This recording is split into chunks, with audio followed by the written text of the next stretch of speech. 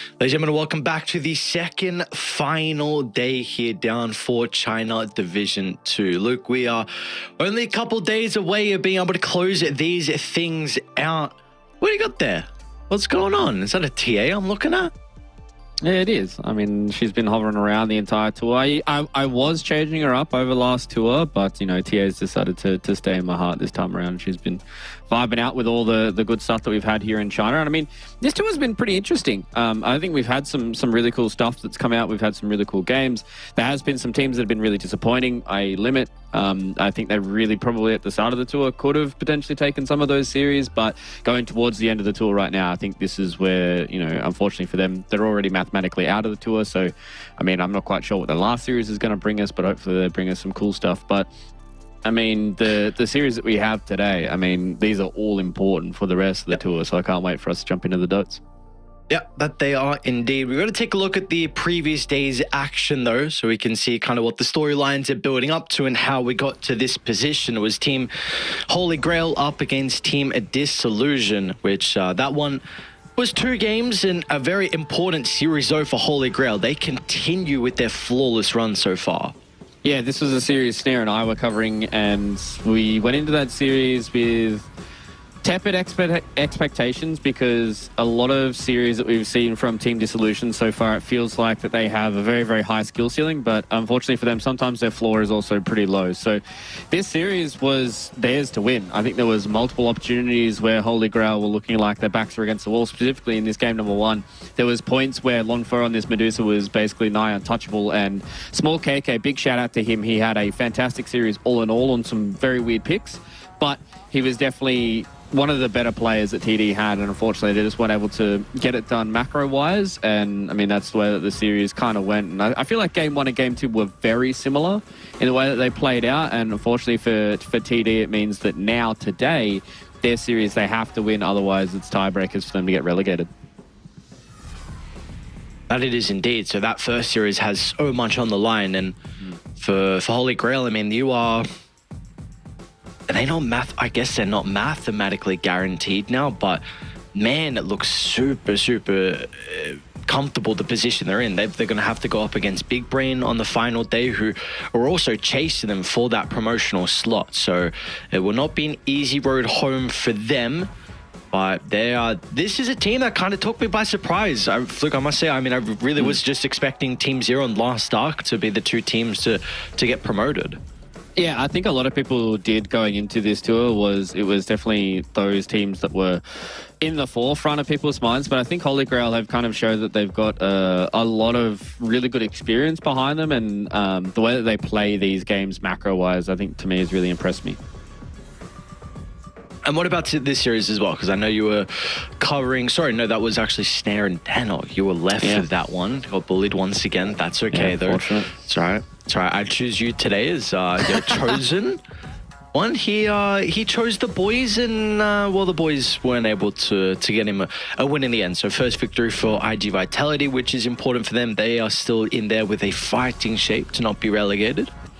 Yeah, it's really big that IGV are actually able to find a little bit of form going into this series. I wasn't sure how it was going to pan out with Limit and IGV. Obviously, both those 2 teams are at the bottom of the table right now. I thought maybe it might have been a little bit more of a scrap fest between both of these 2 teams, but the way it panned out, it was just IGV all day, all night. And unfortunately for Limit, this was probably one of their poorer showings in this tour. And it just worked out that it was, you know, 2 sub 30-minute victories for the side of IGV. There were small moments for Limit, but it's just gotten to the point now where I think Limit are kind of outclassed in almost every area against a lot of these teams. The biggest thing for me is their drafting has been horrible in the last couple of days. I hate to say it with these professional teams, but there was one draft they had against, what was the series that I last covered? It was against Team Zero, I think. And their draft just made 0 sense. And I think in this series, a lot of their drafts don't make too much sense. So unfortunately for Limit, they're mathematically out of the tour right now, and hopefully they'll put on a show for their final series. Hopefully they do indeed. And well, for IG Vitality, they are almost mathematically out as well. They will be the team that we are covering for our first series up against Team Disillusion. So like you were kind of just saying before that, you know, with a win here, IG Vitality, they can at least, I mean, it's still not even guaranteed. They might still, Supernova could win, Team Diesel. I actually don't know. That they should be still in danger. Regardless, you have to win. There's no matter what, you have to win and at least hope that some other results go your way. And for Team Disillusion, if you get the victory here today, then you will guarantee that you stick around in Division 2 for another tour. Yeah, exactly. So this series kind of determines whether or not we're going to have tiebreakers for a relegation slot, or whether or not Team Dissolution are just going to be able to skirt themselves outside of that relegation spot and put IGV to our 1-6 scoreline, which is a little disappointing for them. Obviously, being the organisation that they are, we expected some of their players to be able to come together and play a little bit better than what they have, but unfortunately, it just hasn't really clicked for them. So do or die for both of these two teams, and I think this is where we're going to be seeing the best out of them. Yes, hopefully that is the case. And to start the draft, IG Vitality, or for the Pugner first pick, Team Dissolution, they're going to follow up with a Spirit Breaker and a Doom as well. So Flick, we got no Timber nor Beast, but Waterman, the ever so scary Waterman, is still left in.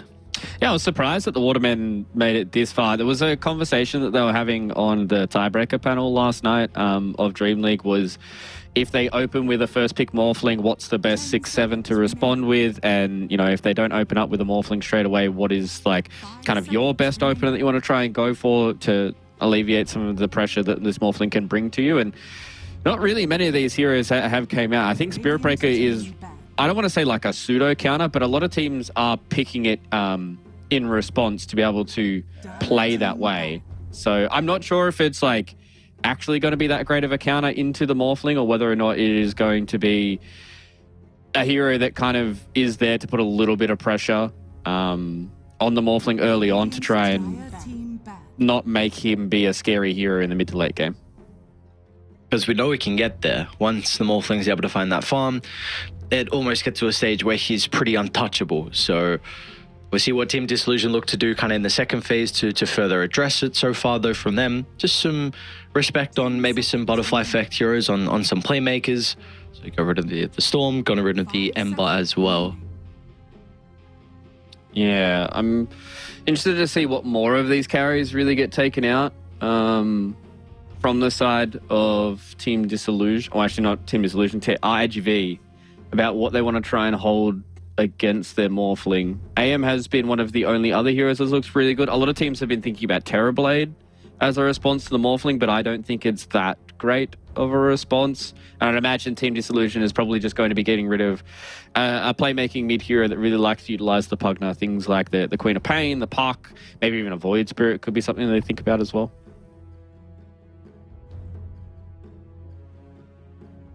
I really wonder where Void Spirit currently fits in the meta with the nerfs. I really have not seen that hero a whole lot, which is a little bit sad. I think it was great to see him with, especially the style of Void Spirit that we were getting out of him. But seems like at least for the week that it's been with the patch, that we haven't seen too much out of him.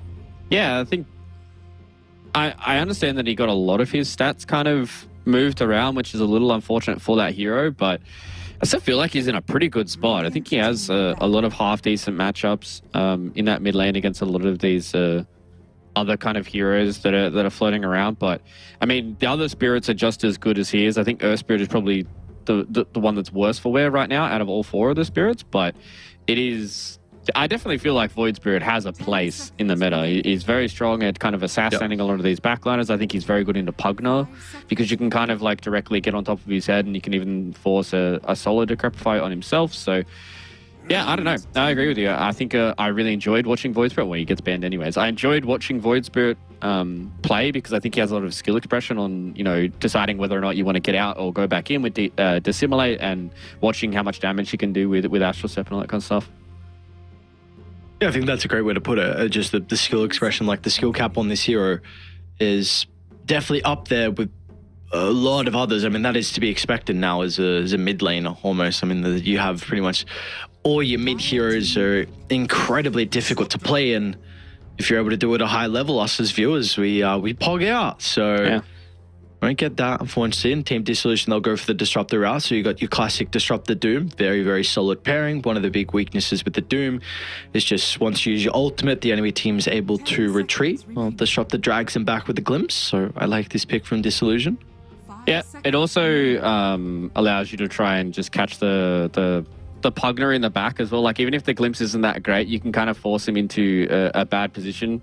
Sometimes when you're going into a Pugner, he can kind of just sit there and he can just life drain a lot of people, and it's very hard for you to play around it. Can protect you against things like the Tidehunter that we've been seeing a lot of as well. So a good all-around pick. I'm not sure if he's going to be that dominant of a laner anymore. Did he get a buff or did he get a nerf to Thunderstruck? I can't really remember. I know something happened to Thunderstruck recently. Oh, I don't remember either.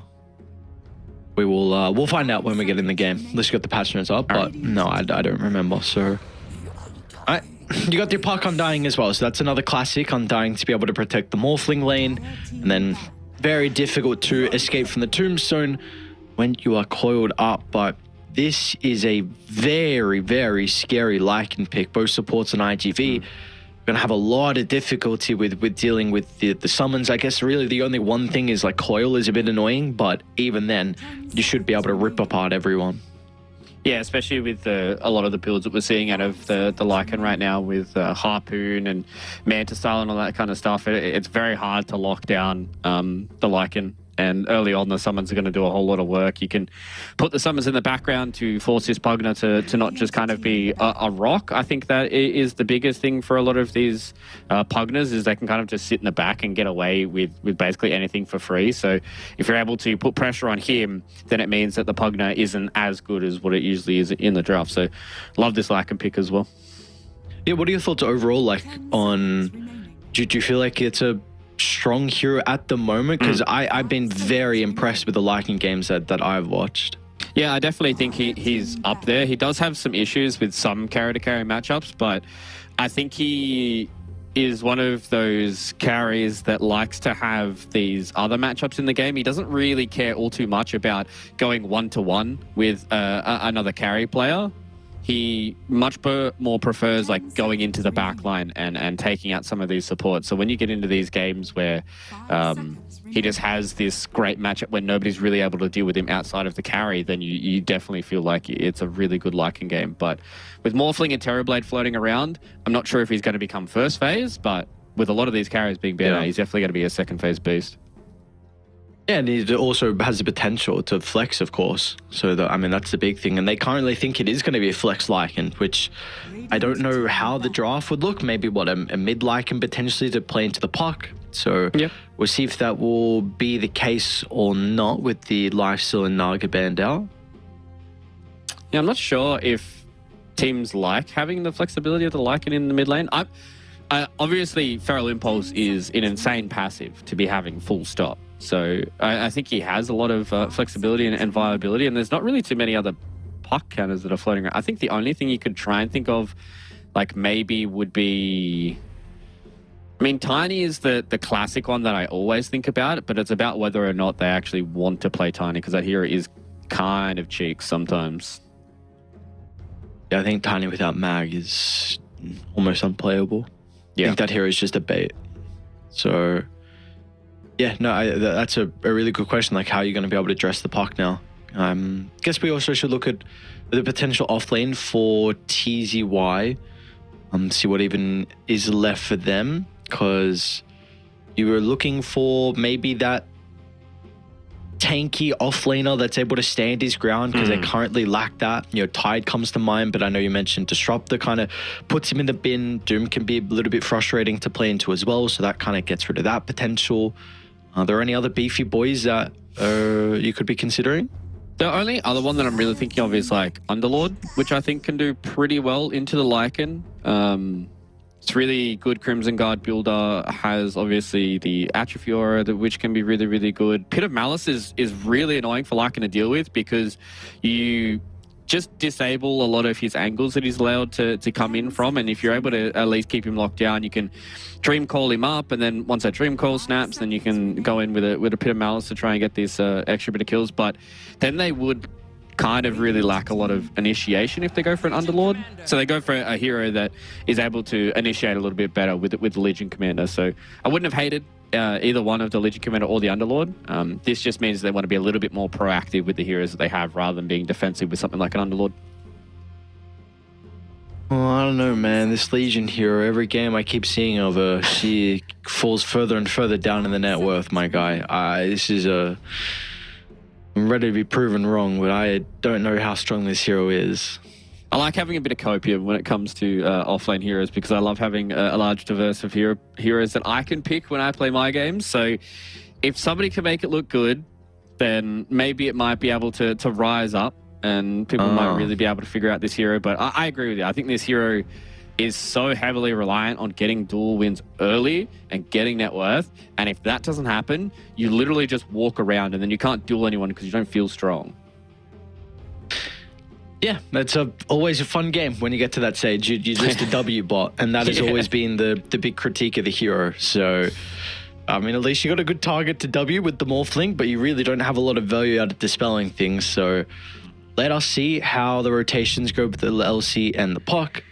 With this illusion, we have a Moeta. So, Lycan will be flexed. They were right. It's going to be small KK that's picking up in the mid lane. And Lonfer, he goes for his Moeta, which we've seen him. He's very, very comfortable in this hero, not only in this tour and the previous tour as well. Yeah. I think that this has been a hero that he wants to try and play a little bit more. I've seen a lot of people go this Moeta into the Morphling when they have a lot of this good lockdown around him. I think Disruptor is probably one of the best supports that Moeta can have in her kit, just because of Glimpse naturally being able to bring people back within your attack range. And obviously, Static Storm Kinetic Field is going to be insane for her to just kind of stand there and deliver. So I actually quite like this draft coming from Team Dissolution. They've got a lot of physical damage. Got a lot of magical damage. They've got multiple ways of initiating. They've got really good team fight. They scale really well. They can take towers. They can take a lot of these objectives. IGV on the same vein. I think they are lacking a little bit of that kind of big team fight. They've obviously got Tombstone as well as Dreamcore, which can be really nice, but I'm not sure if that's going to be enough to be able to play into like a BKB Moeta and, you know, a Lycan with a BKB as well. So, I mean, Team Dissolution, I think this draft is really cool, and hopefully we get some good Moeta clips out of this one.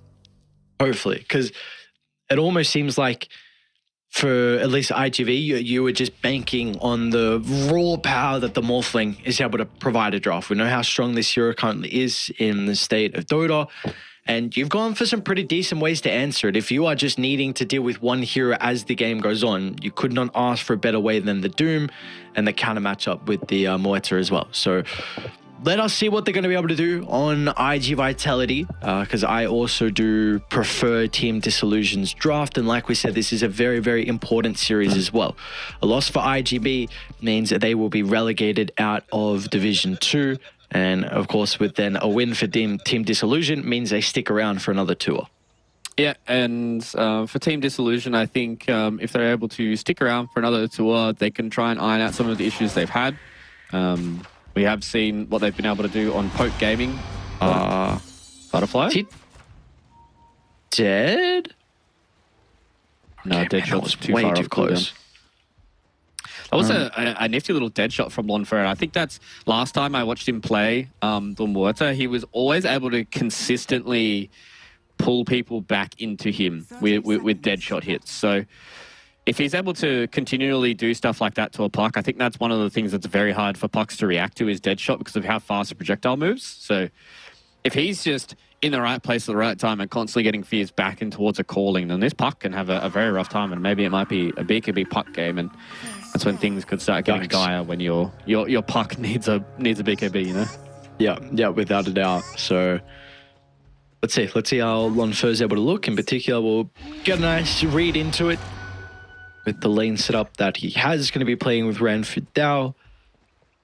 And 3 bounties to start. So good way to be able to open up the game for Team Dissolution. I know we were mentioning the draft a little bit about the Lycan item build, in particular if he was played as a carry. What are we expecting out of maybe like a mid Lycan? Is there any difference you like there? Does he go like the offlane Helm the Overlord build? I'm just trying to think of how good his summons are going to be this game, because I think that's generally going to be the conversation when you're not played as the right-click carry, is how good do you feel like your summons are going to be this game?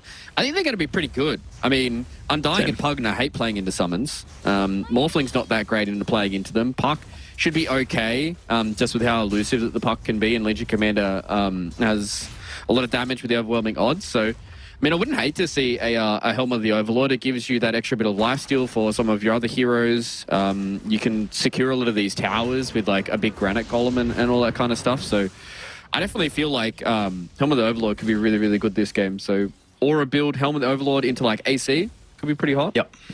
I really just, your call on the lifesteal was what I was going to bring up. Because I think we often see Moeta like live on a slither of health, pop BKB, pierce the veil, and then turn and just shred people down.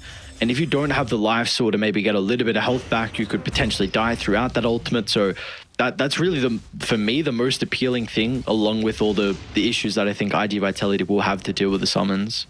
Yeah, I think that's a really interesting point for Muerta, because I'm not sure if, because we haven't seen all too much from it, obviously being one of the newest heroes, it's hard for us to really get a gauge about what is good and what is bad on the hero. I don't think many people have really solidified like a good build path for the Muerta. Understand that you need a lot of damage, you need some attack speed to be able to couple it up, and you need a BKB, right? So they're kind of the only real vague areas that you want to go for, and I think lifesteal could be a pretty important part. I remember seeing when people were building Mask of Madness, I was like, this is terrible. I was like, why would you want Mask of Madness? And then I'm like, oh, the lifesteal, as you said, is insane with Pierce the Veil. So yeah, that could be something that teams look for in the future. Yeah, I think really the person that I'm seeing at least have the most success right now on the Moeta on the big stage is Shiro for LGD. So of course, you're going to look up to anyone in China as a carry player. That could definitely be the potential as a young rising star. And I do think he likes the Mjolnir rush. So we will see. We will see how that shapes up. But meanwhile, how are some of the other lanes going? We've spoken a little bit about the Moeta in particular. Quite impressed with how Butterfly Effect is going in regards to CS-wise. Oh, never mind. My bad. Top lane. Ponyo. Easy chase down. He's probably... Did you deny yourself? I think you try. No resources, no tangos left. Not a lot of mana as well. Surely Aaron just man fights this guy. What is he worried about? I was like, what's going on? Are you running away from him? I think he wanted to try and give some of the experience to Aenid. Just getting the AoE experience would be nice. And Ponyo was trying to burn as much regen from Aaron as possible. So, I mean, that was interesting to watch. Support players have very small times for them to fight, and I think this is a good time for them to allow 1v1, try and show off some skills, I guess. I thought you were going to say small brains. That's I have to like, I have to cast for the support player. All I hear, oh my god, dudes, fucking support this, support that. What just happened? All right, Haru just blew up Lonfer, and now Ranfu as well is getting chased down to be able to catch up to him in another round of the odds. All right, that's a big kill, because not only did you get both of them, but you are also probably going to miss a lot of creeps under the tower. Yeah, TZY is absolutely obliterating him in this lane. Lonfer only has 11 CS, TZY has 25, and now they've been involved in 2 kills as well as 101. He's like, what, 100 gold away from his Vanguard? Like, the one issue that Muerta has is she's very reliant on Deadshot and the Calling early on for her strong lane prowess. But, I mean, Vanguard's going to mean that any of those right clicks from the Muerta are going to be next to useless. So this lane gets rougher and rougher, man. And unfortunately for Lonfer, he may have to just go back to the old carry mentality of trying to hit 10 CS a minute as soon as the lanes are over. But, I mean, TZY is off to a really good start. And you're going to have a Puck potentially rotating in your face as well. I guess maybe the one deterrent to Puck moving out of this lane is that if you do leave Lycan, he'll just take your tower. But we'll see how active Lycan even is looking to get as well. Double Bracer into the treads. And looks like Butterfly Effect is very close to his own treads as well. Again, also super surprised at how well this lane is going, considering I thought Lycan would have a far superior damage advantage. Yeah, I think Butterfly Effect has gone for a really cool build. He is decided to go no levels in the phase shift just because he wants as much nuke damage as he possibly can. It's hard for him to kill the wolves because of how tanky they are. But if he's able to, kill these wolves early on, much like he has just then just puts so much pressure on small KK to try and face tank and do it with his main hero, which is not really where a lot of Lycans want to be into something like a puck. If this catapult dives, they're going to get the coil. They might not even need it. All right. Very nicely done. Butterfly effect in combination with Hara. And a big kill onto the Lycan. This is a incredible start from IGV. Where has this been for pretty much the entire tour? I have no idea. I was talking with Snare about this in the previous broadcast we did, and I was saying that I think it's only really going to take a few of these games for IGV to get a lot of their confidence back. I think a lot of their series early on really put them kind of down in the dumps, and we've got some really good players on this roster, and that's why a lot of people were kind of surprised with how IGV have done this tour. So after their last series victory against Limit, like, they were 27-minute stomps, so they definitely feel like they're going to be in a really, really good spot to be able to take this, especially I think as a player, having like the destiny in your own hands kind of gives you that like little bit of extra gusto in a series, because you're not hoping and praying that somebody loses or somebody wins, right? So they just have to play their best to be able to have a fighting chance to stay in the tour. They're definitely doing that to start this game. You already see the experience room fight. All right, well, at least Aaron's going to be able to glimpse away. Meanwhile, over to the right. And Fu also steals it too. So Team Dissolution, you're going to be able to strike back a little bit. It's a small minor victory, but both Wisdom Rooms will go their way. Yeah, right. It's probably two of the best heroes to be stealing a Wisdom Rune as well. Like, you have a Spirit Breaker and you have a Disruptor. Glimpse and Charge are very hard things to be able to play against. Hara tried his best with the Decrepify, so he didn't have to stand there and face tank anything, but losing out, that is a little unfortunate. They do have a little bit more experience thanks to a lot of the kills that they've been involved in. But that could have definitely snowballed really hard. If they stole both of those, then I think now you'd be looking at Team Dissolution like all they bottom need to, lane. Like, 4-man fight. Secret from Hara makes it a little bit awkward. Easy Wise wasn't able to right-click inside the jewel. Now Aaron's going to be able to tip him. Should result in them getting a turnaround onto Hara's Pugna. Was a little bit awkward between the two. Meanwhile, mid lane now though as well. Small KK. Cole's going to be out. First one of the game for Butterfly Effect. Ponyo probably will go down to the Wolves, but of course that is a sacrifice that is well and truly worthwhile. Top lane now as well. You are doomed and you are dead. Is it? What? Okay. I was going to say, I was like, that is taking far too long, and I think maybe now... Okay, they've got no more stuns. I was going to say maybe Hara can turn back around on Aeonid, but wasn't the case. Butterfly Effect, man, I mean, he's playing really, really well. I know he's been one of the players that you specifically have been a big fan of, but unfortunately, the team hasn't really been able to go in favor of him, but he's always been one of those mid laners that is a very, very good laner, and I think he's kind of just been able to abuse the puck this time around and put a lot of emphasis on the small KK, who has, I feel like, kind of turned himself into like a melee mid specialist. He's been playing a lot of melee mids. He played Sand King, Darkseer, he plays a lot of Earthshaker, so that's something for these teams to think of for the remainder of the tour going into tiebreakers. But oh, not again, Moeta.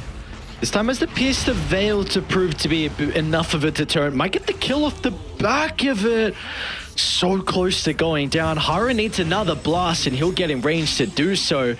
Now Butterfly Effect is going to show up for the remnants of this engagement as well and result in another kill. So IGV, who cares about top lane? Just look away for the Doom. Look at mid and bottom and everything is going swimmingly for them.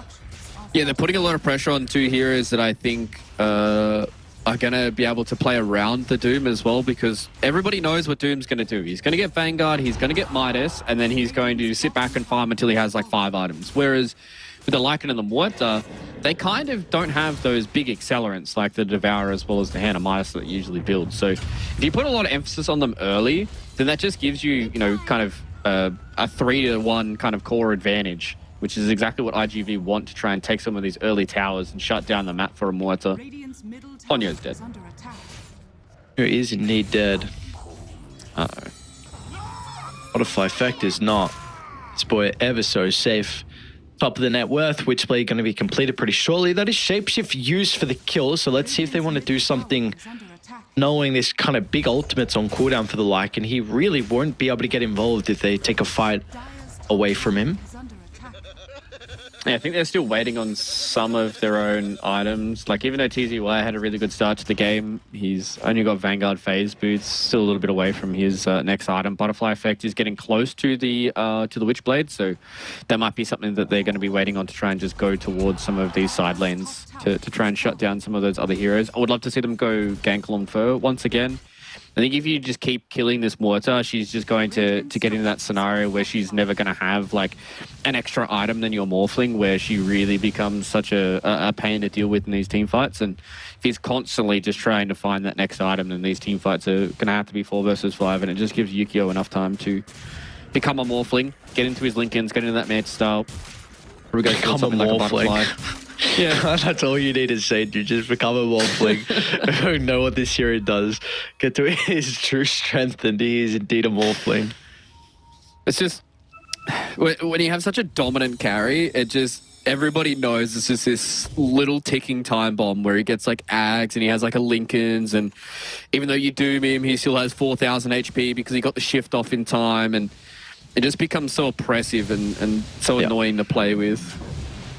I really wonder who he actually uses Replicate on this game. You can go back kind of classic. I mean, Spirit Breaker is always nice just for the bulldoze with that status resistance, which only really, I mean, stops a little bit of stuns if you get doomed as well. But I mean, really, I don't think you'll be the one getting doomed. So I really wonder actually who he's going to morph into, and even because do you see a good target? So do you even go Scepter then? Yeah, that's what I'm trying to think here. So obviously, like, Scepter's generally always going to be good into Universal heroes, just because you steal an additional set of stats from Universal heroes. So you kind of that's true. Gimp a lot of their damage. But I mean, surprisingly, the int steal this game is not bad for Yukio, right? Because it steals spell amplification, so it does steal a lot of the spell damage that comes from Pierce the Veil. So I mean, that's like some out of the box kind of weird thinking for it. But yeah, I probably would just say Spirit Breaker. I mean, I think Bulldoze is just absolutely broken on a hero like Morphling, giving him that much status resist. You are a Spirit Breaker enjoyer, right? Am I missing I love that? Spirit Breaker. Yeah. Yes, okay. Yeah, one of those filthy animals. All right. Glad we got that out the way. IG. Yeah, core player right there getting charged. Perma. They would love to avoid Aaron. Unfortunately, they don't go all the way around. So, Aaron, beautifully done. Get back indeed. Not like you needed to tell the guy who was right there watching you die. That's okay. Gave him enough time for him to be able to retreat away. So, Aeonud's going to be chilling top of the net worth. He's going to go the Octarine build as well. So, this is just the farm game, it looks like, for Team Disillusion.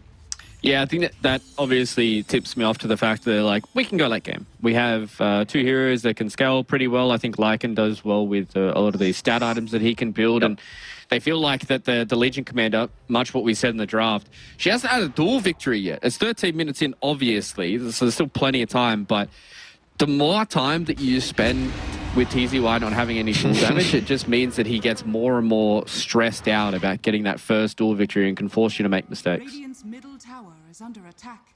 Yeah, I 100% agree. It is a very weird feeling when you don't have dual victories that you need to just force the issue. So we'll see if he hasn't bought any of the Blade Mail components. We'll see if he just goes for the Blink or not.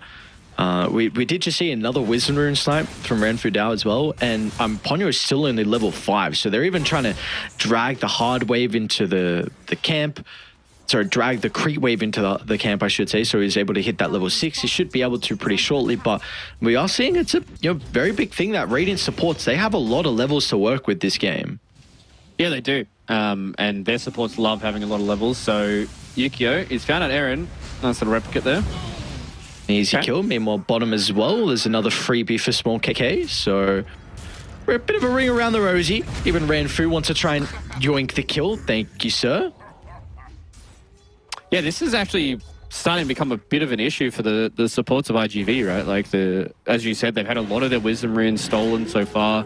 Ranfudao was level 8.5, while Ponyo did just tick over to level 6. So this Spirit Breaker is going to have some maxed out spells coming in very, very soon. And it could be a bit of an issue for them to try and get these fights going. Whoa, there's a lot of damage onto the Doom. The high value kill with how much farm he's got. Any boys? Oh, what a blink! In front of the Doom, stops off potential any retreat. Blocking that escape avenue, and Aaron, when he started to TP in, Renfield as well, but that is a huge kill for IG Vitality. The blink reveal from Butterfly Effect goes the way they were hoping for. Yeah, Butterfly Effect has had the perfect start to the game here on the park, and he's really starting to take over the game, which is quite spooky now for Team Dissolution, because they really rely on catching him in like Static Storm, or even just hoping that he gets clipped by the calling. So that is kind of their one saving grace, that there is potential for Butterfly Effect to just kind of get clipped by the calling, which can be an issue for the puck. But the way that he's building so far, like he's already got Witchblade Blink 16 minutes in, means that TZY doesn't have to go for a blink early on the Legion Commander. And they can just kind of run around the map, and that's how they get a bit more of this experience back into their supports. Hara is caught up, which is good for them, and they want to try and get Ponyo involved as well. Dream Coil up in 8 seconds. They kill Aenid a second time here. Oh boy, things start getting real rough. Radiant are scanning. He does have SP at least closer by this time. Disrupts the life drain as well, but it's just not gonna matter, man. My God, Butterfly Effect he's gonna be a real big issue as this game goes on now. You can start to consider about itemizing to something like a Lincoln's, which could be great against the Spirit Breaker and the Doom. So, I mean, you still have this kind of awkward disruptor potential, like a Static Storm out of the trees, but you are not just worrying about the Morphling now. This hero also is going to be a really big danger as this game goes on. Yeah, I mean, DD Rune meant that they're able to just kind of push through the Howl damage reduction as well. So very impressive so far from Butterfly Effect. And this just kind of just sets the tempo up for IGV. Give me a tool. TZY, give him the tool. Going to charge, couple seconds. Can he get Coop at the Jukes? Oh my, wait, where are they TPing out? Because bottom lane, I guess Ukyo is in some danger. He's actually going to waveform in now into the boys. They're starting to move on over. Double glimpse action. Very cool. Nice kill. Man, that was the Power Ranger stuff there. They all just like a hive mind just decided to go towards bottom. Butterfly Effect and TZY didn't go there though. So if they find Ranfudao kind of hovering around here, they can definitely get a kill. Come on, dude. TZY's begging. Butterfly Effect, come back. I see him. He's scored. He's trying to do the calculations though. Does he have the damage by himself? That's a play, Mel. Nearby. Oh, no. That was a huge Lotus. Yep. He's back at full. Man's got to turn. TZY, the calculations, they have not been correct. You are doomed, my friend. And now Lonfair as well will TP in. He sees a freebie. And he's been silently farming up. This is Mjolnir completed, working on a Lincoln's, and that kill is going to get him a little bit closer. This is exactly what we talked about, man. It's the stress of trying to get a duel victory. Like, if TZY had, like, I don't know, like 1 or 2 duel victories, he probably wouldn't have gone for. They would have just TP'd out or just farmed a creep camp. But the fact that he has no duel damage, he was like, maybe this is it. And Ranfudao outplayed him, and oh yeah, man, that's so depressing to watch. Like, he just gets doomed and bashed under a tower. TZY. Butterfly Effect, a bit of a pep in his step with the haste rune. Coil will still be... What is that life drain range? Are you serious, Small KK? Oh, he'll just stay alive, and look at the turnaround. Lonfair pumping in some damage. He's got to respect the Blade Mail, but it is not enough to turn it back into IGV's favors. They even get Hara as well on the outskirts, man. What a Static Storm from the Disruptor. Yeah, Eren has always been one of those really, really kind of mechanically gifted position fours. Obviously, like, you're playing Disruptor, so you don't have that much skill expression, but I think his positioning has been a real big shining light for Team Dissolution when he plays things like his Shadow Demon, and now even his Disruptor, just being able to set up a nice little 2-man Static Storm is always big. And Lonfair was the big man in that party. He just walked up and said, all right, pierce the veil time, and he just obliterates everybody. And this has turned into one of those sad Legion Commander games, man. He's at 7.6k net worth. He hasn't had a single duel victory. He's not even close to a Blink Dagger. Like, TZY, unfortunately, is just having one of those games. He's giving space to Yukio, though, to be perfectly fair. He has Aghanim himself up now with the Lincolns, so he's starting to get towards that Morphling status, but it's about what the rest of his team is able to do around him. Yes, Morphling, very, very strong hero in and of itself, but when you're playing up against 3 very farmed cores, and especially a Muerto, it's going to be hard for him to try and fight in a lot of these team fights until he gets that BKB. Yeah, and I think now really for both sides, we need to be looking at Roche. You've got the potential for Morph with Flesh Golem and Tombstone, enough said, and then Radiant, I mean, you can easily take it with the Lycan and kind of the build he's gone for. So it is currently down to the bottom side of the map, so it does make it a little bit easier for... I don't really know. I mean, Radiant, you can TP down with Outpost, but Dire, of course, still naturally play on this side of the map, so... It is still going to be contestable from either side, but it really feels like whoever gets set up first is always the one with a big advantage. So I think we need to start to see the supports put a little bit more emphasis on starting to ward and de-ward down bottom. Yeah, I think you can kind of see with where IGV are gravitating towards now, right? Like the fact that Ponyo's decided to come to this bottom side, got some sentries, wants to try and clear out a bit of the vision that TD have here. And they're wanting to really push in this bottom side of the map, so there's not really that much contention going on. Still a couple of minutes before Roche does flip sides, so you can try and play for that right now if they want. But I really think either team needs a pick-off before they get into there, because even if you're set up first, it's very hard for you to try and get a good engage and then still deal with the Lycan that's kind of floating around. Like, Lon Fur's almost at the point where he's extremely scary, so maybe this is what they need. Speaking of the Lycan, there's going to be the blink reveal as well from TZY. Winner. All right, but it might be still disastrous as TD jump in with the reinforcements, and they will not hesitate with blowing up some of the members. Does look like Legion made it out, though. So TZY gets a jewel and gets to live the tale.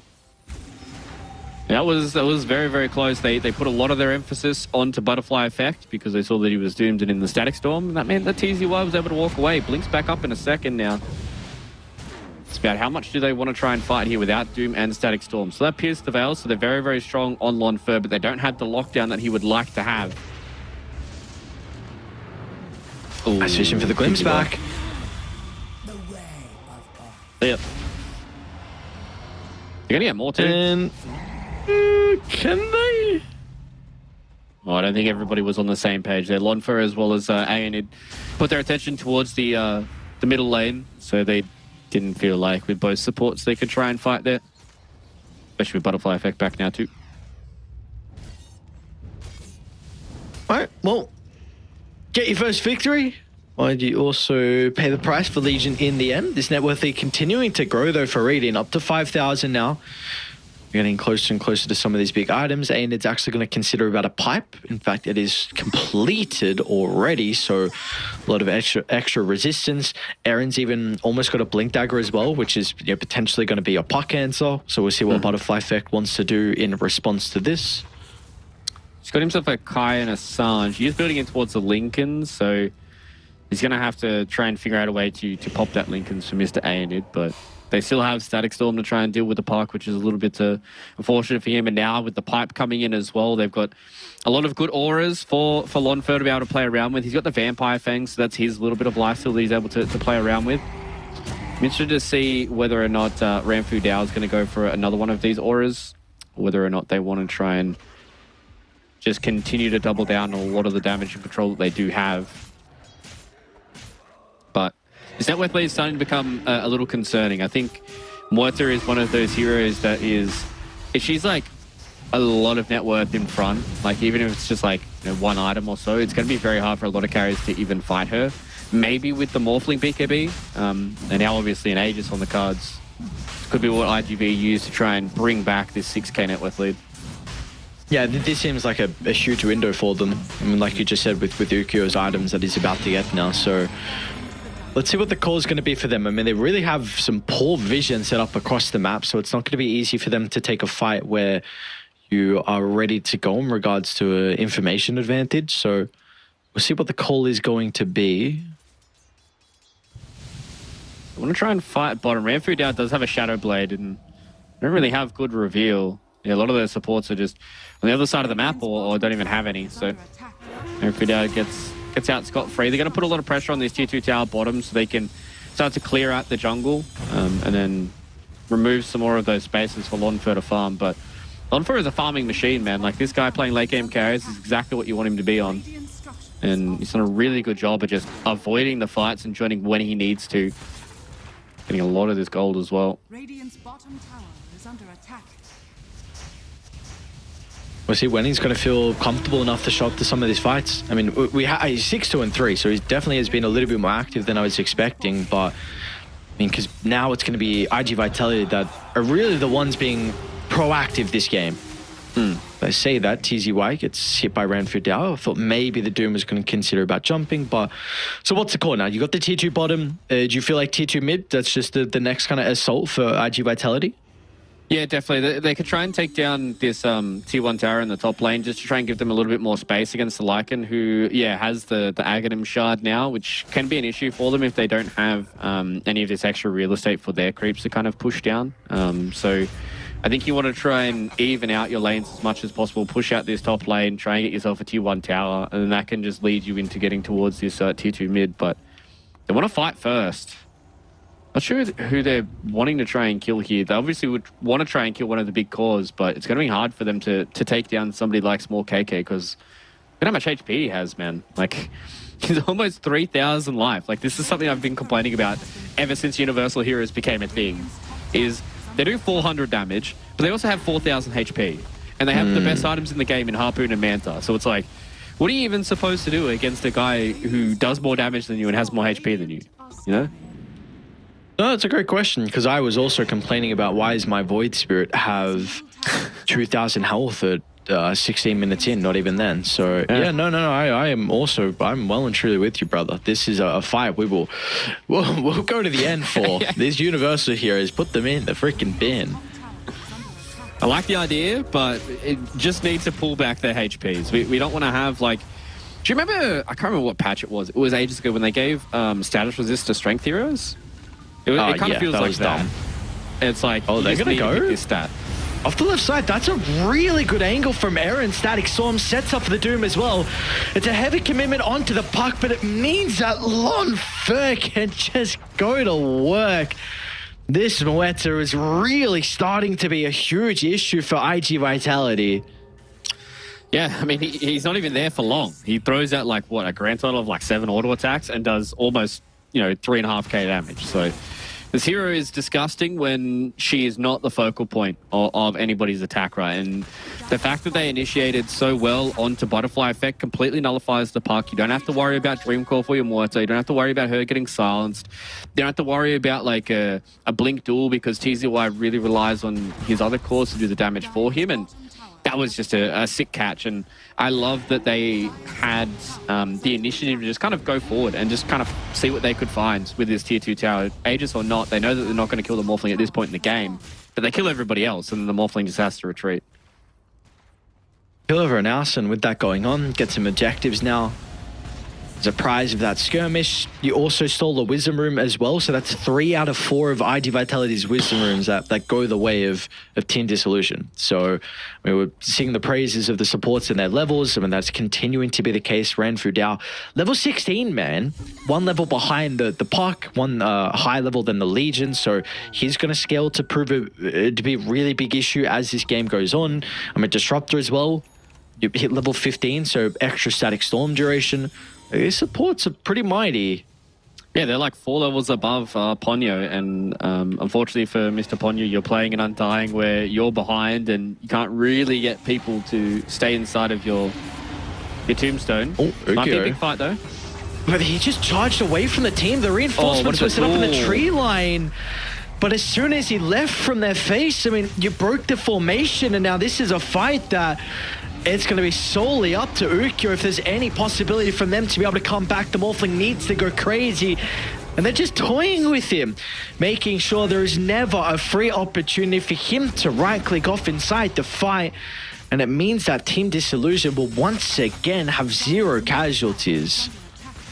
Yeah, it's kind of damned if you do, damned if you don't for TZY there. He dueled the Doom, but Doom has 3,000 health. And Like, you're not going to kill him. And unfortunately for him, he also dueled A&E directly next to Lonfer. So he popped Pierce the Veil and absolutely annihilated TZY. So that's just a hard fight to try and win. And you could see that there was a lot of time pressure from the fact that their Aegis was going to be reclaimed soon for them to try and get a fight going. But I think they're just too far behind right now, man. How are you going to kill any of these cores? I don't know. Oh my god, look at Ukyo. Gotta be careful, my son. The crits are raining in along with the damage.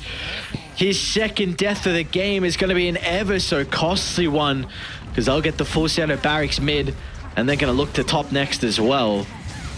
Oh, okay. I don't think you can duel anyone but the Muerta. I've been so surprised at how much damage Lonfer has done to himself with the Blade Mail, but he's not been dueled once. And they have 0 save on Radiant. I feel like there is no chance you ever win a fight unless this Muerta is dueled. Yep, 100% agree with you. She's completely out of control. She hasn't even built BKB yet. She's 22k net worth without a single BKB against a Puck and a Pugna. It doesn't care about any of the silencers or any of the control that's going to be coming out here from IGV. And Lonfer has really just put himself in such a good position to be able to win this game. They've got themselves a whole lane of racks. Yes, Ukyo is able to do some stuff, but he is so minuscule in comparison to the other cores. And unfortunately for him, it's kind of like one of these scenarios where it is all on him to just go absolutely sick in some of these team fights. But at the end of the day, sometimes you like it's impossible for you to go crazy in all of these fights just because of how much net worth you have to try and get through, right? So it is a very dire task right now for Ukyo to try and win this game. They can try and get it done, but it's going to have to be off the back of some very clinical pickoffs and then them slowly starting to choke the map back into their own favor.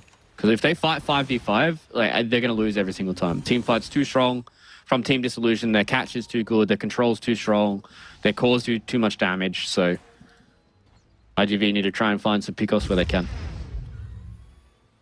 It's not going to be easy though, because Radiant, they're looking to continue to get the ball rolling.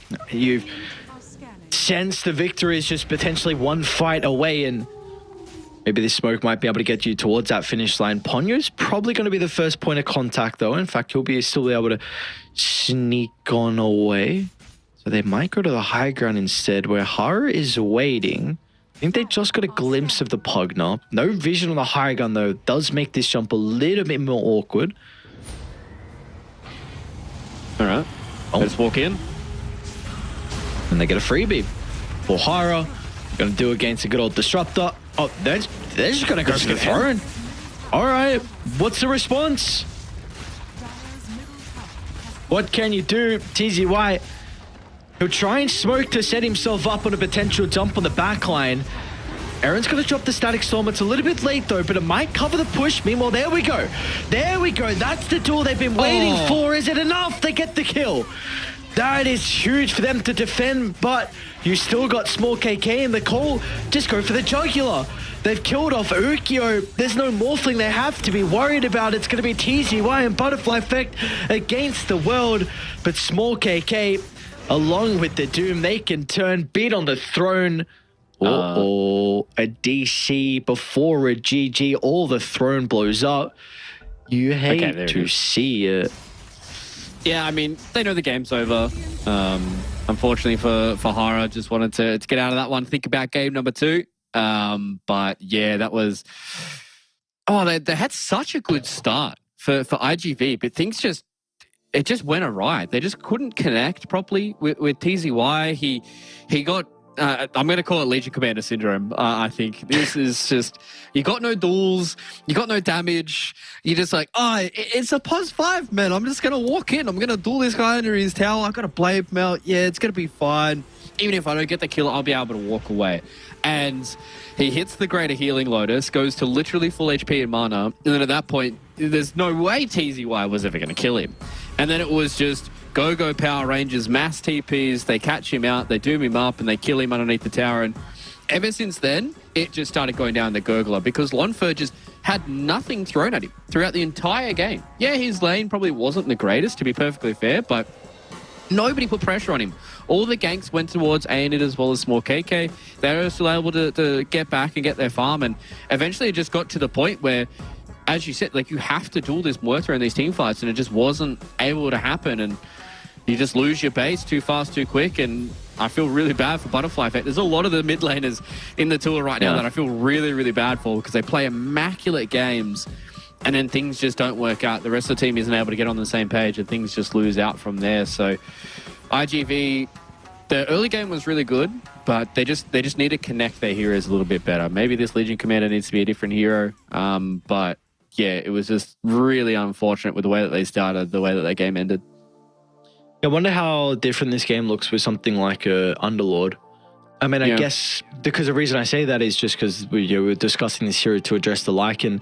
But with that being said, though, like Underlord may not have had as good of a lane as what they did versus the Muerta. So maybe it was just some of the early game movements, potentially wanting to go for the Muerta instead of everyone else, like you mentioned. So I think who gets MVP? Does Lonfer, we think? Yeah, I would say Lonfer. Yeah, okay. I think he played really well. I think honorable mention to Aaron as well. I think he did a really good job on the Disruptor. But Lonfer, the thing is, when you're playing Muerta, you're basically the centerpiece of your lineup, no matter what the lineup looks like, right? Just because of how much damage that this hero does. But you also need to be able to have heroes around you that can keep people in a certain area, but also take a little bit of that pressure off you. Because as we saw in a lot of those clips, Muerta was untouched. Didn't get dueled, didn't get dream coiled, didn't get anything. Didn't even have to build a BKB. He was just able to go raw damage items and was able to survive a lot of these fights. And the amount of damage that this hero does in such a short burst of time through Pierce the Veil really means that if she is untouched during Pierce the Veil, she's going to basically win a team fight for you. And Lonfer did a really good job off the back of a bad lane to be able to come in and be the dominant monster that he is. And it wasn't like it was just him farming to get back into this game as well. Like, he was relatively active. We saw him was like 5-2 at 25 minutes in, let's say. It was a good showing overall for him to be able to fight back. And it was just too late of a dual response to deal with her. We saw the last fight. They were finally able to get the duel. They killed her inside her, but just was a little bit too late, unfortunately, for IG Vitality, which means they are now one game away from being relegated out of Division 2. It's going to be currently the boys with Team Disillusion with the advantage. Can they continue with this momentum heading into Game 2? We'll find out after the break.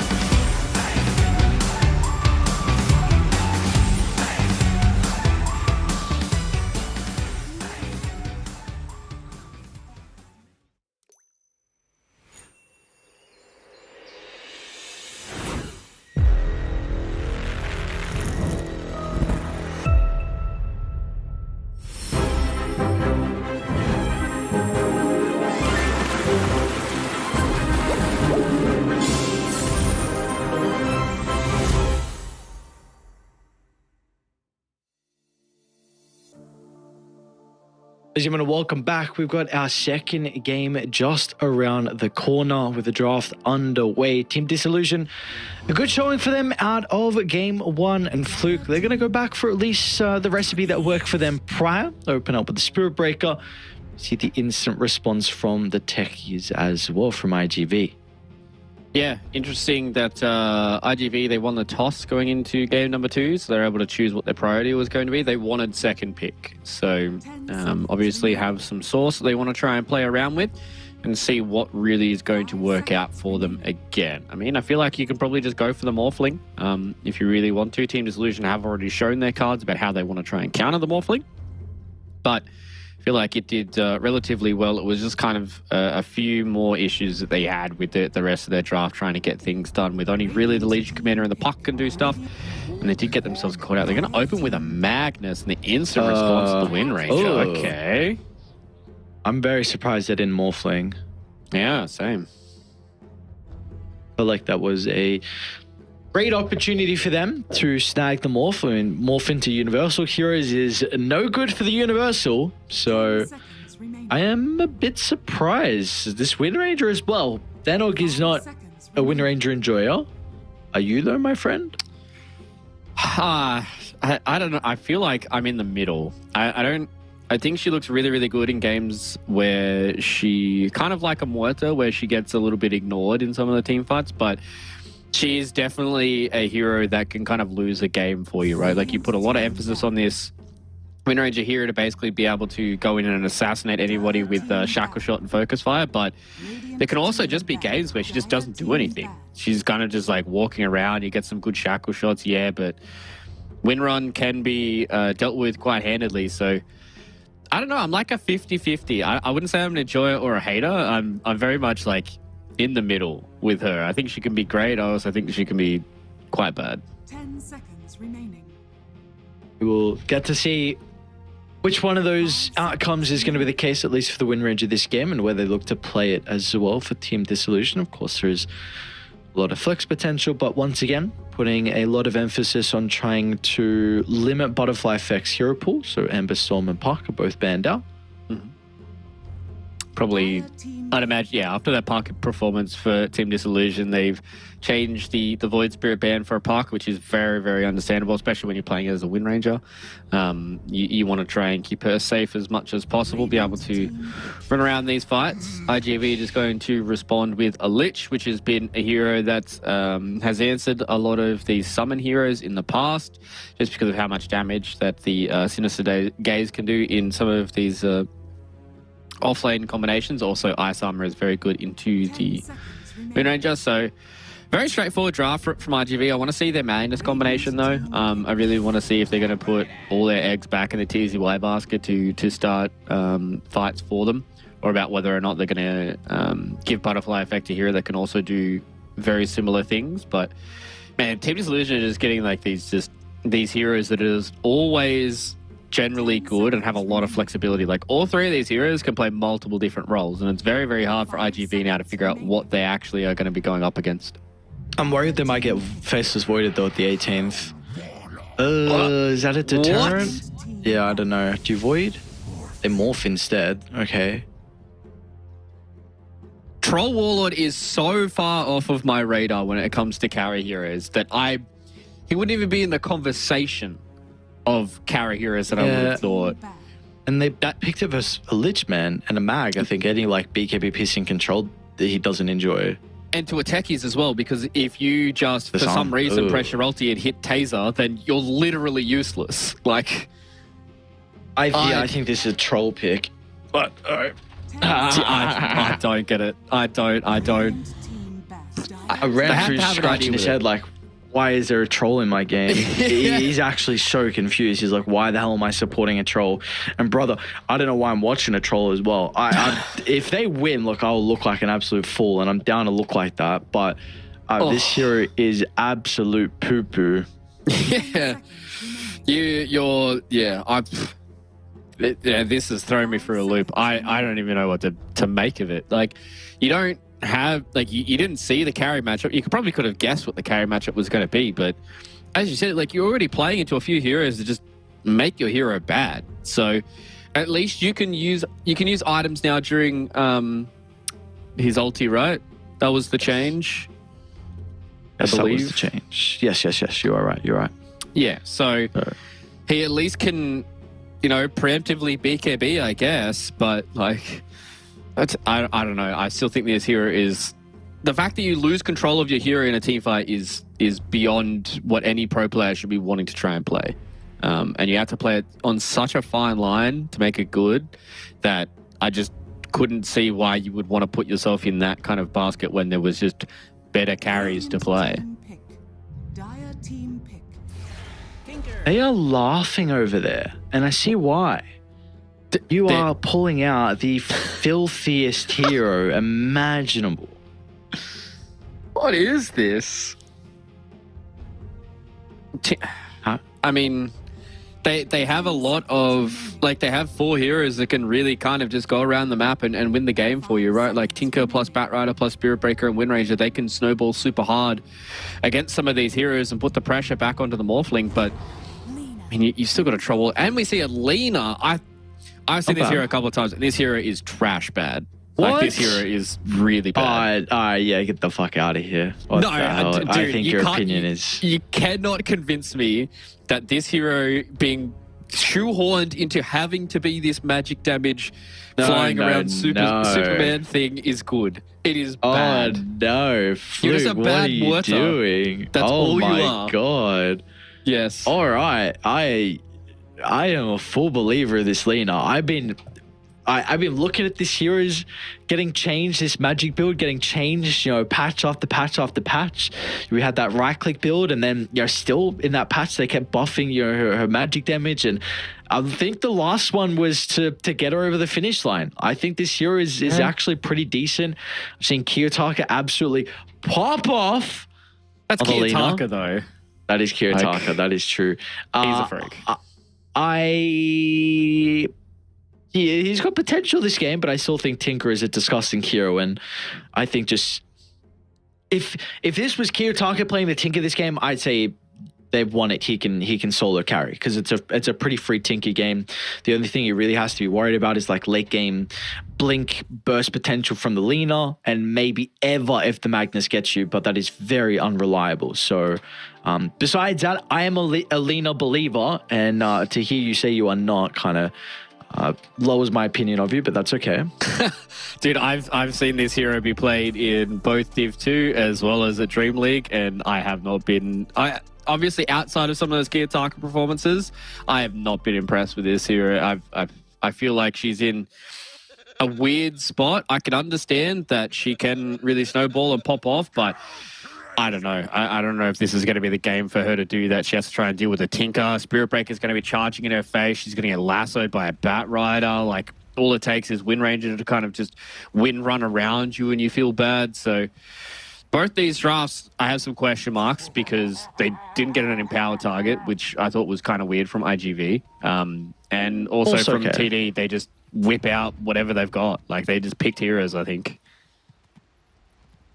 Just all random draft and put some heroes together and potentially give over first blood as well as TZY levels up the skills to help secure the kill.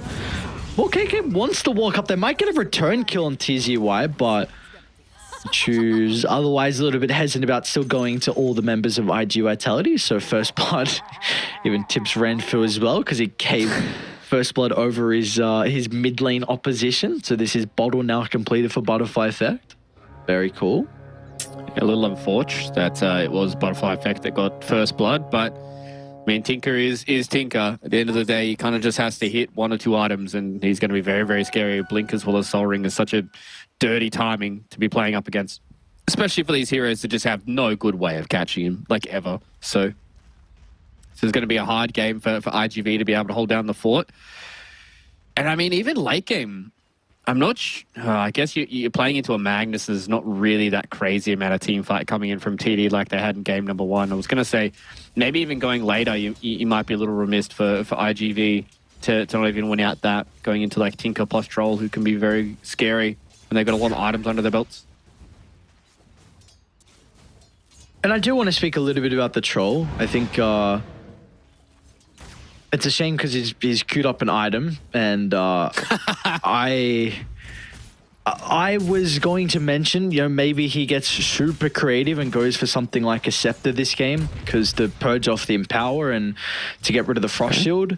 I mean, Taser as well. We spoke about how much of an issue that is for the Troll Warlord, so the fact he can purge it. I thought, maybe there could be a world where he considers the Scepter.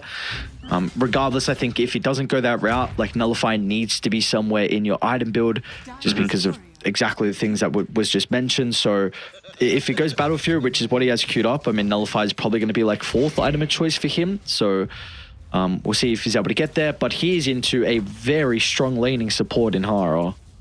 Yeah, I think that's one of the big issues that I have with Troll is obviously his whirling axes and his landing stage is very, very good, but you're playing it at Techies, man. Like, Techies is just dominating so many of these other carries, and Troll can really be put out because he's not able to kind of just trade his whirling axes with the Techies, who's just permanently spamming sticky bombs on you. So it's going to be a hard lane here for Lonfer to be able to come out on top. But we saw, he had a hard lane game number 1, was able to fall back and farm back up. So if he goes for a Battle Fury this time around, he's going to have a lot of farm. But it's about whether or not that farm is going to translate into a game win. So we'll have to wait and see, because TD, they also have a few other things that need to kind of go their way. This Batrider support needs to start to work out, and maybe it does now. It does. Blood Grenade gets that kill, and Ramfu Dao, if he's able to kind of just turn into a normal Batrider, they should be pretty okay with not having their Troll Warlord for the majority of this game, I think. Oh, they weren't mind at all. And Zero still very, very strong as a laner. Was limited, of course, with the recent patch, but no concerns for Ramfu Dao to start this game. Meanwhile, in our other side lane, it should be a free farm lane for Ukyo. I'm not really expecting the Morphling to be pressured too much. Yeah, as long as he doesn't just get like random triple bashed and stuff like that, or maybe even some movement from some of his other teammates or his enemies. So yeah, he should be fine. Ponyo's just going to be a lich and sit back, and he's just going to pull whenever he needs to. They can put pressure on the Wind Ranger with some of the spells they have, but outside of that, the only way that I see Yukio dying is if he makes a big mistake. Yeah, maybe they continue to drop like observe wards right in front of the tower to potentially snipe him. So True. We'll see what the choice is going to be. That is definitely something that is a possibility. So he's actually gotten 2 points of win run, so maybe never mind. It was now with kind of your damage issues and splitting the experience, you might not be able to max out power shot at such an early stage to have that as a potential. So bottom lane, Hara, I was going to say, might be in some danger. Ranfu was just a little bit too far away to connect with the whirling axes. Meanwhile, top though, Aaron's also getting pushed away. Yeah, Aaron can start making his way towards the middle lane here, and can always put pressure on the laner, so you have to be careful if you are Butterfly Effect. He was doing a really good job in this lane, 18-5 against the 15-3. Usually see Tinkers dominate these kind of matchups just because they have laser, but with the way the Butterfly Effect's been playing, nice little LSA as well to be able to save his life. So he's doing a really good job into the Tinker, and I think Lena is obviously one of those laners that has always been good no matter what matchup she kind of gets given. So maybe this might be the Tinker answer. You haven't caught the Tinker, but in lane you did really well. You have now. Bash though, they're able to get the water rune. Renfu's even going to rotate in as well. I don't think there's any kill. Oh, that's a spiteful blood grenade. Right. It felt like a bit of a waste. It was just like, here, take my blood grenade. I'm going to go buy another one anyways. So, does blood grenade get rid of infused raindrops? Does it proc a charge? It shouldn't proc, no. Yeah, not enough damage. Oh, actually. Is the minimum damage impact? very No, low? it's 50. Okay. Oh yeah, 75 damage. I thought the impact was 75 on blood grenade, but thank God it is not. This item is still incredibly dumb. No, my blood grenade enjoyer. Lonfer in trouble. We'll get a rebuttal, but Lonfer does still go down though nonetheless, so they're able to strike back down bottom for IG Vitality. Yeah, again, another good start in their lanes. They're able to put Yukio in a good position with his Morphling. He's 31 and 10. TZY has another good lane. This time around, he doesn't have LC syndrome to deal with.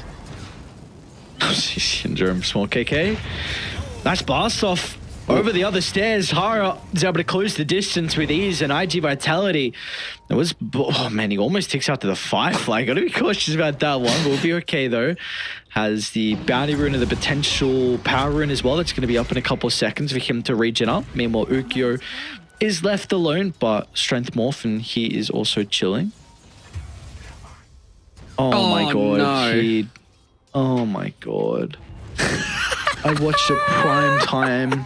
I watched it prime time. You know, I was just going to say as well, like, he's going to be cautious. He might get power shot. Meanwhile, inside the river, Ranfu will also get the kill onto Ponyo. So crazy how my Bat Rider 5 is doing 61 damage for absolutely no reason and was able to get that last little bit of damage to get the kill. He didn't get the experience though, which is a little sad for Renfrew. But oh man, Yukio, that's funny. That was funny to watch. Yeah, that happens. It just happens. That's it. Just plain and simple. Doesn't matter what hero you're on, but there are those morphling moments where you agi all the way down. You don't read that a neutral right click is flying out, and then yeah, unfortunate mid lane, small KK. They got a DD on Butterfly Effect. Should be able to get Ranfu. Oh, but he actually isn't looking for the finishing kill on Lina. Maybe wanted to escape because he's very cautious on where the Spirit Breaker is going to show up. And now they get the glimpse of Eren charging in from the tier 2 tower. They will know that at least the Lina is okay, but unfortunately their Ponyo Lich is not. Yeah, I think that was a little overzealous. Maybe if they just got the initial catch onto small KK, that could have been good. They're really trying to put a lot of pressure on this Tinker and shut him down so he doesn't hit those item timings where he can kind of dominate and take over the map. So I like that IGV have put a little bit more emphasis this time around at shutting down some of the key heroes. But not getting that kill is a little unfortunate for them because Ranfu Dao can kind of just leave Lonfer bottom. Yeah, he's not going to have the most amazing time, but the fact that you can see that Hara has made his rotation with the techies as well means that the 1v1 with the Troll and the Magnus is just going to go pretty evenly. Mag's got a Vanguard, so he's just chilling. He's going to be building up in towards his Echo Saber and trying to be a scary hero, right-click wise, and try and transition that way. Instead of going to what some of the Magnuses I've been seeing have been going is like going back to like the Aura, Blink Aura build. So TZY still wants to be a damage dealer. Which I think is kind of viable. I mean, I guess Echo plus Harpoon really gives you a lot of catch potential in the Tinker, which is probably the big reason why he's thinking about it as well. There's been more Ponyo getting dived on the tower. This is a little bit too deep though. They do have small KK nearby, but if they're not quick with the kill, if reinforcements show up as they will now, it's a little bit too late to cancel the TP out from the Tinker, but TZY will find a rebuttal as Eren is chased down to the bottom of the stairs, so it will be a 2-for-1. Yeah, not a bad response. They obviously do lose one of their own members with Ponyo going down, but I mean, they're able to at least keep some of their other members alive and turn around and get 2 response kills is big enough for them. Small KK is doing some business here with the smoke and the bouncing laser to take an ancient stack. Okay. Doesn't have enough mana to finish it. Very awkward. Okay, he can make another trip back. His smoke is about to expire though. Is he going to get there? I don't think he is. His smoke's going to run out before he gets back there. It shouldn't matter now that he's done a decent chunk of damage to the stack, yeah. Oh, there you go. Blink completed. So mass injection of gold into the main. Key is still bottom net worth out of all the cores though. So he's still very much struggling. As we see top lane though, Ukyo. Out he is. Shackles just off the mark. They're still going to go for it though. Low level in the battle trance. Need to get pretty lucky with the roots out of Lonfer. And Ukyo's waveform back. No way, he got a bat. Oh my god, are you serious? Why don't I get that luck when I play? That was literally the only thing that could have happened for them to secure that kill on a Ukyo, and they get it. So 17% of the time, all the time. It's always exactly what you want if you're a Spirit Breaker. So Aaron is in the favor of the Dota gods. Lord Gaben has smiled upon him. They do lose T1 Tower on the bottom side though. But killing the Morphling is exactly what they needed to do here for TD. Oh, They might RP lose some life now though. So again, there's potential for battle trance level up. We'll do so now at the last second, but yeah, the life is going to be forfeit regardless. There are way too many heroes surrounding him. As soon as the battle trance expires, a bit of a freebie for IG Vitality. That's 5 heroes though. Yeah, it is a big commitment from IGV, but they get the battle trance out of the troll. They kill him before he gets his battle fury, and all of their heroes survive. So they get themselves probably one of the most valuable caps that they can possibly get right now outside of the Tinker. They want to try and kill Tinker as much as possible, but killing the troll prior to him getting battle fury just means that your mag as well as your Morphling are going to be able to get to their good items. Like Yu-Gi-Oh's not going in for any of these other farming items. Like you don't see him get like a Falcon Blade or like an early Dragonlance or something like that. He's just going straight into the raw Lincolns. So his farm's not going to be amazing, but if you delay this battle fury as long as possible, the troll won't be able to nice fight. blink. And that was a huge smoke from IG Vitality. Potentially daytime was a big reason why he was able to get enough vision and blink away. So very close to connecting for Dire, but unfortunately not the case. It would have been nice to get small KK, especially now that he's at the Blink Soul Ring timing. He can be a bit of a menace to play around. They have Lasso, so they want to try and do something with Ranfu Dao. Top lane, they're also setting up onto Aeonid. Chain Frost to start, drag back into the wave. That's a great combo from Ponyo, and they'll be able to get a kill as a result to it. So first death of the game for our off-lane Wind Ranger. Meanwhile, Ranfu also steps a little bit too far over the line. They should be able to catch up to him as well as soon as one slow lands. Ooh. Oh. Hate to see that. You do. He is mega dead though, nonetheless, even with the 1 charges that he has. So you're able to get a freebie there. What else we got going on across map? Butterfly Fair, your hateful mid laner that you feel like is absolutely garbage is top of the net worth. It's so depressing when you look across at your mid laner and they've got Arcane Boots and Yules. And like, that's the build. What? You know? Come on, dude. What are you saying? I understand, but in comparison to some of the items that a lot of these other mid laners like going for early, you know, your Queen of Pains, you've seen like the Aghanims build, your Void Spirits go for like their early Echo Sabers. It just, whenever I see Yules, even though it's like a setup tool, it feels very defensive to me, right? And it's a good Yules game. Hey? It's a good Yules game though, against the Spirit Breaker, against the Troll. It's a lot of value. Yeah, I do see its value. I don't know. I feel like when you're like 12 minutes into a game like this and he hasn't died just yet, I would have loved to have just seen like him go maybe Kaya or like maybe rush Ags. I don't know. I just don't know what will ever make me feel good about Lena, because her going away from the right click build and going into this magic build, I just haven't seen the value of her just yet. My friend, there was... I'm just a big hater. Apparently, there was a long stage of Dota where Magic Lena was a scary threat. Very true. But you feel like this is... we will never go back to that era? I don't think I'm too opposed to the Magic Lena, but I just feel like in her current state that magic damage only dealing heroes are not that strong unless you're like obscene like Tinker. Right? Whereas I feel like a lot of the physical damage is just a lot better in the game because of like Pipe and Guardian Greaves and these tanky heroes where magic damage just doesn't scale enough for me for it to be like, okay, if we go past 35 or 40 minutes, this hero is not going to feel like a dead weight. Okay. Is that a big concern then? The fact that Radiant, like you really don't have this quote unquote normal offlaner as mid lane. Nice gaze back into the LSA. Very cute combo. Is that a concern? Because Radiant, you don't have that offlaner to be able to build the auras. Yes, I think that could be a pretty big concern. You do have like a Spirit Breaker and a Bat Rider, but you know, Bat wants to try and get towards Blink before he's ever even going to think about building a pipe.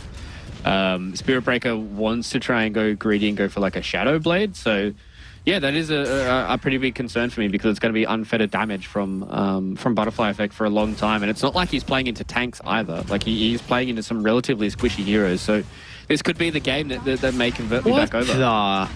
That so is greedy. a crazy blink in the river. Yeah. And now Ukyo as well is going to look to try and get involved finally, even without the Lincolns completed. We'll run to the back line, and Hara says, thank you, brother. What an incredible carry you are, just securing kills for me. Very much appreciated. That's Mechanism now completed, so yeah, very valuable kill for the Techies. Yeah, Techies is loving life right now, and I think there's a lot of Pause 4 players loving life that they get to play Techies and not be called a troll, especially when it's the first pick. So this hero is very, very good in the fact that it does all of its damage throughout its kit, and you don't need to build items to enable it to do what it needs to do. So you can kind of build whatever, and Butterfly Effect, you could be in trouble, my son. He's in a lot of danger. Still has the boys to potentially turn the fight around. Small KK is getting a free fight out of the Tinker though. Meanwhile, TZY finds a pretty good angle for the RP. That's onto two. Look at the chain force bounce back and forth, and now they've left the Techies as a grand prize on the high ground, and they will be able to claim it once this fight ends. And a little bit too late from Aeonid to get involved as well. So IG Vitality, very nicely done. Yeah, they got absolutely obliterated, and this is why, like, when I looked at this draft, it really did feel like it was kind of them just saying, hey, what does everyone want to pick? And they don't have a good way of starting a fight. They don't have good counter initiation until they get like a Blink Dagger. Oh, Butterfly Effect. Doesn't have Laser Beam. Doesn't matter. Laser beam. Aaron. Oh, just off the mark. The juke. Tower is under attack. Bulldoze too strong. What? So This game looking no bueno. 8,000 net worth lead. Troll has got a Battle Fury now, but like he needs time, Tinker needs time, and then you just have an offlane Wind Ranger. yeah, it's like, and that's why the offlane Wind Ranger is really starting to stick out like a sore thumb, because as you said, you don't have a traditional offlaner. You don't have somebody who's going to be able to do stuff on the map for you. You can't walk around and get yourself some of these quick pick-offs, because it's a Batrider 5 and a Spirit Breaker is a 4. You need a little bit extra something. Maybe this 3-man core can do stuff, but they're not going to be able to defend towers all too well because there's no big body for them to be in front. And TZY, as soon as he finds anybody, he's just going to catch him and yoink him back into his team. He's had a pretty solid game as well from TZY. He had that early death in the lane, but ever since then was able to free farm still into the strong laner of the Troll. So, I mean, that previous fight in particular was a lot of value out of the RPs. Got a kill into the Tinker inside the river with that blink reveal. So I think he's having a good showing so far. He's going to be working on the Harpoon next, and we'll see if this smoke this time connects with the nighttime. Oh, they're just going to miss man. him. Oh, the Kobold. Oh, they'll get Lonfer instead. I mean, that's still mighty valuable of a kill for them. And even little sprinkle on top of the Batrider's corpse as well. I thought maybe they were going to have some big brain play with the Kobold being the only one that having its smoke broke, that they were like, oh, there's somebody here, and maybe it might have been the Tinker, but Small KK blinks away. Just in time, they get themselves a Troll Warlord, who is on Struggle Street right now. Only Battle Fury moving towards an Ags. That's not going to help you all too much when you're this far behind. It's a great Ags game, but you're so far behind that there's going to be like 3 or 4 items, I think, that you need to even make this look close. Has your opinion of Lena changed yet? No, I think this is all off the back of the Magnus and the Techies, but she's doing fine. I'm fine. I'm not like, oh, this is a terrible pick. I feel like you could have kind of picked anything in the mid lane for Butterfly Effect and the same thing would have happened. I do like the lane into the Tinker. I will say that. I think that was pretty good from Butterfly Effect. Damn, so maybe look that at him might getting be another kill. Maybe that might be her niche this time around in this meta, is kind of the Tinker lane counter. Dire's bottom tower is under attack. Little always be a big fan. Try and shut down the Tinker. Make sure we don't see that hero. I only like watching when Kiyotaka plays it. I don't want this hero to be good. Pubs will get too toxic. No fun. Is under attack. Yeah, it's just one of those heroes that I don't know. It just feels like that its kit is just too good when you have it in a free game. Like you can have free games for certain heroes and they might not just like 1v5, but when a Tinker has like a free game, doesn't lose his lane, doesn't get ganked all too much, has very easy ways of him to maneuver around a team fight, it just feels so oppressive and it feels like there's not really much that you can do. Maybe this TZY is an trouble. opening. Out he is. RP will be used defensively. It's given enough time for the boys to rotate. Small KK, you've got no vision of the tier 1 tower. You have no idea that Ukyo is ready to protect his Magnus, who might not even go down. You need a lucky bash and he won't even get a butterfly effect. The last man there to be able to protect TZY. 3 kills with ease and Mag was all a bait. Yep. Very tanky offlane hero, very hard to get taken down. There was even a defense matrix thrown at him at one point as well there from Yukio, so it is not a good spot to be in. TZY does get assassinated by Aeonid, who was waiting in the trees for that one. Lara's going to disconnect again, so TD get something out of this. I don't know if it's going to matter all too much to them, right? Like they're 12k behind. Lena's untouched in this game, 905. He's going to have the Aghanim Scepter, so he's going to turn into Superman real soon. He's just building into his Aghanim Shard as well, so he just does so much magic damage that it's going to be too hard for them to even play around with, because the question would be, okay, you're getting the Ags timing. What do the BKBs look like for the side of TD? Literally non-existent. So Tinker doesn't like building BKB. Troll wants to have at least one item that can do some damage for him in a team fight, so that's why he's going for the Ags, but he needs BKB ASAP, and I don't even know if BKB is going to save him in these fights, because then you're going to have no damage. So this game is very, very rough for Team Dissolution, and I mean, it kind of comes back to their draft. Their draft was not the strongest. I don't think it's good in really many ways, especially with the Troll Warlord coming out as the, what was it, like 17? They picked Troll, right? Yeah. Yeah, so like that's just not a place that you ever want to pick Troll Warlord, especially in a meta where there's, I would rattle off 5 carries that are better than him right now. So maybe a bit of an experiment from TD that just didn't really work out. But I don't think this is a series you want to experiment in. Yeah, you won game 1, but you lose this series, you're playing tiebreakers to stay in the tour. Yeah, and the thing is, like, I feel like all 4 heroes could be having a really crap performance on TD, and as long as your Tinker is top net worth, I think you could carry this game. But in fact, he's lower net worth than Hara, and Lich is about to be high net worth. So it's just, this is not going to be a late game Tinker at all. Like, you are going to be able to itemize against him. So he's not even going to get to that stage where you're Kiyotaka damage level and just absolutely botting people. I mean, he's even avoided Shivas, so he's gone Kaya. Maybe feels like that's required with the status of this game, but this should just be a...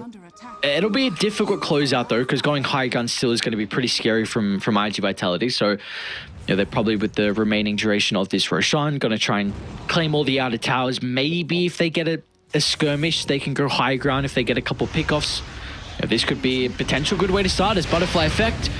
Off the mark with... What the hell was that damage? What? Where did Yukio come from?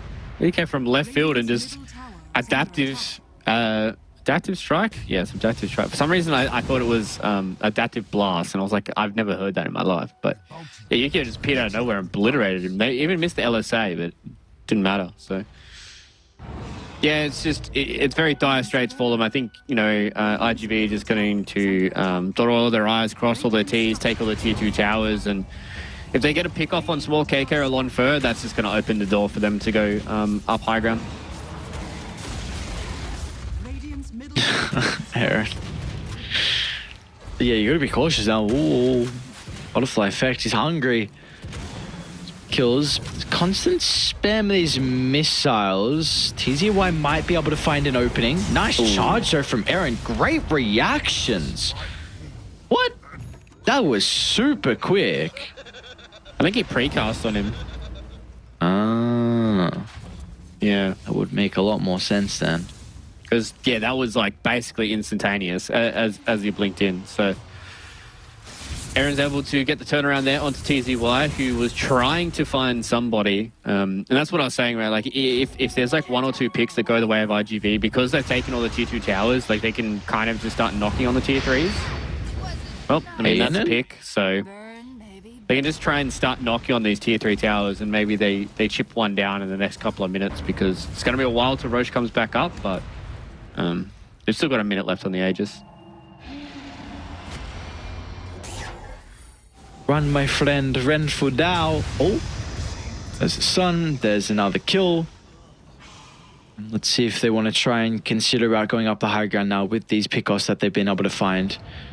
Do you see Aaron across the map doing, I don't know, being an issue, being a nuisance? What the? That is...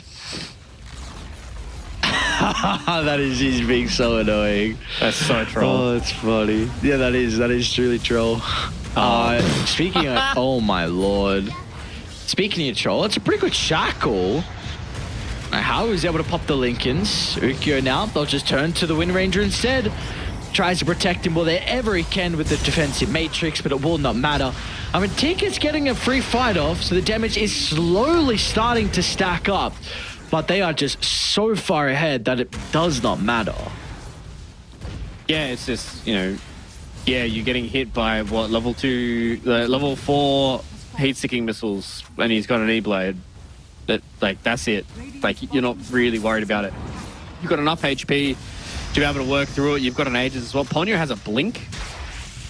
So they almost caught the Tinker. I thought he would have just used him up there and got themselves some free kills, like Butterfly Effect. Got him. Yep. See you later. Got him. Dude, what a leaner performance, am I right, Flu?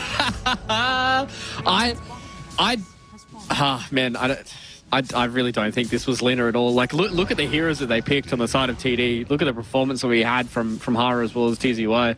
Yeah, he did well, but he could have played anything else. Literally anything else on board of Yule's done the same thing. So. Oh, pretty good shackle. I won't be able to get the skewer away. Here's big one. Well, at the last second. Puts him on a high gun where maybe IG Vitality can think about going, but Hara's not here, so without their numbers, they don't want to throw the lead they've got in. Yeah, so look, 2 lanes of racks down. What's the win probability looking like here, ladies and gentlemen? I think it's what, 99-1. So it's not 100%. It was close, but there is a very small margin for TD to come back into this game, and I think that small margin might just be Tinker, but you get to see how little damage he does, right, in those fights. He got like, what, 7 or 8 casts of the rockets off before he had to go back to base, and barely tickled people because they've got a mech, they've got a pipe, they've got a lot of HP on the heroes, they've got users, all that kind of stuff, so I am not even sure what TD can do to even attempt to try and come back into this game. Maybe they just do what they did again. Hopefully Lonfer buys enough space where the team fight goes like over a minute and he's able to, you know, pop his battle trance and actually be a hero in these fights. But outside of that, I don't see much happen. Oh, he is a mega dead. Good knowing you, brother. Good knowing you, Lonfer. Not the game they were hoping for. And now, smoke up from IT Vitality. They're just going to look to walk it down. Bit of a window with the troll dead. Going to see if they can catch someone else without some reinforcements. They would love to take down small KK. They're going to try here, but I don't think they're close enough. TZY is definitely in position to be able to catch a Tinker, but does he have the extra damage from his buddies? Top tower is under attack. Radiant structures. And they're just going to chip away at these tier 3s, wait until the troll comes back up. Radiant's top tower is under attack. Nice attempt, very close to the shackle. And I'm out of there. So you got the Troll Ward back alive. Let's see if they're going to be able to mount the defense. 23,000 deficit, though. This is not an easy hold at all. TZY, he's going to find an opening as well. Battle Trance gets popped. At least it's something. They're going to be able to kite it with the Yule Scepter. Nice It's a good shackles onto the two, but an even better Chain Frost as well.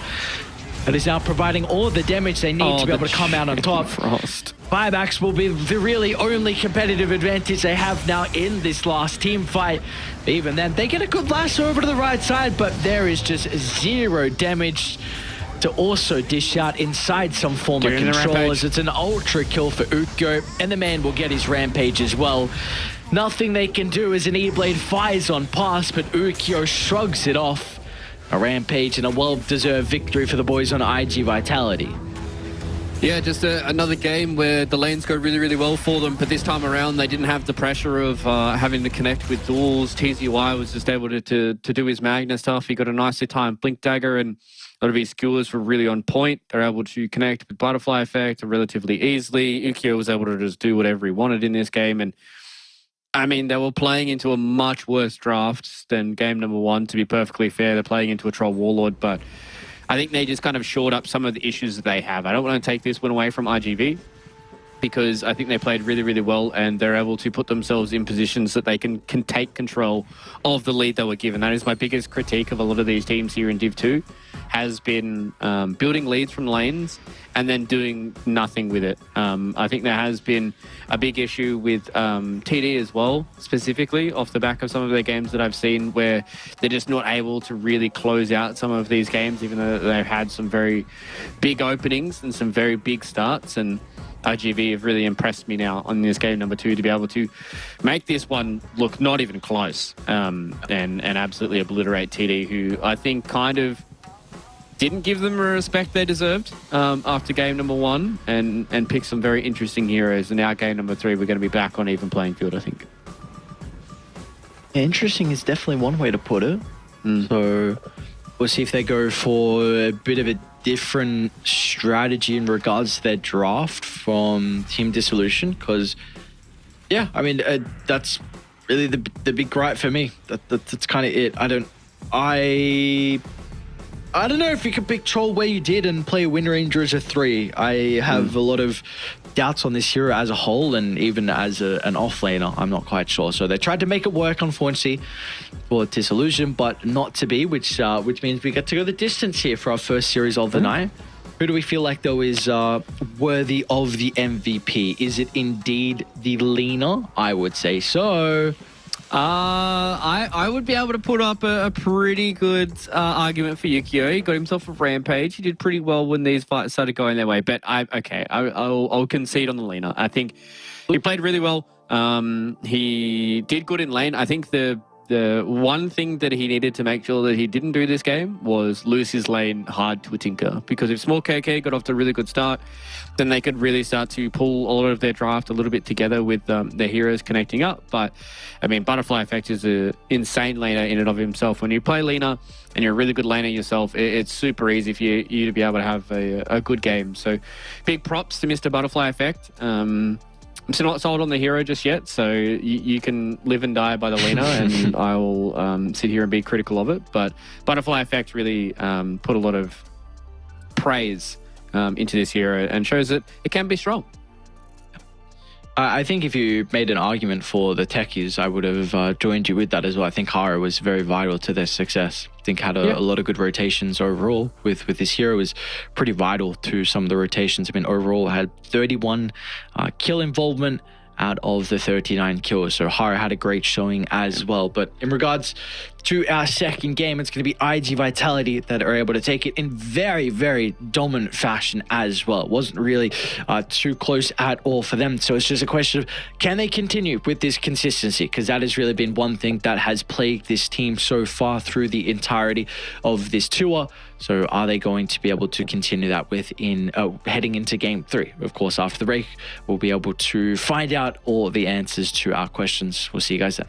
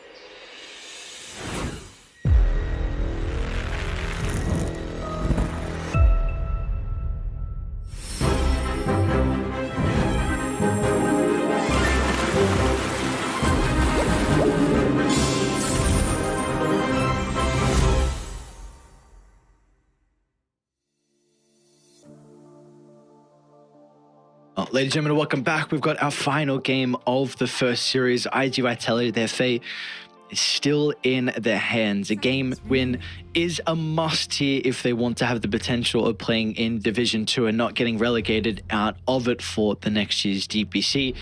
And for Disillusion as well, I mean, they want to try and avoid those tiebreakers. That's the big thing. So we'll see. Last game was a very interesting draft for them. We will see if we get any of the similar heroes. Yeah, I feel like their opener was pretty good. I kind of like the heroes that they wanted to go for, but it was kind of the rest of it that really started to not look all too good from them. So I think Team Dissolution definitely want to be trying to make this one look clean, because if you go into tiebreakers and you lose those tiebreakers, going into the TI qualifiers, which did just recently get announced, rest in peace, the last year's qualifiers, there's only one slot. So you don't want to have to try and play any more of these open kind of qualifiers to ever try and get yourself back in towards a division. And if you lose out as well, then I'm pretty sure that you're not allowed to play the qualifiers if you get relegated. So this is very, very important for both of these teams if they do have any hopes of trying to head towards TI. So Doom Spirit Breaker, response for the Morphling here from Team Disillusion, has looked very good in the 2 games that we've seen so far. But RGV, they probably understood that Morphling was going to be a hero. So they picked 2 heroes that I think are relatively good into the Morph. The Doom, very good lane. The Spirit Breaker can gank him across the map and gank his other lanes as well. Maybe force him to feel like that he needs to be a part of the game a little bit earlier than what he wants to. So feels like the shoe's kind of on a different foot this time around. Yes.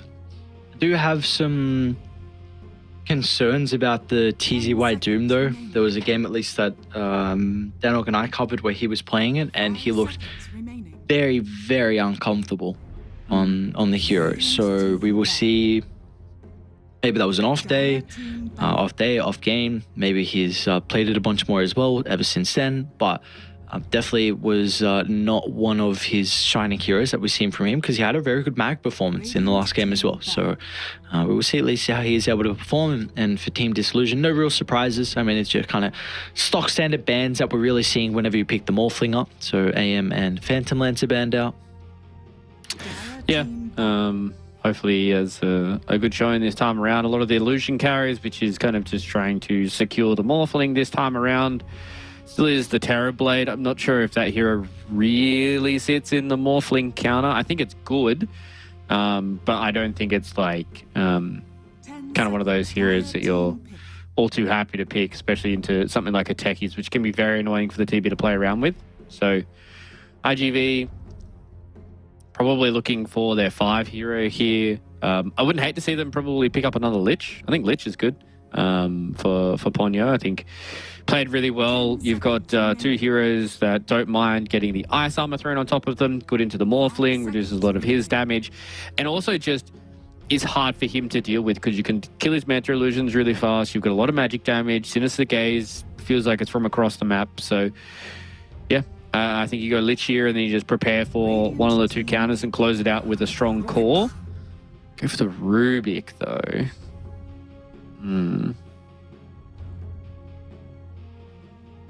It's... I'm a big Lich fan as a whole, so I definitely would have preferred the Lich, but you know, Rubik versus Techies is always nice. I mean, I think the lane is still Techies favored, but the abilities are pretty great for him to steal, and you will have value as the game goes on regardless with the Rubik. Like Kingston Stone versus the Morphling could be a nice way to set up. But you are going to be lacking damage in the early game, though, with your 2 supports. That is the big thing, and we also know Doom doesn't really get involved either. Yeah, that's kind of my issue that I have with the Rubik, is just it feels kind of clunky for the rest of the draft. It is good into the Techies, yes, and that might alleviate some of your damage issues, but I just feel like Lich would have just done it himself. And then it kind of forces Team Disillusion to think about certain combinations and maybe trying to have a purge to try and deal with the Ice Shield. So yeah, I'm not really that big on Rubik recently. Feeling like some of the other supports have kind of overtaken him a little bit, especially in that position 4 role. So We'll see how it works out this time around, though, for RGV. I feel like Rubik is probably almost always going to have a relatively okay game, just because the spells that you can steal from certain heroes. But I mean, these are two heroes that you really don't like stealing spells from. It's only really Pulverize that you care about. It's going to be a pretty frustrating game to play into the Primal Beast. 10 seconds. It's a hero that is on the rise. What are your opinions about the Dino? I know PC LGD are having a lot of success with it, and now how good they're looking at Dream League. Other teams are now starting to look at this hero as well. I absolutely love Primal Beast. He's probably one of my favorite heroes to watch and play. Just the way that his spells work and the way that he works and the noises he makes and the way he looks, it's very, very cool. And the recent buff, I don't want to say I called it, but I told Snare that the buffs to Pulverize, I think, might give him a little bit more light. Because I don't think his spells are that bad, full stop. He's got very good lanes. He ganks really well. He scales pretty well with items. And Pulverize is getting a nice little buff just means that he just deals that little bit of extra damage, which is always nice for a Primal Beast. So big fan, huge fan. I like the Slark pick on IG Vitality. There may be some issues with still... 10 seconds remaining. I think the lane could be a little bit weak depending on what they pick on Disillusion's offlane, because it's going to be Techies +1. And a Rubik as a 5 can have some difficulties with helping Slark trade. So, and also I think the Primal Beast has a lot of early AoE damage, which could be a little bit frustrating for the Slark. But I think as a whole, like if he can get towards his items, then he can provide them a lot of impact. You know, he doesn't have to, as the game goes on, supports really don't concern him. And the Morphling, that matchup can go back and forth depending on who's ahead. So my really only big concern currently is just how his lane setup is going to be. Yeah, it's been one of the heroes that we've seen teams experiment with a little bit more.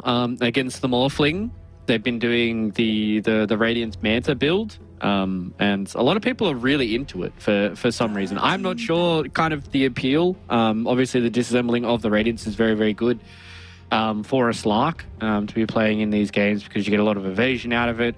You also get yourself a Nullifier as you go a little bit later on into the game. So maybe that's what we see from Yukio. I'm not 100% sold. I'm not really sure where it looks good and where it looks bad. But Slark as a hero full stop, I think is a pretty decent spot in this draft. And maybe, I was going to say, you can't even really change where your supports go because that makes your lane like just as bad. So I guess you kind of just hope that they don't pick like an even stronger offlane laner for the Slark to go up against, and you just put the Primal mid and you just play that way. So that'll be the one hope for RGV right now, is they don't get that safe lane completely rolled over.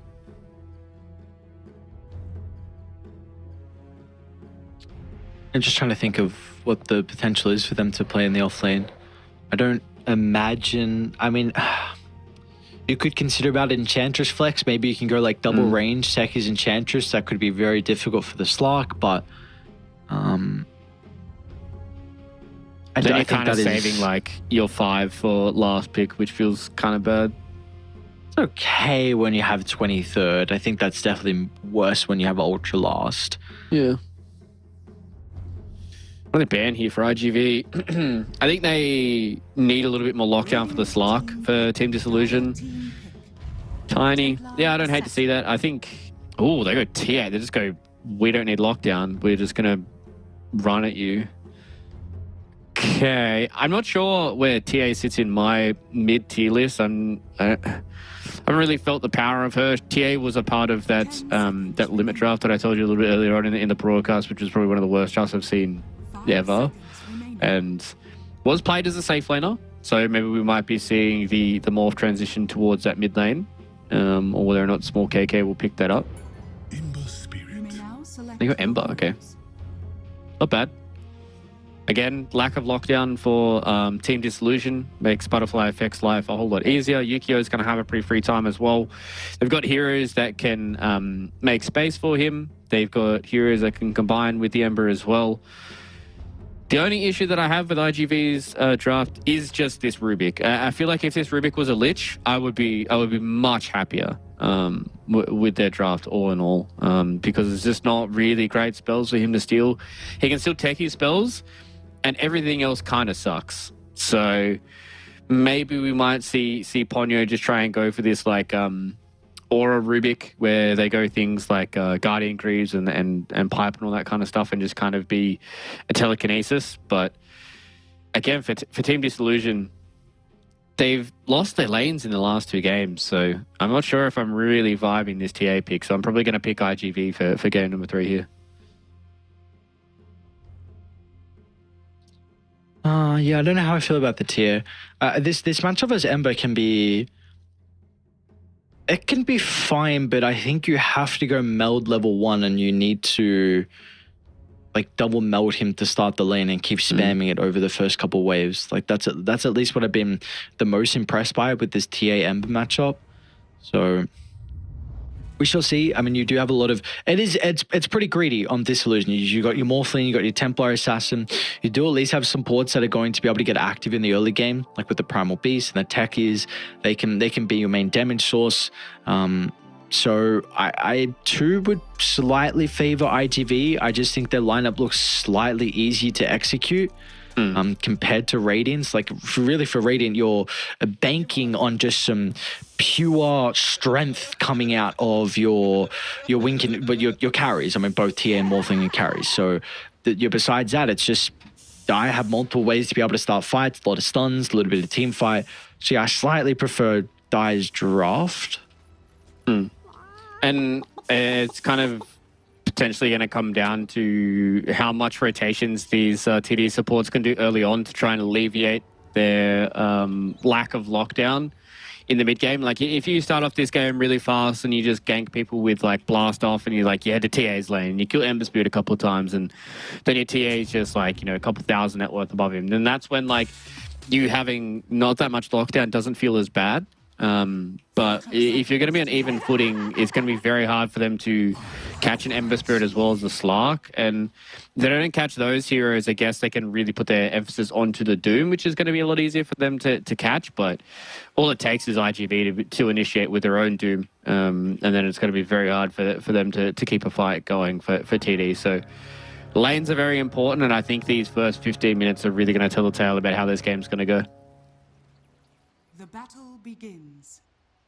What do we feel like is, because we kind of both favoring IGV a little bit, let's speak about maybe Team Disillusion. What do we think like needs to go well in the lanes for them to maybe be in the driver's seat and to be able to prove to be a bit of an issue in the early game?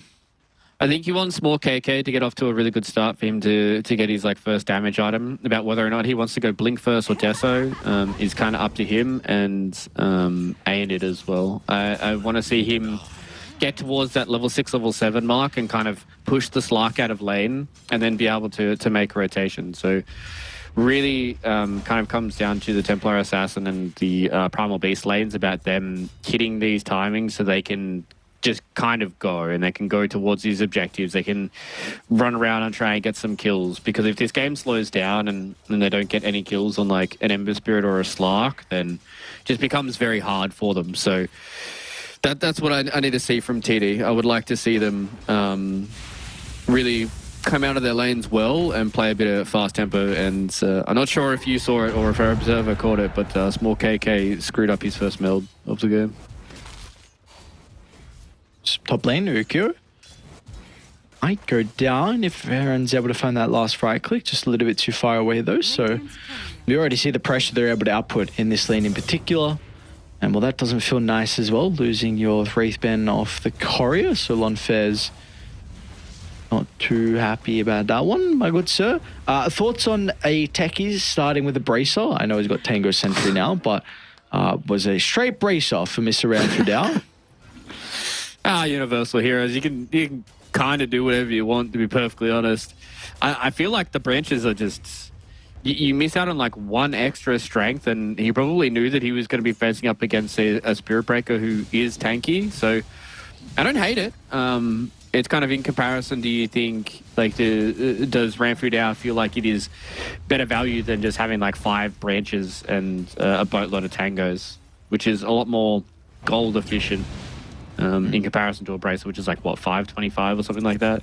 Whereas all the branches are similar stats, but much less gold. 505. Apologies. I was about to critique you and say, how dare you not know how much a bracer costs, but lucky I didn't do that because I was also wrong. It is now 505 now. So, overall, pretty passive start. Like, nothing too crazy. 3 minutes in. Looks like everyone's content with the farm. Like, no one's too far behind. No one's too far ahead. I will say I'm a little bit surprised that Butterfly Effect probably has at least a couple last hit advantage in CS as well over the TA. So this is one thing in particular with this matchup as the game goes on. Like you will be able to have a great way to deal with the refraction. And you have, I think, importantly supports to play with the Ember as well. Because we know TA always falls back to the jungle, bottom lane, Hara. We'll give up first blood. There's the action starting to come into play. A beautiful blast off from Ranfu Dao. If you get kills like this, then I will never I would never, I did not get enough sleep. I'll never critique your bracer first item. Holy shit. Got there in the end. Yeah, I'll lay off on calling out some of the misspoken words. Small KK dead. Yep, very dead. Because I know that you and Danog had a very long evening, and I mean we've still got to cast another series at the end of tonight as well. So I don't even know what happened in the third series for Western Europe, but that started 2 hours late. So I have no idea if that even went game 3. That would have been 3 hours late of a finish. Did it go game 3? Didn't. Those games were pretty quick, actually. 29 minutes and 33 minutes. So Into the Breach did the boys favors over there. But yeah, that started 2 hours late. So that was our night. That's rough. It's rough. And then you get to spend like, what, 6 hours with me. I feel sorry for you. It's, you deserve a big sleep after this one, but hopefully either IGV or TD are able to gift that to you this time around. It has been pretty even start. I think the one issue is Ember's off to a really, really good start versus the TA.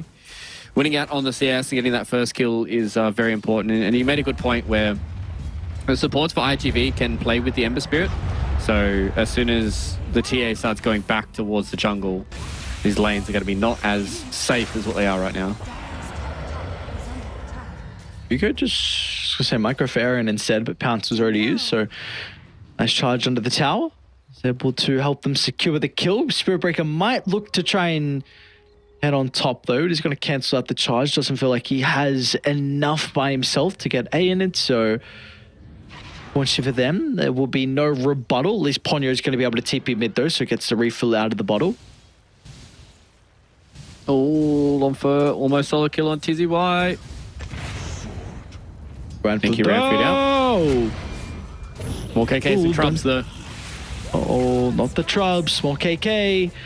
It's got the boys, and they are responding to the call. Aeon even wants to show up as well just to help the fellow brother out. And might even be able to get Butterfly Effect depending on Ranfu Dao's spell casting.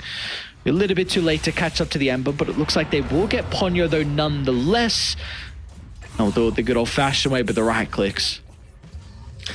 Yeah, that was a good rotation there by TD. If Aaron didn't come in and enchant off the Flame Guard from Butterfly Effect, they definitely would have killed Small KK there again. So he lives, they make a rotation, they get themselves some trade kills. Now Hara. Oh no. Needs another. This is a long chase down, my friend. He's got Fairy Fire and 1 charges. Even eats the tango as well. Yeah, brother, you are going on quite the mission if you're going to get the kill. Oh, come on, Duke with the tangos. Are you going to go? Okay, they got him. I mean, he bought some time. Bought a lot of time. Yeah. He wanted to reset anyways, so not the worst there from Aaron. Being a thorn in the side, but now they're making a big rotation here with Butterfly Effect. They need to be rewarded for this rotation though, because it's 4 heroes on IG Vitality. Looks like they will. So first permanent essence of the game. Butterfly Effect's going to be able to zip on over back to the mid lane as well. So at least they will be rewarded. It means they are away from the Wisdom Room though. So Ranfu Dao once again snipes IG Vitalities. It does look like their Haras are in a position to take Radiance as well though. Yeah, so at least it's still a 50-50 trade. They do trade both of theirs, and now we can see Hara is charging around Fudao. He's going to try his best to get denied to the tower. No.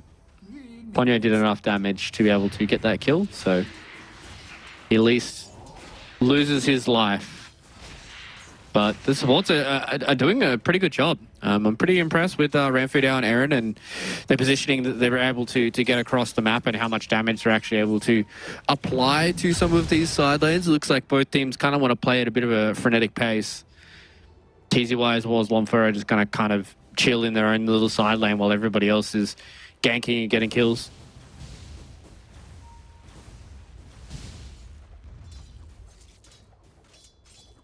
Are there any surprises out of the first 8 minutes on how the lanes have gone than what you were expecting?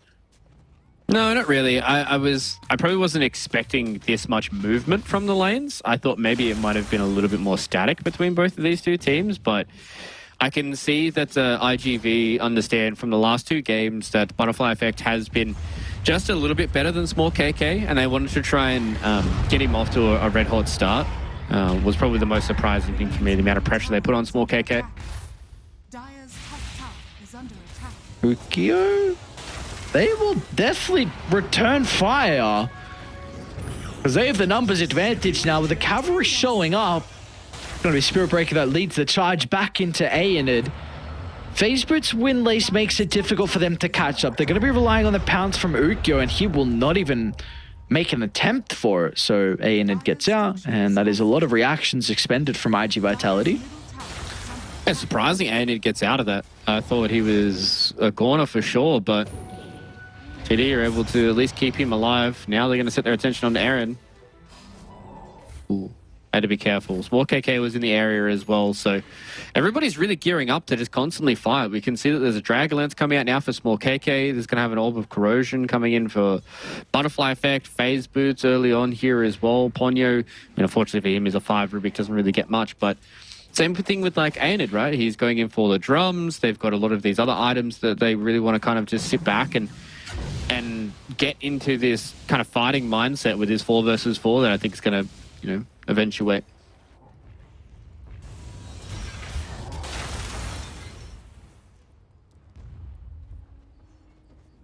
Not like this, Ayanid. Run, my friend. He actually got a turn. What's going on? He's looking to stand strong. Pulverize not going to get too much value out. Ukyo, no way, the Centaur's done! Oh my god, Ukyo might still go down. Ayanid doesn't have spells nor the boys to work with. Meanwhile, something's going on inside the river as well. A Small KK and Aaron. They're going to be able to chase down Ponyo, cutting off the potential Rubik connection to top lane.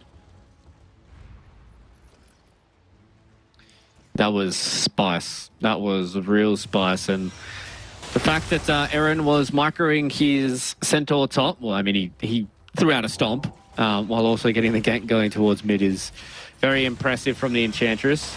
That would have been panic stations, I think. If Yukio as well as Hara went down in that top side, I would have been, very, very, very scared for them. Because that would have been a double kill for Ayanid, would have put him towards drums, and then they can kind of just run together and try and take some of these towers. I don't think either team is really all too worried with how the game is going so far. I can imagine that IGV definitely want to try and get some more kills under their belt, see if they can catch more KK or Ayanid. Radiant structures are fortified. Hara. Even Lonfer, the swings on over out of nowhere through the rift. The Morphling comes, sees a free kill and a free tower. Dire's top tower has fallen. Yeah, Twin Gates are kind of broken. They have done a lot of good things, but being able to do what you can do now with these position 1 carries, because that was the norm anyways, right? Like, you'd get kicked out of your own safe lane, you just TP top and you take the tier 1 tower and you'd start to transition to their side of the jungle, but now you get to do it for free, keep your TP as well.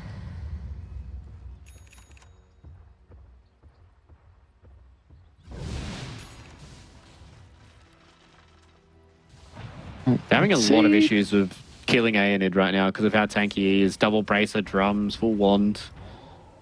Don't have to have damage to kill him. Oh, he's going to get the kill and probably the double bounty rune as well. He has gone very deep though. So how do you craft a way to get out of this predicament that you are currently in? And it looks Just like... doom him. No way. No. Okay. Man, if Onslaught was back up, who knows what the hell would have happened. But all right, Aenid goes down. That is a kill. That's a big kill for TZY, considering he's doing very well in the net worth. Once again, is going to be going the Midas into the Octarine, so looking to really enable his game. Yeah, it's very stock standard for a lot of these slower kind of styles of game. Going in for the Octarine core. He's going to hit that at a pretty good timing as well. So once he gets that Blink Dagger BKB, I think that's really going to be good timing for IGV. Their Doom becomes very, very scary and very hard to deal with. Still may need some armor items into small KK. Doesn't have the Desolator up just yet, but he has Blink as well as Dragonlance. So TA does do a lot of damage. Maybe not as much armor reduction as she usually did, but still does a lot of damage in and of herself. Whoa, he jumped in. They're coming. Oh, they're going to be fast enough, though. Doesn't look like they are. Okay, so yeah, small KK gets out with the blink in. He is top of the net worth. Deso being worked on. And you also have a Morphling that's free farming. So it looks like the greed is kind of paying off. I mean, it's a... Would you say greed, though, Fluke? Because you also then have a Primal Beast who's not really greedy 3. Yeah, I think... I mean, having TA and Morphling together is a little greedy, just because they both want to be farming a lot of the jungle. Ramfudao is going to be in trouble, and I think they did offset it enough with their supports. Like, Enchantress as well as Techies, they love making moves, they love rotating around the map. They don't really need that much farm themselves, but they don't mind getting a little bit of farm. And same thing with the Primal Beast. So I think it's, overall, it's probably not too greedy, but their 1 and their 2 definitely are greedy when they're going together, but they just haven't been punished for it. They haven't lost all too much. They haven't lost a tier 1 tower, and they may even win a fight bottom as well. Oh, it did even on TA. Oh, this is it. A melt strike. Is it going to be enough, though? Steps into the trees. They're going to be able to turn to Aenid, who's making a lot of space. So they get the kill? No way. Aenid lives to tell the tale, and our Butterfly Effect is in a lot of danger. He died to a neutral, Aenid. I don't know how the hell that happened, but meanwhile, Butterfly Effect on the retreat still. Chains will buy enough time for him to be able to slither on out. That was a fight that they're able to very much come out on top of him with Lonfer not even there as well. So just imagine what starts to happen when he shows up to the fights. Yeah. Things are going to start to look dire. You can see some of the issues they have with their lockdown, though. It is very hard for them to constantly get these kills. This is a big Doom, though. Where's everybody else? Where is everyone else, indeed? Looks like they're going to be there on die to be able to secure the kill, but I just so for Team Dissolution didn't have the supports nearby to protect small KK. That's a great blast off, but what do you get with them? Maybe now Aenid. They're going in 1 by 1 though, Fluke. I don't know if this is the recipe for success, because now Aenid is going to feed his own life away. 2nd death in a row for the Dino. We were singing praises of him early on, but in fact, I think it's 3 deaths in a row. He is now bottom of the net worth, out of the cause, and really struggling to keep up now in farm. Yeah, that was... I mean, I probably wouldn't have been too sad about it if it was directly after Ramfudao got that sick 3-man blast off and a dropped 2 of his bombs, because that definitely could have resulted in some kills going their way. But that was definitely not it from Aenid, and you're gonna get something back here on Ahara, I think. Hopefully, yes. Will. Just Butterfly Effect has no mana. He's dead as well. I'm drinking water. You can't die when I am. Okay, fire up. Oh. He actually got an extra 1 charge from the Meld Strike and the ulti from the TA. So maybe if TA didn't use any of those spells, we could have been singing about Mr. Butterfly Effect just dying as he gets walked down by a Templar assassin. A what if moment, right? There's a lot of them in lives. What if Fluke wasn't born? How better of a place would the world be? Come on, man. You can't say that. I'm going to the Casters Union. That's it. The Cabal's going to come after you. I don't know. I am the Cabal mother effort TA. All right, they're going to get small KK. So Deso completed by... people have not really given a lot of respect this game. You're going a bit too far forward, trying to get some kills. You almost get it on Butterfly Effect, but now you go inside their triangle. And this is... Like, IG Vitality, you're not a bad team. You walk in by yourself. They will all run over there. And now top lane, TZY, also looking for the potential kill onto Lonfair, but with the Doom... Oh, man, a couple of seconds is all he needed for it to be back up. Yeah, so the Lincoln's available though. So if they're able to charge and pop that, that definitely could have been a kill. They would have loved to have seen that, but they don't get it. And yeah, I agree with you. I don't know. It's kind of weird with the way that these two teams are playing against each other right now. But Team Dissolution, they're still in the driver's seat. They've got their cores getting to the scary point of the game. And now with Deso available for small KK, there's a lot of damage. He gets the kill, but at what cost, my friend? This is just a Ponyo. My guy doesn't care about dying when his Butterfly Effect Ember just runs down 2 heroes. Yeah, I mean, that's a trade that Ponyo will take every day of the week. Oh. Maybe Ramfu?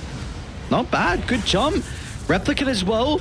Somehow Butterfly Effect is able to get out of danger, and it should close the distance onto TZY.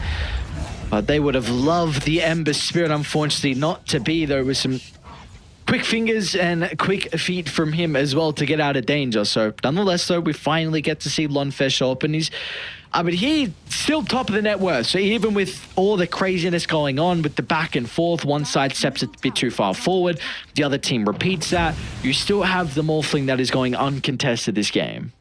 Yep. And this is where Lonfair really shines, is when he gets given all the space in the world, and especially on such a hard carry like the Morphling. So even though the TD are kind of throwing away a bit of their lead when it comes to their other cores, the Morphling still is in a very, very good spot. I think Aenid really wants to try and build towards his BKB.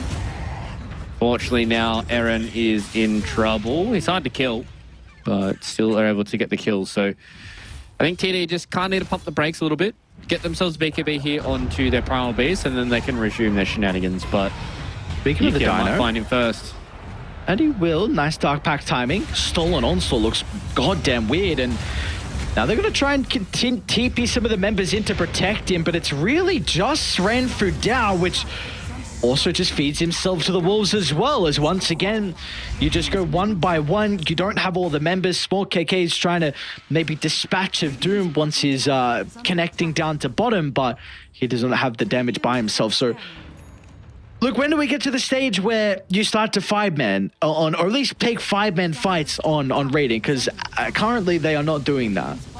I think it has to be BKB for Aenid is their first opportunity, but the question is, like, what do they lose before that time? Like, because Aenid's died so many times in these last fights, it's very hard for them to get into a good spot. They might lose Lonfair. He turned into a slug. Uh-oh. I mean, that... And they're going to kill small KK mid too. Oh, and he's going on across the map! Butterfly Effect will now chain on over and get Eren as well. This is a wild game 3. Back and forth. A lot of kills. 32 in 21 minutes. We have a bloodbath of a game 3. Bro, I was getting to the point where I was thinking for TD, yeah, they're making some mistakes and they're kind of like fluffing about, but they've got Morphling, right? Like, Morphling's going to be okay. He's very hard to deal with, but they've just been picked, like, they have just been picked apart by IGV. IGV have been doing a fantastic job. They got their own items, right? Like, they got Echo Saber and a Diffusal Blade on Yukio. He hasn't left the side of Butterfly Effect, who has a Yules and a Maelstrom now, so he's able to get himself away from the very small amount of lockdown that is in front of him. TZY has a Blink Dagger, and they've got mech up on Ponyo. So, I mean, the 5-man starts now from IGV. It's the response from TD that I'm concerned about. They have BKB on their Primal Beast, so they want to try and fight now, but Lonfair's nowhere in the picture. He doesn't have a TP either. Get out, get out! Get to the chopper. Get to the chopper. Okay, it does reveal inside the lane. They're going to try and go for Ponyo instead. This is not the high value kill they were hoping for. And with multiple people showing bottom, your Morphling now needs to be careful mid lane. They're going to start to make the attempt. Waveform's already been used, but as soon as they see the TPs back from some of the supports, IG Vitality will instantly do a quick U-turn. Yeah, and now they're going to be able to set their attentions on small KK bottom. He's been charged up, so they know exactly where he's going to be going. And again, they're just getting out macroed. I think that's the biggest thing is IGV are doing a beautiful job of just picking them apart and getting rid of their big scary cores.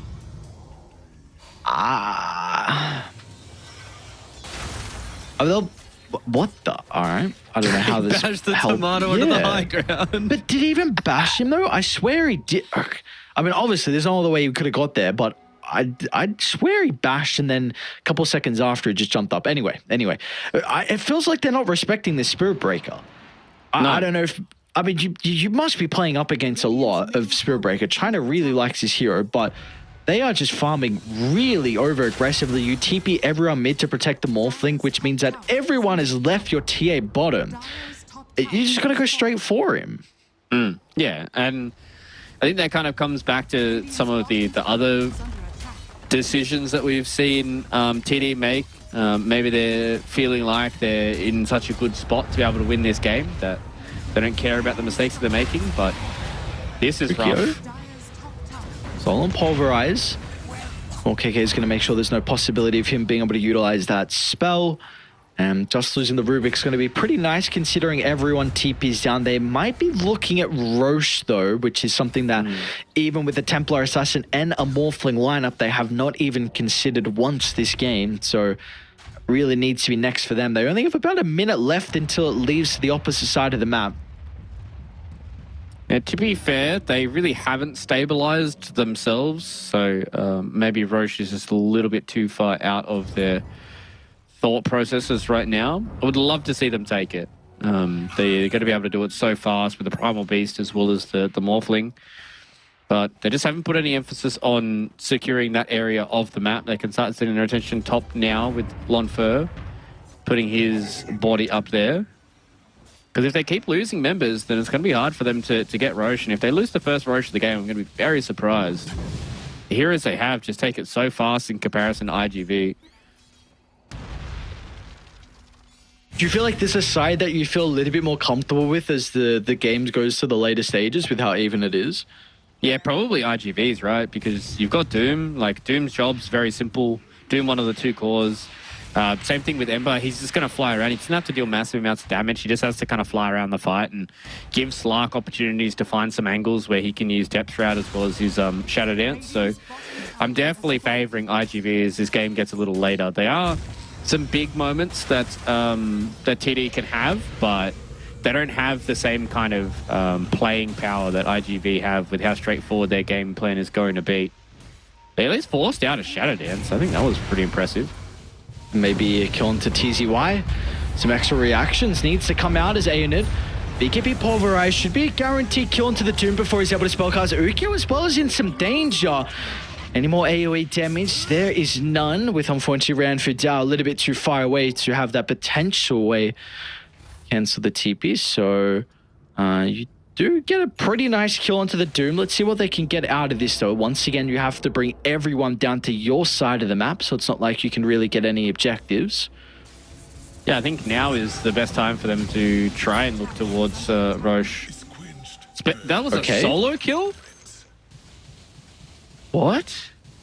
Yeah. I guess the Ember replicate and yours was... I don't know. I was not watching, but just presuming the Ember replicate with the extra chains was enough. Can't click the death summary either. I don't even have one, so... Oh, yeah. It's bugged for you as well? Yeah. Because it's not for Matt, and it pisses me off, dude. He laughs. He's like, I have this death summary, and I try and click it. I spam it, and it just never works, and I don't understand why it is me. That's like the worst thing to have happen in a game is Matt to have one thing that you don't. Yeah. I couldn't imagine anything worse. Yeah, no, neither could I. So it looked like it was chains into just 1,700 damage of magic and physical as well from the Morphling. So, all right, a lot of burst, big solo kill, and Lonfer, I mean, hasn't 5-1-2. This boy's balling out, but we still kind of yet to feel his impact in a way really showing these fights like it should be. Yeah, I think in a lot of the fights that he's really kind of been in, it's either teams responding to him or he hasn't really been able to do much. So IGV, they want the kill here on Aenid. This is big. That is big. Do you go hunting now? 24 stolen essence is a lot. You got 2 smokes on Rubik.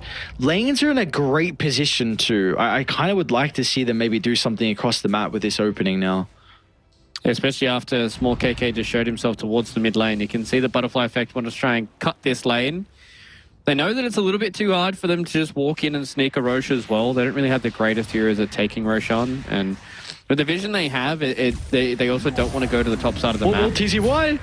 Oh my god, he was able to get the blink AoE Doom off. Still the strength morph is there. Radiant is slow to react. Aaron's starting to come over. There's a shield rune in the river as well. If he can somehow get there, no way. Are you serious? And we're still going to be in a lot of danger. That rune gets melted off with ease from Ukyo, but they have completely avoided this Doom advantage. Now it is on cooldown. It's going to be up to Ukyo to potentially turn the fight, but they want nothing to do with it. As IG Vitality lost the Rubik on the wings, and they're going to retreat as a result to that. Yeah, I'm not sure if the shield rune... I mean, I guess it does matter all too much, but he still had a lot of HP to get through, and his team was coming back to save him.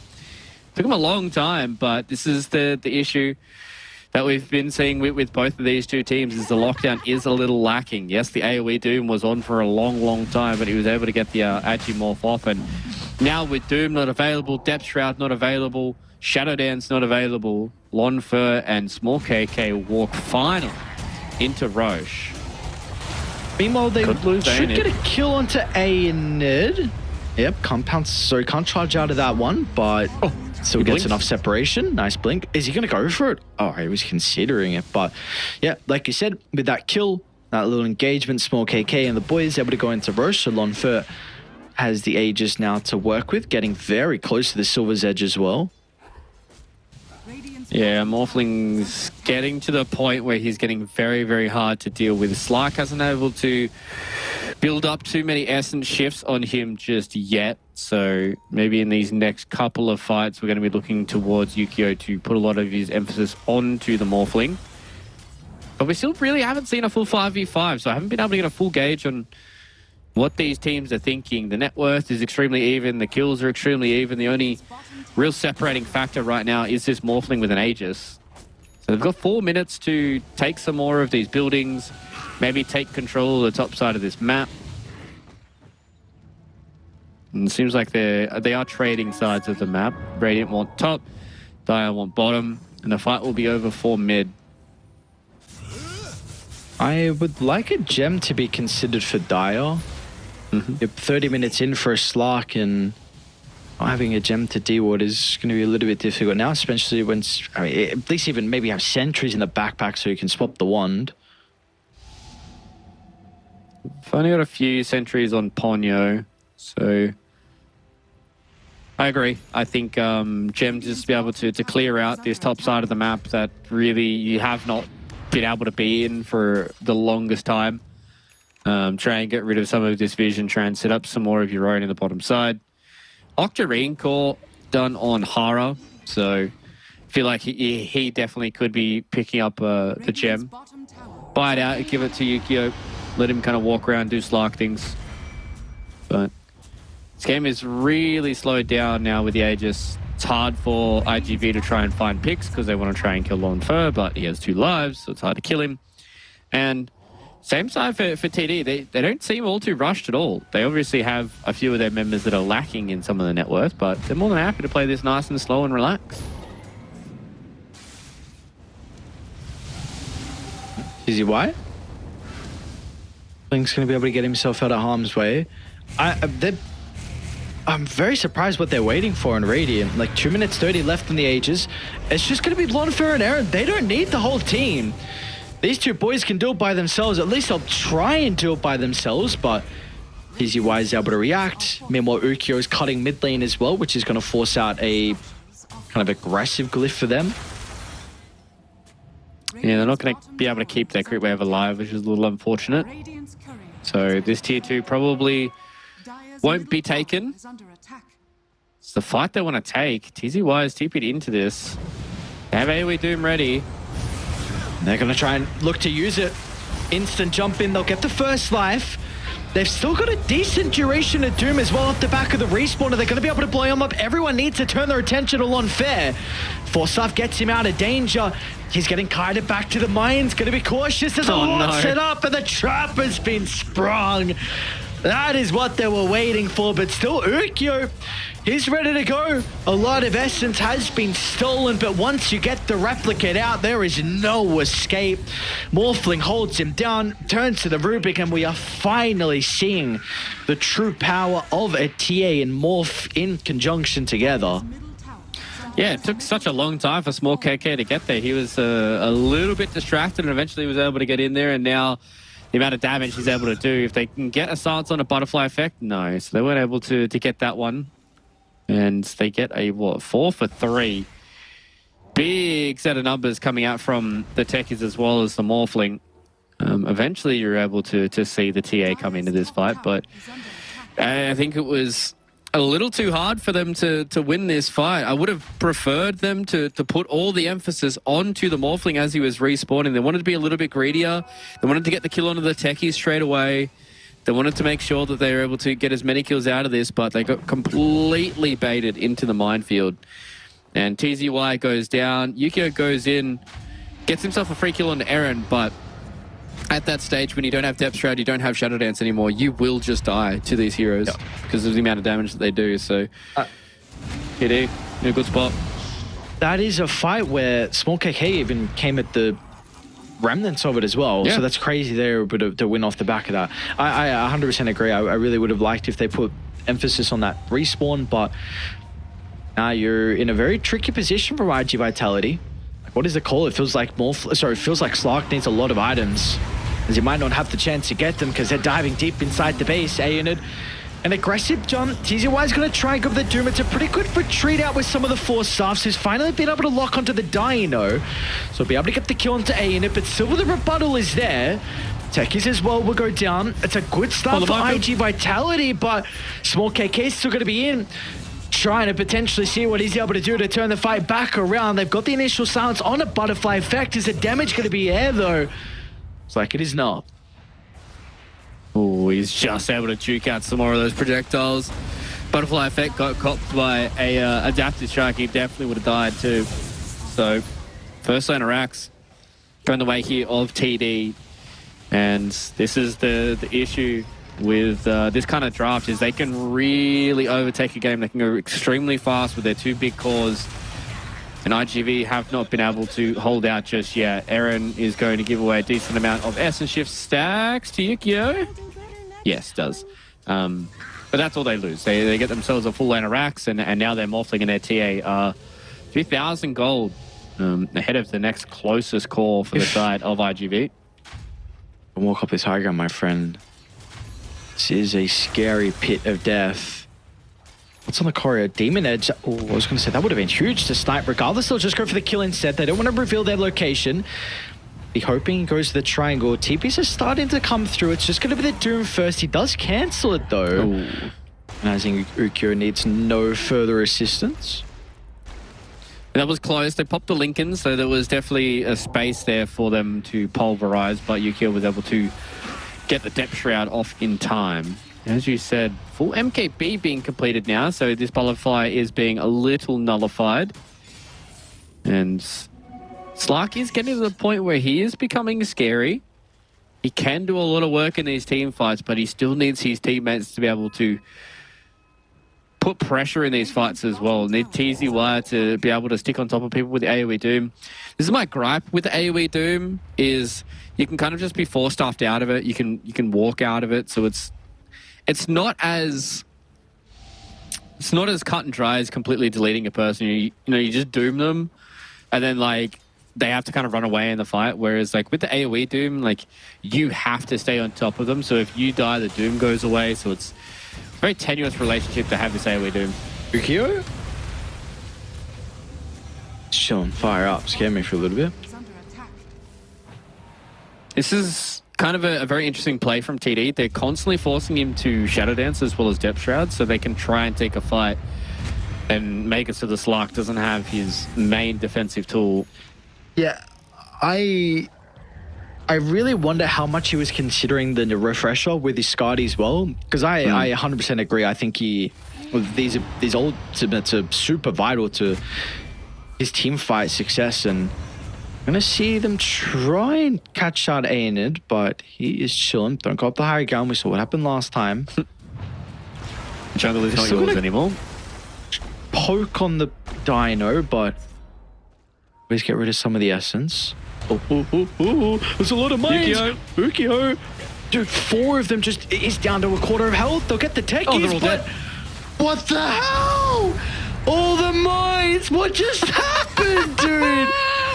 The explosive man has done it again. That is his home, and no one will be able to come and knock it down. I can just imagine Sir Actions Bomba. like screaming and just being like, to the minefield! To the minefield! That's game. Yeah, that's game over. Slark has no buyback. They just lose off the back of The techies. Bomba Man. No way, dude. What There's can you literally do? nothing they can do. There's not. They got relegated off that fight. Oh my god, are you serious? That's going to be devastating. Again, they DC before GG on Throne. No, they're all out as well. They are all out. Not even a GG. Even Radiant are out of this game as well. Oh, what a mess. What a mess. Hey, sometimes you win, sometimes you lose. And unfortunately there for IGV, they walked directly into the minefield of death. That they walked into the sign, they walked into 2, I think he had like 6 or 7 red mines in the area, and they just walked up high ground and they just died. And the unfortunate thing was for Yukio, he was at the center of the minefield and he was in a depth shroud. So yeah, he's healing, but he moves, he dies. So he just has to stand there and cop damage from small KK Lonfer. And I mean, it was hilarious for me to watch, but very, very sad that you get relegated off a match that ends that way, that looked like it was starting to swing just ever so slightly back in the favor of IGV, because they had some really good opportunities to win this game. And yeah, they just walked to a techies. Like, what else are you supposed to say? They lost because they didn't have buyback and died to a techies minefield.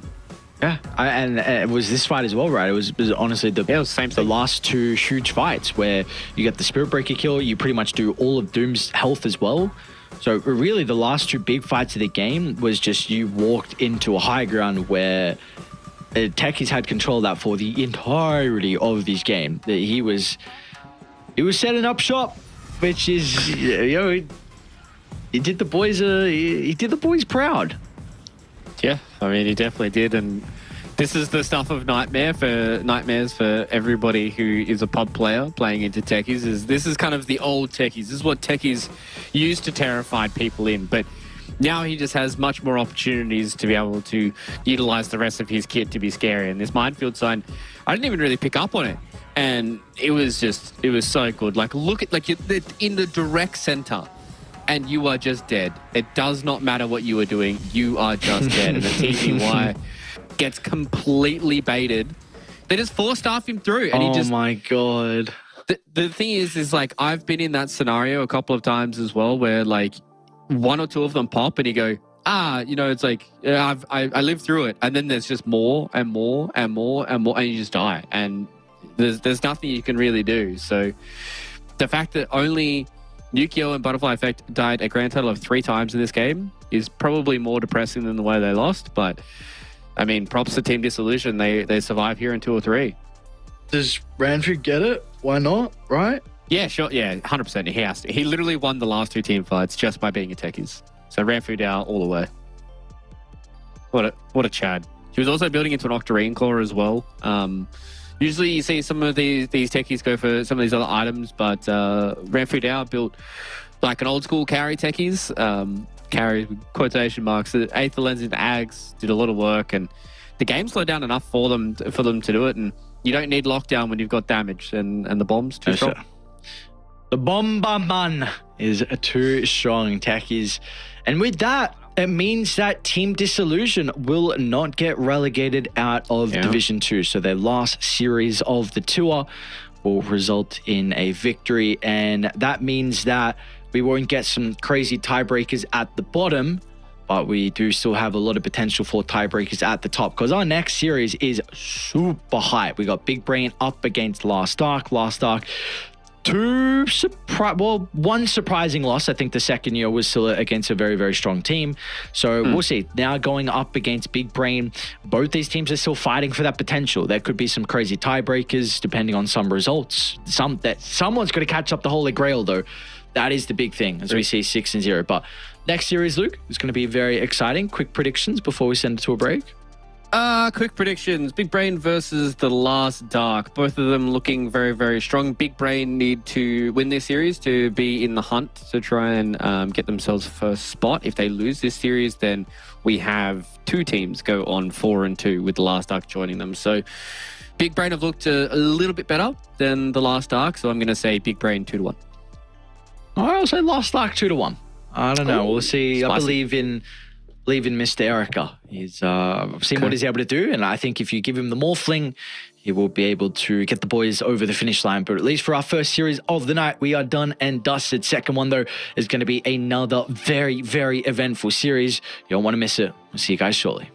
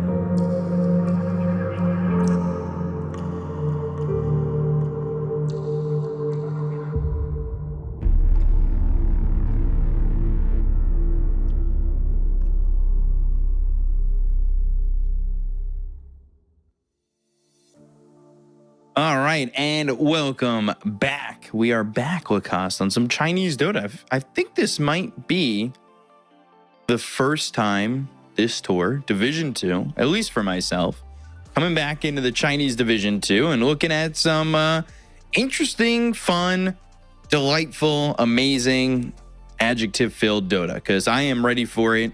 We're here with this the second series of Big Brain. What a great Div 2 team name, against the Last Dark. With some stars on these teams. You've got Erica, you've got God King, Sakata, even Echo, I think a lot of people would know, truthfully, after his short stint with CDC and eHome. But it's going to be fun to take a look at this Chinese Dota, get a little bit of a different region here for myself and ourselves, and take a look at what they like drafting. Yeah, should be a good one. It's a very important series for even the Last Dark, because right now they're sitting at 3-2, Big Brain 4-1. There's problem with the one team, that's Holy Grail, who's 6-0. So, so if they drop to 4-2, then there's gonna be Holy Grail is gonna go to Div 1, and there's only one slot available. But it could be really spicy considering the matches tomorrow that are going to be played.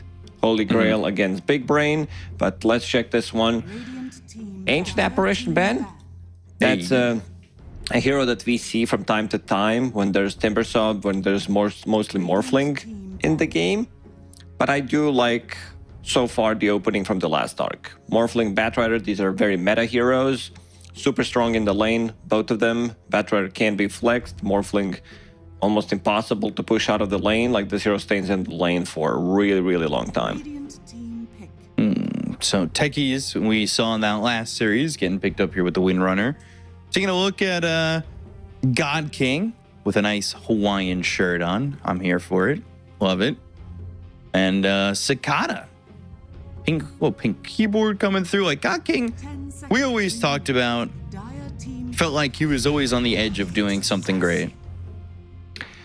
Yeah, always close, but never achieving real great. I mean, I think he's like, I don't know, because people like to hype him up so much, God King. I love doing it. It's like there's not a single bad comment about God King whenever you read the... Yeah, I think, I don't know who I would compare him with, to be honest, from... Erica. I think Erica would be a good comparison. That's a good comparison, yeah. He's in the game as well. Yeah, I think it's both two carries who never really found super success, but are super good carries. So it's definitely interesting to see them in a matchup here against each other. God King, the disassemble innovator at times. We used to see that early Sanjin Yasha build that we saw him doing, which was then go Manta Halberd. So it's fun to watch what God King was always trying to accomplish. 5 seconds remaining. But we'll see what they're able to do here. Is there are other players that we should talk about. I think Shining's definitely one of them. Had a stint with We Are Young and Rock and Phoenix before, I believe Phoenix became eHome. Yeah, a lot of familiar names. Primal Beast into Next Assassin, that's a question mark for me.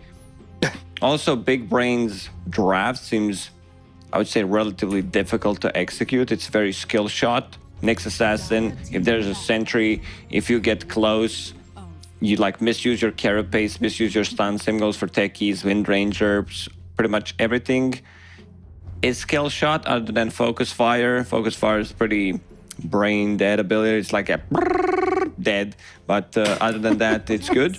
So this means that Wind Ranger is going to be played as core. Most likely position 1 here, I would say. And then Queen of Pain. We've seen this hero being super popular in every region. The big question mark for me was this Primal Beast into Next Assassin. Easily carapace on Onslaught or Trample. I'm still trying to figure out how a bow shooting arrows really quickly is just it just feels like the sound of a phone vibrating on a I desk. think you need some sleep. What do you mean? That's what I'm stuck on. Also, I'm stuck on the New York Yankees logo we've got here for why. Tidehunter final pick. So Primal Beast mid, tied off. Rubik 4, Bat 5. Seems like it. Very strong lanes coming out from the last arc. So now you need a hero. Do you want to, like, Wind Ranger early on doesn't put pressure on Tide. Maybe it's time to put this Wind Ranger on the off lane and pick a different safe laner. The last arc banned really Monkey, like Bloodseeker. There's still Slark left in the pool. I think could be a decent Slark game. Other than that, if they want to dive deeper, maybe some Ursa. I don't know if I like Ursa in this meta too much. Feels like relatively slow compared to some other carries. Feels like it could be very kiteable as well. Not really like a... Oh, there's one. I found one. Faceless Void. Good against all these heroes. Not so good against Tide in the lane, because you don't have a kill threat on him. But it's good for the game. You have Chrono, you have good damage inside the Chronosphere. Great against Morphling as well. Time dilation against all of these heroes feels pretty nice. You do have some solid pickoff setup as well with this big brain lineup. Vendetta, you know, you can hit the stun into like a blast off or get the vision to set up a shackle or something like that. Or even a Queen of Pain gank. Would they ever do the old classic from LBZS and go safe lane Queen of Pain? I think it's doable. We've seen this hero be played from the safe lane, like when Lina was meta. Not like Lina carry, but like Lina mid, and then you had the Queen of Pain from the safe lane. It was very popular in Europe, especially Div 2. I remember DNZ and his team playing it, but yeah, it's gonna be God King playing Faceless Void in the end. It's a really good Faceless Void game. I think this one, they managed to salvage the draft with their last pick. Who do I like more here?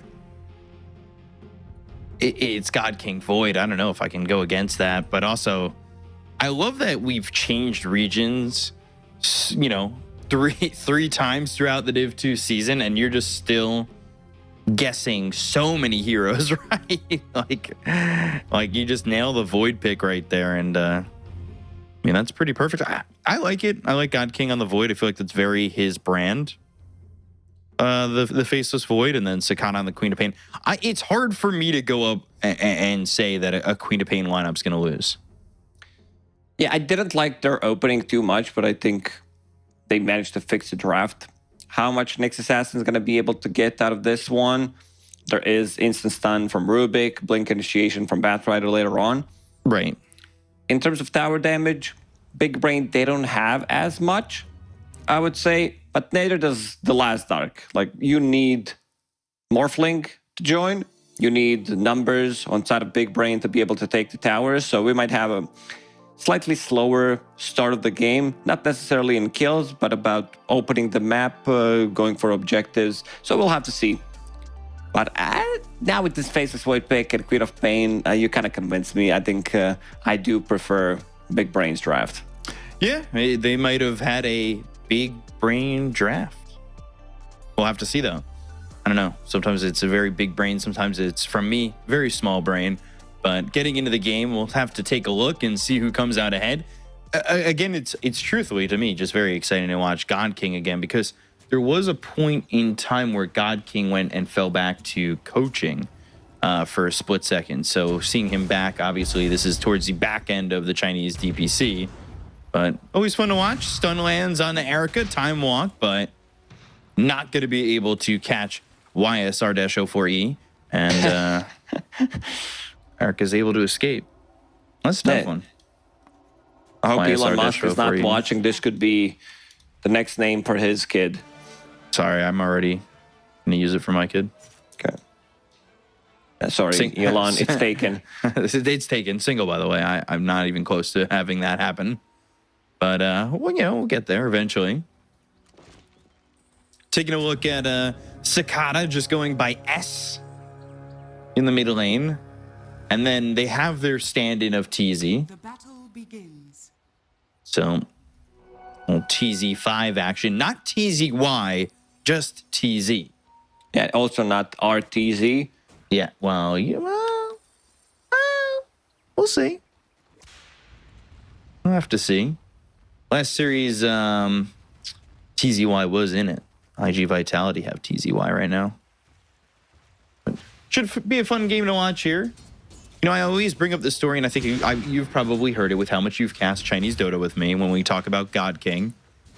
But back when I used to cover DPL and H Cup and all that stuff, and the Chinese region had all those leagues, you know, Newbie was still a squad and had a roster, and people cared.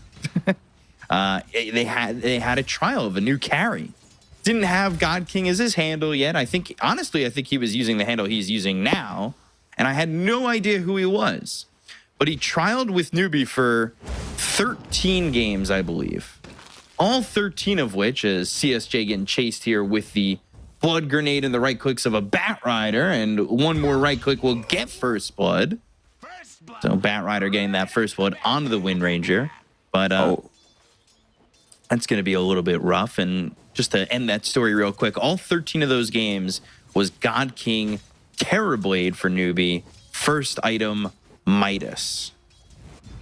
And he lost kept all 13 games. Okay. I was about to say, I knew that I haven't heard this story before because it is not a short story by any means. Took you a good minute to cover the story, but yeah, it's a shorter story. It's a fun one. It's a horror story for every team out there with the carry that buys Midas and just loses the game. At different times though. Hand of Midas was a different item back then.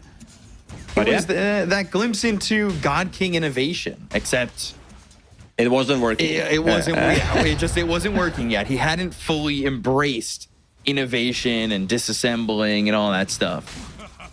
But you know, now he's here, and I think he's had plenty of respectable games, and he has proven that he is at times a carry not to be messed with.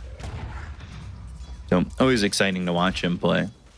Yeah, this first blood that happened, Batra just ran him down because something we don't see too much lately is the wave pooling. This lane is not strong by any means from Big Brain. Having Wind Ranger and Nyx Assassin. Like Wind Ranger is strong in 1 versus 1 because she gets levels in a dual lane. She doesn't feel as strong. You don't get your spell maxed out early on. But at least lane is now close to the tower. And Nyx Assassin will pull it one more time. The resurgence of one hero, that's definitely Primal Beast. We've seen Primal Beast yesterday in the games that we've been covering. Right. 2 times. And mostly played from the mid lane. It looked really good. Nyx Assassin stun and TP out. Easy. And that's going to be a kill there onto the techies. But God King hoping... Ooh, might just grab a courier for his troubles. If he could just right click it, can't even do that. Actually gets nothing out of it. And they're coming over with an onslaught. Time dilation used. He doesn't have time walk for 15 more seconds to trample right on top of God King. And that's 3 kills in a row here. That's big. That's massive. Echo making his first rotation. I don't think he wanted to make a rotation and get the kill. It was mostly about picking up that bounty rune. But he's like, Faceless Void, use Time Walk. I'm just going to rush in there. And this is level 1 Time Walk we're talking about. Cicada. Also level 4 on Queen of Pain. They will go for that water rune on both sides. Secure it.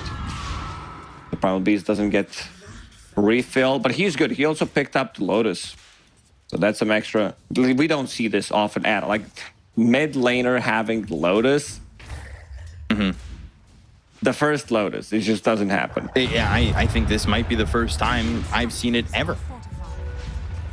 Now you've got Rubik coming over. Just refill that bottle. Well, actually, those raindrops dying are going to make the Morphling certainly a lot more susceptible in this lane. Not what you want to be doing, for sure. So Gonna see definitely how this all kind of pans out. Gonna quiet first a little bit for the side of Big Brain. Oof. Well, I was looking at Nyx. He was level 1 when I clicked on him. Got a little worried there. Now he's level 2. Okay. Level 2, 5 minutes into the game. Not great. This hero needs levels. You need, like, all your spells to be maxed out, pretty much. That's how you want, like, I want to put more points in Impale, but what about Spike Carapace? It scales so well with the levels. Maybe a couple of levels in Mind Flare. Level 1 stun.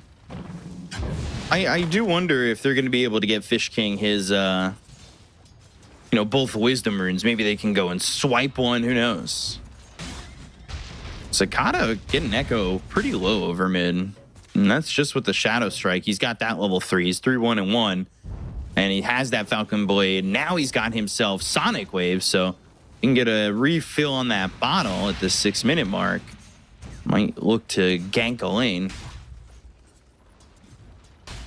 I was kind of expecting also maybe if the Nyx Assassin had gotten better experience to twin gate through to bottom. Ooh, wait. That should help. He's picking up every single rune out there. He swiped that haste rune. I didn't think he was going to swipe that haste rune. I thought he was going to give it to the Queen of Pain. Level 2 Nyx. Oh, yeah, but... Getting Batrider underneath the tower. Okay. This is so weird because he just kind of swiped it. Cicada with a full bottle would have been happy, but he's going to do what? He started a TP top and then stopped the TP. And now he's not going to be able to go bottom where this Primal Beast is going. Yeah, a bit of a mistake, so can't really match the movement. Oh, Time God dilation, King. pulverize. God King needs to get out of here. And Time walks the other way, but there is an onslaught, and they'll stick with him. They've got the trample, they'll get the kill. 4-0. I mean, that's a massive mistake, stopping that TP, and that was to go top to try and get anything out of the lane in this top lane, too. Yeah, this is also going to be a tower. They have the numbers. They have these 2 beefy boys. Faceless Void doesn't have much damage, and I'm looking at the the skill build on God King. 2 points in Time Lock. Usually we don't see that. Like, we see Time Walk being maxed out so you can get out of the trouble easily, bigger range, less cooldown. Now Shining, he's about to finish Meteor Hammer, so he can easily rotate to the mid lane, drop that Meteor Hammer, and start pressuring the towers. They just opened up the map with this bottom tower kill. Yeah, as you said, the TP from Cicada made things a lot more difficult. And now Pulverize, which is on this short cooldown, but the blast off lands. They've got a Fade Bolt, Sonic Wave, thinking about it, throws it out, kills off the Bat Rider, and blinks away. So they get something out of that. Double blood grenade. And a stun to land, and I think this might mean that normal end is going to meet his end, especially with that Sticky Bomb landing. But TZ in trouble, Onslaught, Trample, Spike Carapace again, Shadow Strike, but no mana for Cicada. It's good experience, though, for the Nyx Assassin after starting and being level 2 at 5 minutes. Yeah, not bad. He needs to play with Queen of Pain. Now with that Wind Ranger is level 6, he can also start playing with Wind Ranger. And I like what I see on CSJ. Going for Diffusal Blade. Off lane Wind Ranger against heroes like Primal Beast, Morphling. They don't have big mana pools by any means. He's going to be fine. Never mind. Fake hype to wake us up, yeah. Yeah, sorry. In the early wee morning of the day here for me, I got to, I could use a Mirana in my game, so I could just go Arrow. I'll wake up a little bit, but I don't want to say that too loud. It's kind of, apartment residency and, sorry. There's soundproofing in my apartment, but I've had some knocks at times. I get a little too excited about the game. Well, Onslaught in action away.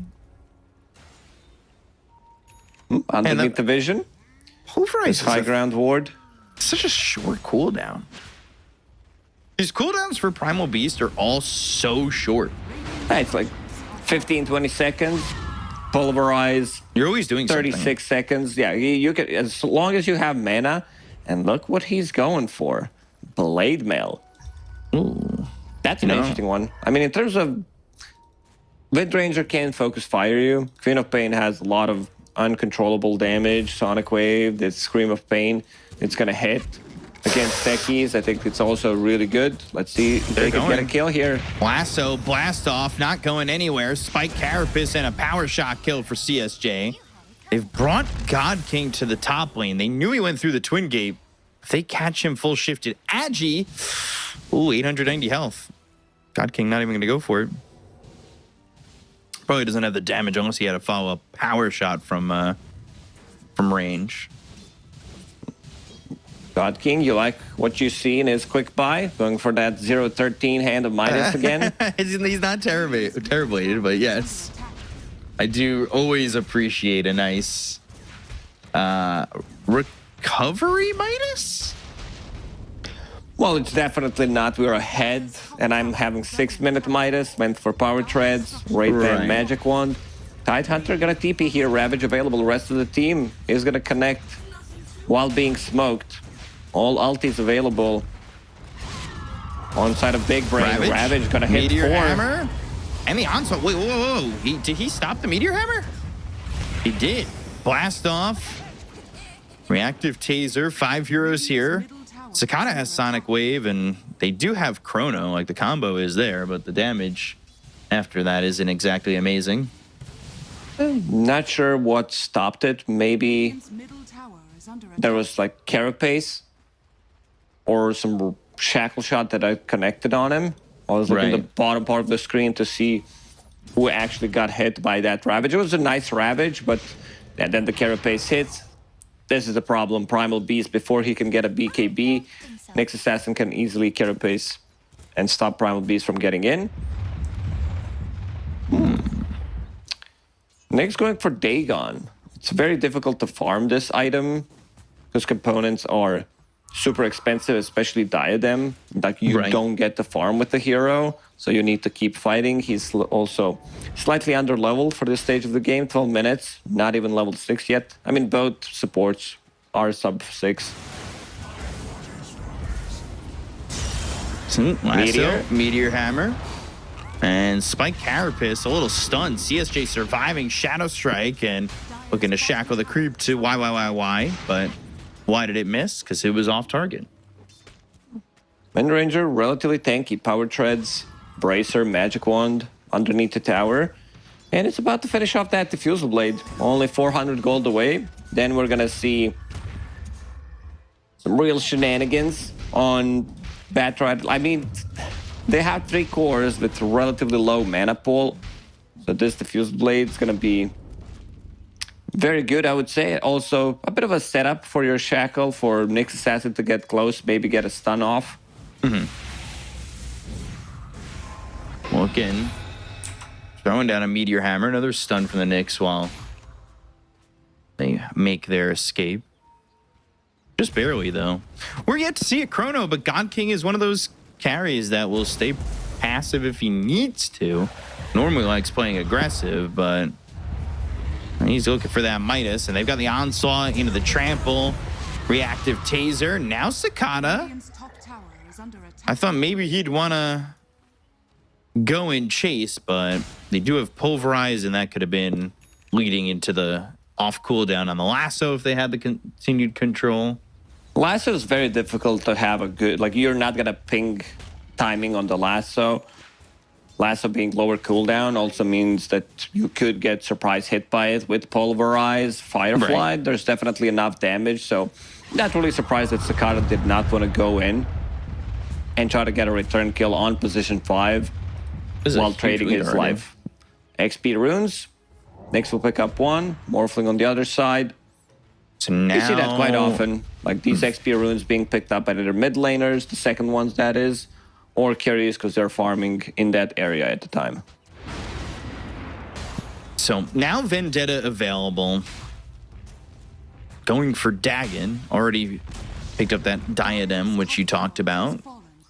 Diadem. I don't... Yeah, you don't like it, the way you... You know, it's +6 attributes. There's no, like... It's just +6 attributes when you hover over it. As they're going to get a kill here onto the Nyx. They've got the sentry down. They'll take him out. Like, this item's just Diadem. I want it to make me say Diadem. Damn, that's a That's a good item. item. Yeah, it's not like it's not. It's building into cool items, harpoon, phylactery, helmet of the overlord. These are the items that we see. But at least Holy other Locket things have to like take on lore that in as them. much. You know, even Wand has a simple wand used to channel magic energies and all that. Because we removed Ooh, power shot 7.33 available. new item description. CSJ. Flame Break, Lasso, onto the Nyx, Ravage even used. And this is going to be one, maybe a second. And this is just being completely all the last dark right now. Big Brain have not answered anything. Now they managed to get a couple of kills here and there. Sakata needs to be there because he's the one that's having the best game in the team at the moment. As Right. you said, God King still recovering with that hand of Midas. A team fight slightly too powerful on side of the last dark at the moment. Like maybe at the later stages of the game, we're gonna see some big chrono. But where's the damage gonna come from? Like how do you kill this beefy Tide, beefy Primal Beast? Even Beefy Morphling. Rubik. Like these heroes are extremely difficult to kill. Also, right now, Rubik has level 4 power shot. Uh-oh. That's like level 4 power shot plus Fate Bolt with 3 points on Arcane Supremacy is Oh, like oh boy. 1,000 damage. Boy! Huh, I didn't realize he had a blink as well for a split second, and now they've got maybe the control onto the Nyx. Power shot coming through. Boom. That is real damage. How much was that? That was Rubik just doing 404. Just like that. Didn't even fully channel that power shot. Six, disconnected. Usually when this happens, you know that you're going to be playing 4 versus 5 after a death like that. But these are professional e-gamers. Not going to happen this time. Sure. So, I was doing some perusing and just looking at those games, by the way, that I was talking about earlier with God King. It was Terrorblade, 12-minute Midas into 20-minute BKB, 26 Manta, 32 Butterfly, 36 Daedalus, 1, 7, and 2 was the first time he did it. So far, pretty similar, I would say.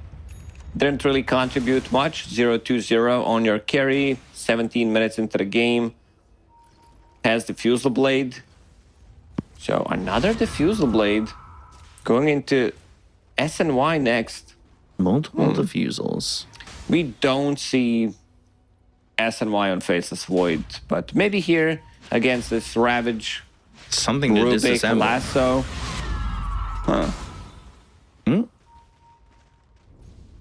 I think he wants to Stun tank action. up. He wants to get in, be as tanky as possible. So we might see Middle tower is under attack. SNY, some Scotty build. So that he could get the time walk off. I still feel that they can burst him because there isn't a save. There isn't also a save item on any of the supports at the moment. Nyx Assassin playing very for himself. Right. Going for that Dagon. That's the problem. Like he can't find any openings. Maybe here there is Sentry he- available. Does he throw a chrono at the end of this? No, not at all. We're still waiting on that spell to be used.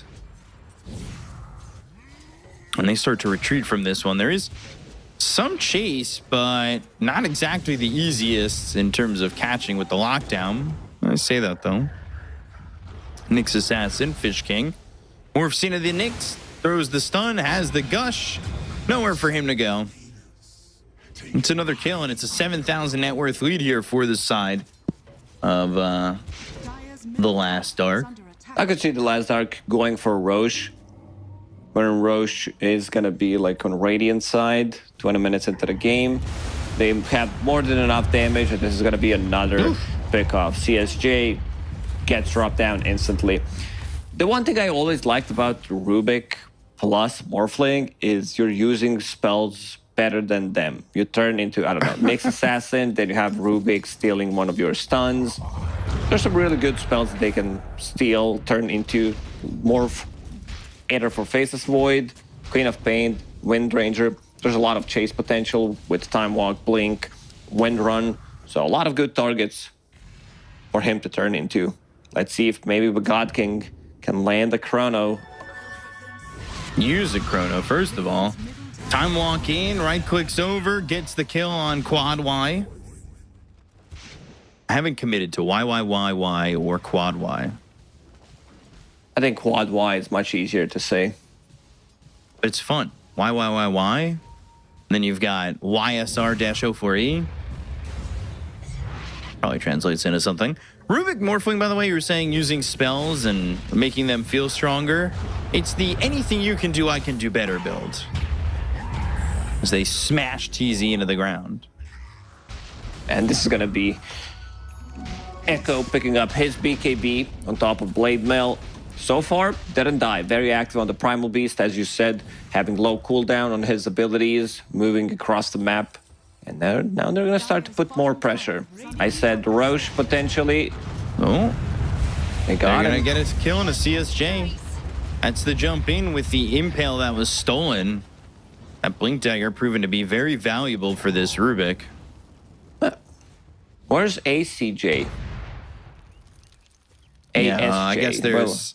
Because we have DSJ. Yeah. What about DSJ? I don't know. So far, we only have two. I think we should just start, filling up families of names, right? Where's Bacast? I don't know. Didn't make him yet. Next assassin will pick up Wisdom Rune. Definitely needs levels. Wants to max out all of his abilities. Mostly Carapace, I would say. But as we said, we're going into Roche Pit. They have more than enough damage. Morphling. Meteor. Batrider. Yeah, Meteor Hammer as well. Top lane. Getting the kill there onto TZ, taking him out again. 9k net worth lead. As this Roche is dead. Roshan has fallen to the down. All right, so they've got some vision here thanks to the Nyx Assassin and the Obs down. Structures are fortified. But will there be a reaction? Hell, God King's the one running away, onslaughting forward, just trying to throw Pulverize on him. This has been a very one-sided game at the moment. Just 10,000 net worth lead and no real reactions from Big Brain. They got to use it. Dire's top The Big Queen of Brain, Pain. that is is. under attack. Picked up Aghanim Scepter. She deals a lot of damage with That's the the item. game changer. It really is. The question is, who else is going to be dealing damage on their side? It feels like they need another set of items, especially for Wind Ranger. Finish off that BKB, try to lock onto one of the targets and instantly kill it with the focus fire. Next Assassin still committing, going for that Dagon.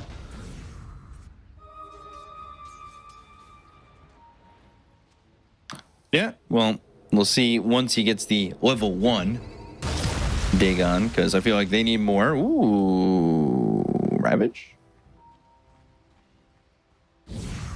That didn't do anything for him. Yeah, we'll pretend that We didn't see that one.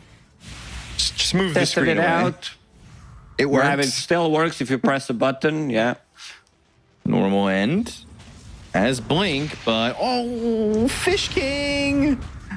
Radiant's bottom Telekinesis slams it As a down. stun. Hits God King. Oh my gosh! The little Ravage there. I know he doesn't get the kill, but I mean, it's taking kind of a lot just to kill a Rubik. Well, here they come bottom lane. CSJ, are you sure about that? Radiant's bottom tower. Are That you was sure very about ambitious that? attempt in front of them. So now he doesn't have it. At least he's relatively close to the base. But the last arc, hitting on your tier 3s. And the big item, Morphling picked up Aghanim Scepter. So whoever he turns into, losing their stats is never going to be good. No. probably going to be Faceless Void. But Faceless Void, as soon as he saw that, changed his item build. Went for Lincoln Sphere to protect against Lasso. His stats being stolen. Who is He's very Lincoln? tanky. God King, holding on to Pupil's Gift. Put more points into stats rather than maxing out time dilation. Right. You ever give your teacher an apple like that? Give the pupil's gift. Cicada. Ooh, Lasso. And here comes Erica. They've got the Pulverize. They're going to get both Cicada as well as Fish King. That's certainly worth it. Echo is godlike. 9-0-4 on this Primal Beast.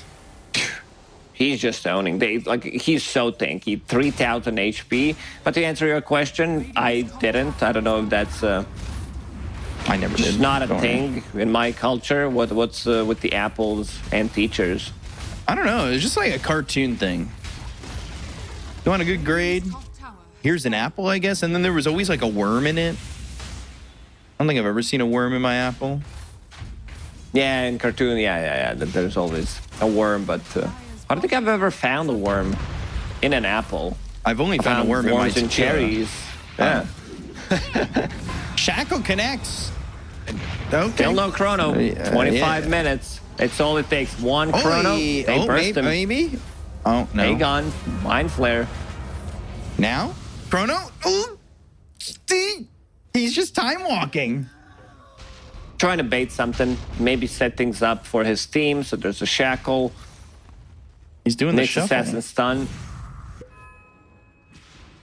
When Chrono? They got the Aegis. That's fine. Didn't lose too much. Some damage on tier 3s. But still, Echo, as soon as he Here finishes they off go. this card, Time Walk, Ravage, Meteor Hammer. No, Onslaught stopped it. They've got the Pulverize. Now looking for the Blast Off, but able to Time Walk away. Turning, Diffusing, and using that Inhibit, starting to take all that mana away. As on the other side of the fight, Nyx Assassin trying to make something happen. Shackle doesn't connect. Still waiting to see maybe a Chrono come out. But Flame Break lands. Shackle comes through. It's level 1 gonna Shackle connect. only. But it's Shackle coming in from the Rubik. Meteor Hammer's down. TZ ends up dead. They'll go and take out Y. And Shackle's still not connecting. They're burning his mana. Morphling All not mana gonna have gone. any of that mana. Now they finally go to the Chrono, but the Shackle from normal end. Sonic Wave comes in. Morphling sitting low. They've got the Shadow Strike.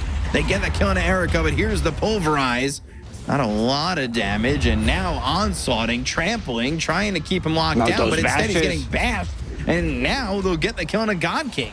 Shackle still doesn't connect. Normal end falls. He'll pop the Blade Mail. They've got the Scream. They'll land the stun. Power shot. And oh with the god, Blade he Mail, killed himself on the Oh, blade no. mail. and then Shining killed him from behind. But that is 1,000 gold there for Cicada.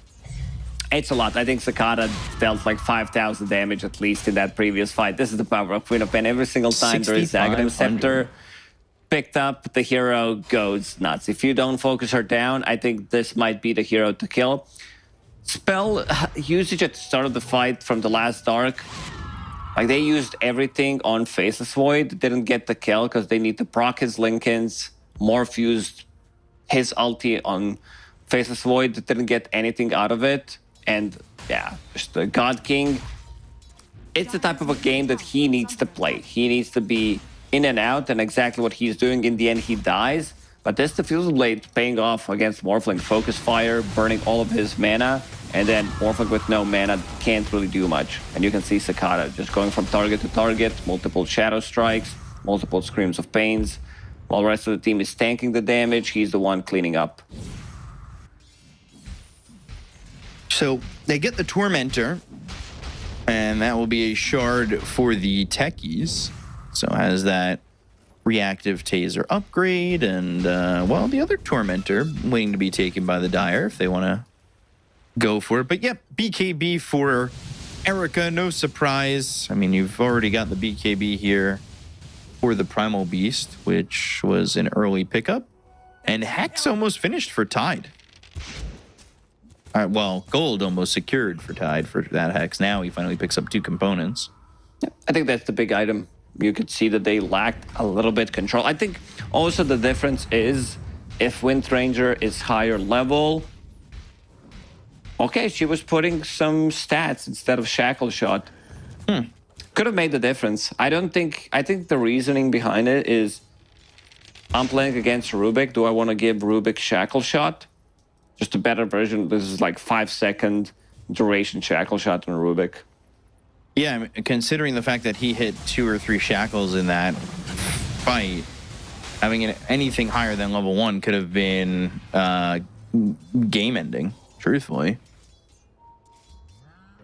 Now he's got that shard, so he'll have the telekinesis upgrade. Blink in, dust, telekinesis, and will steal the Spike Carapace. They've got the onslaught into the pulverize, and they will look to get this kill. And Spike Carapace used again, but eventually that gush from Shining will help them get that kill. And they've got Roche up in 1:30. Dire's middle tower is under attack. That should be next objective for the Dire team. I mean, we saw the first chrono, and there's your item, your favorite item on Faceless Void. He was thinking about picking up Heaven's Halberd, but changed his mind again, going into S and Y. Eventually. It's like I love the build on God King this time. Understands that he needs to get in, soak up as much damage as possible, get the time walk, and then they take a fight. So status resistance from Titan Sliver, Lincoln Sphere, Sanj makes him super tanky. When he's able to be that tanky and sap all that mana away from these heroes, that's well, like you said, when you're seeing Morphling struggle. 40 seconds till Roche is up, and this is going to be a Faceless Void now smoked and looking to go now that he's got this chrono, and immediately onto the Morph. But Morph got got the shift off. Blast off doesn't land. It's a little bit early, so well, now they've got the stun on normal end. They look for the Ravage, and that comes in. Meteor Hammer down. They get the kill on a normal end, but Morphling's able to survive and get some mana back. Blink away, that silences too. Focus fire, Shackle doesn't connect, but they're not doing any damage. Time walk the other way, and with a waveform, he's able to escape. The only one who died right now is normal end. That mine explodes. That flame break lands onto the techies. They've got the onslaught coming over, and a blast off into the trees. They'll try to TP out, but they've got the Hex from Shining. They'll get the kill on a TZ, and this has left them right next to Roche. Roche through all the ults thrown at them. Sonic Wave, Chrono, as well as the Focus Fire. Not enough damage to kill off the Morph. This time a bit of a different fight. I think they need to lock him down with some extra spells. Nyx Assassin with his Impale. He also has a lot of burst damage. Mind Flare, Dagon, Impale. This is like 1.5k damage instantly. And Morph will probably pick up that Aegis. Understands that he's going to be the target of the focus. They've done it 2 times in a row, but if he doesn't get the shift off, he definitely dies. Yeah. Through the Twin Gates they'll go, and they might find some heroes. And Blink, Telekinesis, CSJ hit with that Hex. They should line up for a stun. Spike Carapace comes in, but now Fish King dusted, and Normal End's not going to die. Pulverize lands, and they'll get the kill.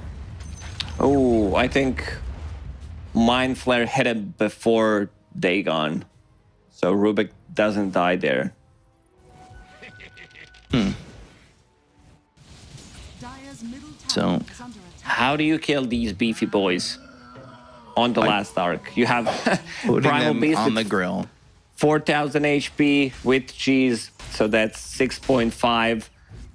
The amount of tankiness that they have is pretty nuts. Give him a Morphling, shielder. trying to kill Morphling through Aegis, Tidehunter. Shining didn't die a single time this game. An interesting choice. Tier 3 neutral item. Psychic Headband. I guess he wants to have bigger cast range on his Hex. And Tendrils of the Deep. Yeah. Like, that's not a bad one to have. God King, he's got a shield rune. He's going into a disperser. He's almost got it. Still always kind of waiting for something more from God King. He had one good fight so far. We'll see if he gets more.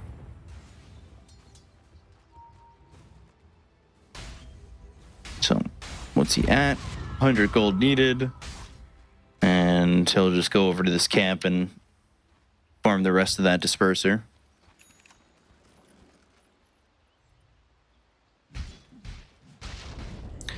What's there to disperse? I mean, you can't be slowed, so that's good. Against Batrider, Gush. Gush. It's time to go for the high ground. Let's see the last arc this time with Aegis. Is Morph going to get bursted instantly by Nyx Assassin? He's already trying to set things up. And again, some of the really interesting choices in terms of neutral items. Nyx holding onto Enchanted Quiver. Cheesy's getting chased by Normal End, by the way. They've just got him over here while back over the lasso lands. It's onto the Nyx Assassin. Chrono on a 2. Shining might die for the first time and will. Sonic Wave landed and they got the kill in a Teasy. They ended up losing Already used the Fish King, cheese. looking to trample his way to get this, but Time Walk in, silence, BKB, right clicks, and this is a problem. God King's gonna die. They took the Aegis, but he doesn't have buyback. So where's your damage coming once, you know, now you don't have this Faceless Void? They're gonna try and chase, but you give Morphling an opportunity here, and he might just make you pay. You've got Normal End to throw that Lotus on him, and have they helped enough, even though they don't have Void for 60 seconds? Oh, not a bad fight for Big Brain. 2 buybacks on both supports.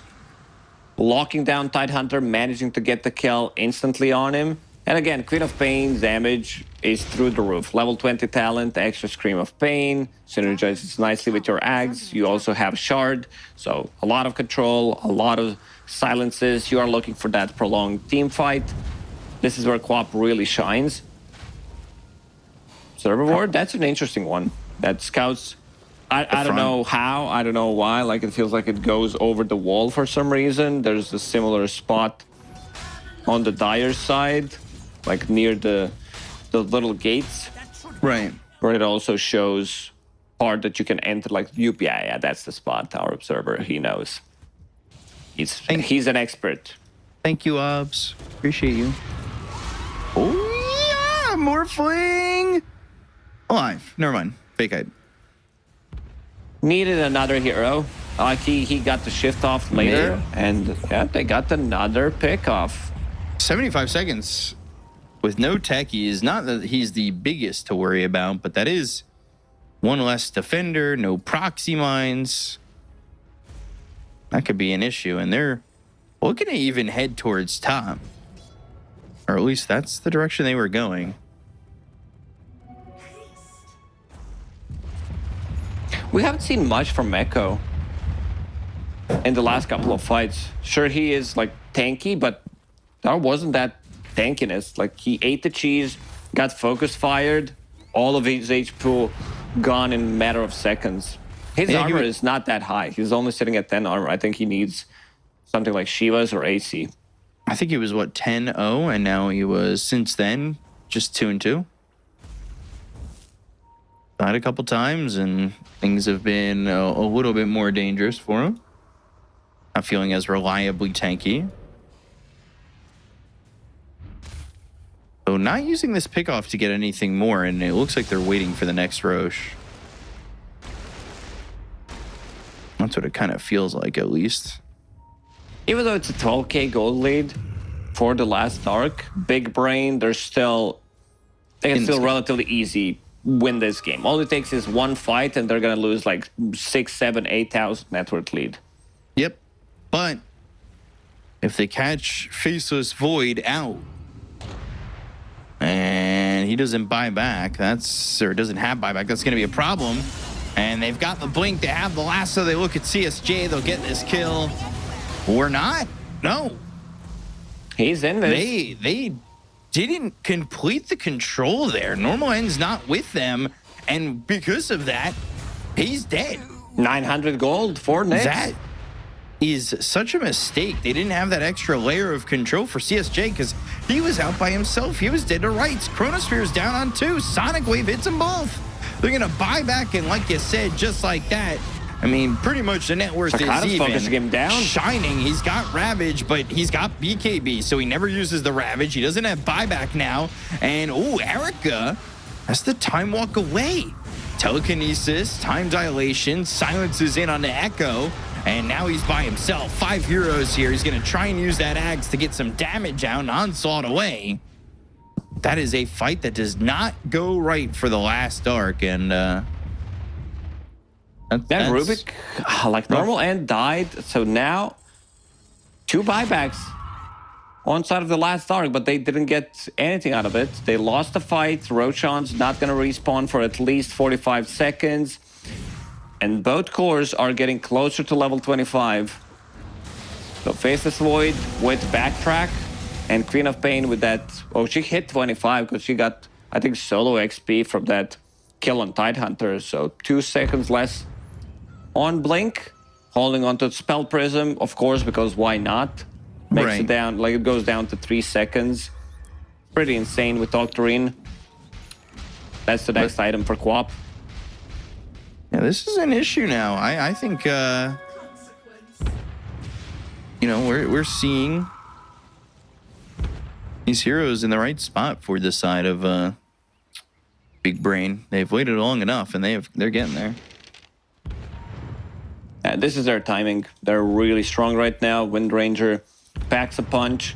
Going into MKB next after seeing Butterfly on Morphling. So this is going to be some insane amount of damage. You lock onto a target during the BKB, they can't really save anybody. No chrono for 30 seconds, so they just want to scout things out, see if Roshan is spawning immediately. They can still, like, take a longer fight, I would say, with Chronosphere being now on 20-second cooldown.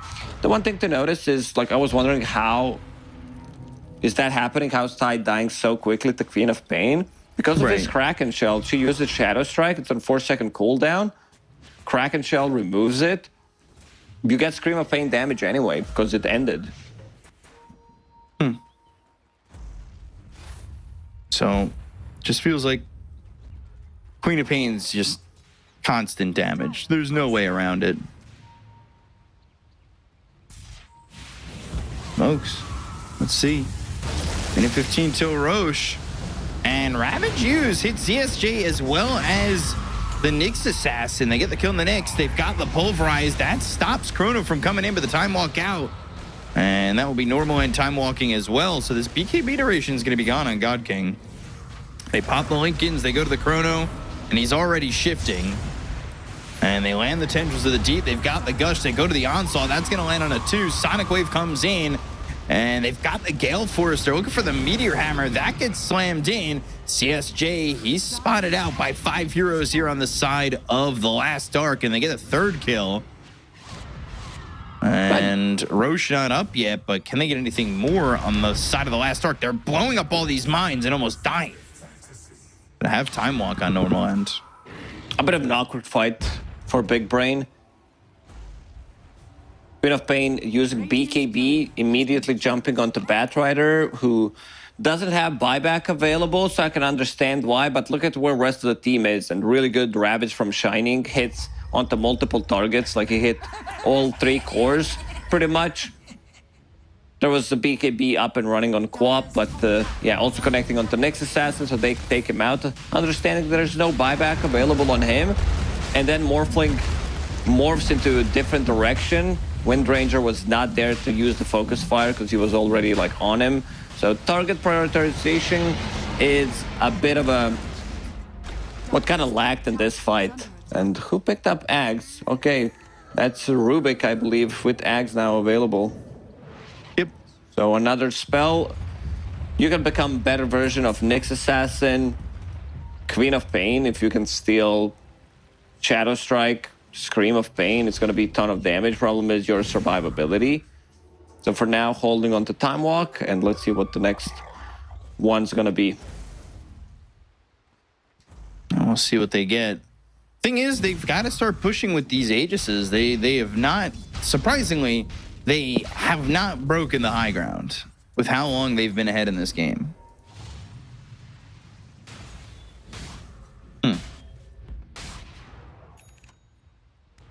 So they're set up here, and some mines getting spotted, some time walk to get the health back.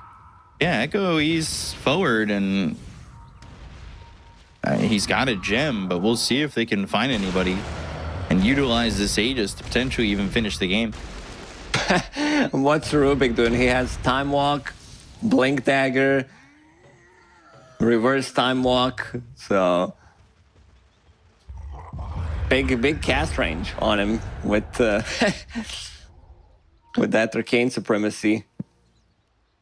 So, because when you're Faceless Void, you get the reverse time walk button, but if you look at Rubik, he doesn't have that.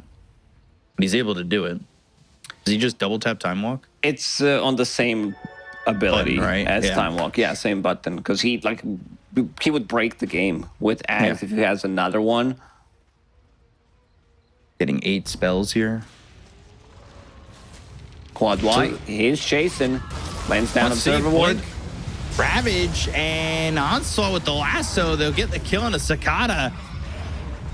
Shackle in. Time walk by the Rubik. Time walk Cicada out. has no buyback. He needs 200 gold. There is Bounty Rune available on both sides. So this is going to be very long 80 seconds Defense, for yeah. Big Brain. Double damage available on Morphling, who just hit level 25. Stealing What a power shot. mistake from Quap not having buyback there. Radiant's bottom tower Yeah, just short of it. Now they time walk in, but they've got the shackle. That'll connect. Focus fire, BKB, trying to get the damage out on Echo. And he uses his own BKB. They take out TZ. Look at the damage coming out from Erica. And I think this is the God game. King's not even here. They he's invested everything. Wind Ranger, no buy. God King's not Queen even of Pain, no buy. God King is like, guys, yeah, There's I'm the gonna buyback take from Queen this of Pain. fight now. There it is. He picked up those bounties, so that allow him to have buyback. But now all you have is one fight. You lose that fight, you lose the game. Morphling. Ooh, Hex. Refresher, Ravage, God King, lassoed, pulverized, dead. No God King for 100 seconds. No buyback. I mean, they lost the games on buybacks. If you have buybacks, you can still have one more fight. But after no Queen of Pain, she was very greedy, buying Octo. I guess she was thinking that we'll get any kind of gold, like some assist gold. You Right. use Sonic Wave, you use Shadow Strike, you'll get the assist gold. But he got focused down. I don't know. It's kind of hard to keep track on that. Where it's like, yeah, Queen of Pain's 200 gold short of buyback. It's just that they saw an opportunity, went for her, and they got that kill. And after the kill on Quap, the game pretty much ended. Yeah, that felt like they were on the cusp of coming back. But good fight there at the Roche Pit. Being behind the entire game was really rough for the side of Big Brain. And last arc, you've got experience on this team. It's no walkover or anything like that, even though you've got a team like Big Brain that is 4-1. The last arc's trying to bring them down to their level and have a chance to get into that top 2, because there's only going to be one slot available, and it's going to be in that second slot because Holy Grail is already 6-0. They can end at 6-1, and technically Team Zero could catch them, but it still feels like for these two teams, at least, especially if the last arc wins, it's for that second spot. Definitely looks like it. And they're showing up strong. I think, like, this Primal Beast from the mid lane, Echoes, he did so much. He was all over the place, godlike in the game. Like, the funniest thing was him picking up the Lotus, I'd say. And having that 3-minute Lotus, going back to the mid lane, unable to be killed for a very long time. All 3 cores, like their total number of deaths is 5 in this game. Tells you a lot that they managed to kill like Batrider 7 times, Rubik 5 times, but killing cores was a bit of a difficult task for Big Brain. Yeah, they just could not really find anything, and Erica has that one death, and that was pretty much it. When was that death? I don't even remember. It was about 25 minutes into the game, something like that. So, has that one death in the middle of the game, and then that's it. And he's able to survive. Shiny had 2 deaths, but for the longest time, he was undead as well. It's just a really good job by the last Arc coming out of the laning phase too. They really dominated. So they got that early first blood kill on CSJ, and it felt like that lane just completely opened up for Erica off that. Yeah, the top lane was a disaster. Nyx Assassin, as a hero, doesn't provide you with much early on. It's like one stun. He wants to... I think the hero is really difficult to use. I think the only way to use this hero is to have Darkseer in the lane, where you have a kill threat. In other lanes, like, I'm not sure what the hero can be paired up with him so that Nyx Assassin can shine. And this fight also, like a bit of an awkward spot, not focusing down the right targets, and then Queen of Pain dead. You can see they just come in and they clean up. Boop, boop, boop, boop, boop. Cleaning up, cleaning up, cleaning up. And I mean, this is just misusage of buybacks as well. So they didn't have it available. They end up finding themselves in a spot where the last Arc can take advantage. And you see by the scoreboard, they do a very good job of doing so. And truthfully, I think Echoes is my MVP, just with the way he started the game at 10-0. Gotta agree. He kept them in the game, made all these rotations, got multiple kills on cores. I think on the other side, Sakata was the one who kind of needed to carry the game, did so with his Aghanim Scepter. But yeah, not having buyback. Echo Z, like he was all over the place. Like that first rotation that he made, also, I'm going back for it, where he kills Faceless Void. He wanted to pick up the Bounty Rune, gets a kill, a freebie one, and then goes back to mid lane. Even though playing into Nyx Assassin was supposed to be a bit of a different task for him, where he can't get his spells off, he still managed to get the most out of his abilities. So I want to see what else he has in his arsenal, because this Primal Beast from the mid lane, we've seen it in different regions. We've seen it recently, at least the games that we've been covering, and the hero looked really good. So definitely a hero that you need to start practicing as a mid laner right now, I would say. Well, yeah, it's certainly finding itself into the meta, and it's been really dominating. We'll see if it ends up getting banned in game number 2, but we'll have to come back with game number 2. So we're going to take a quick break, and then we'll be right back. So we'll see you guys in a moment. Stay tuned.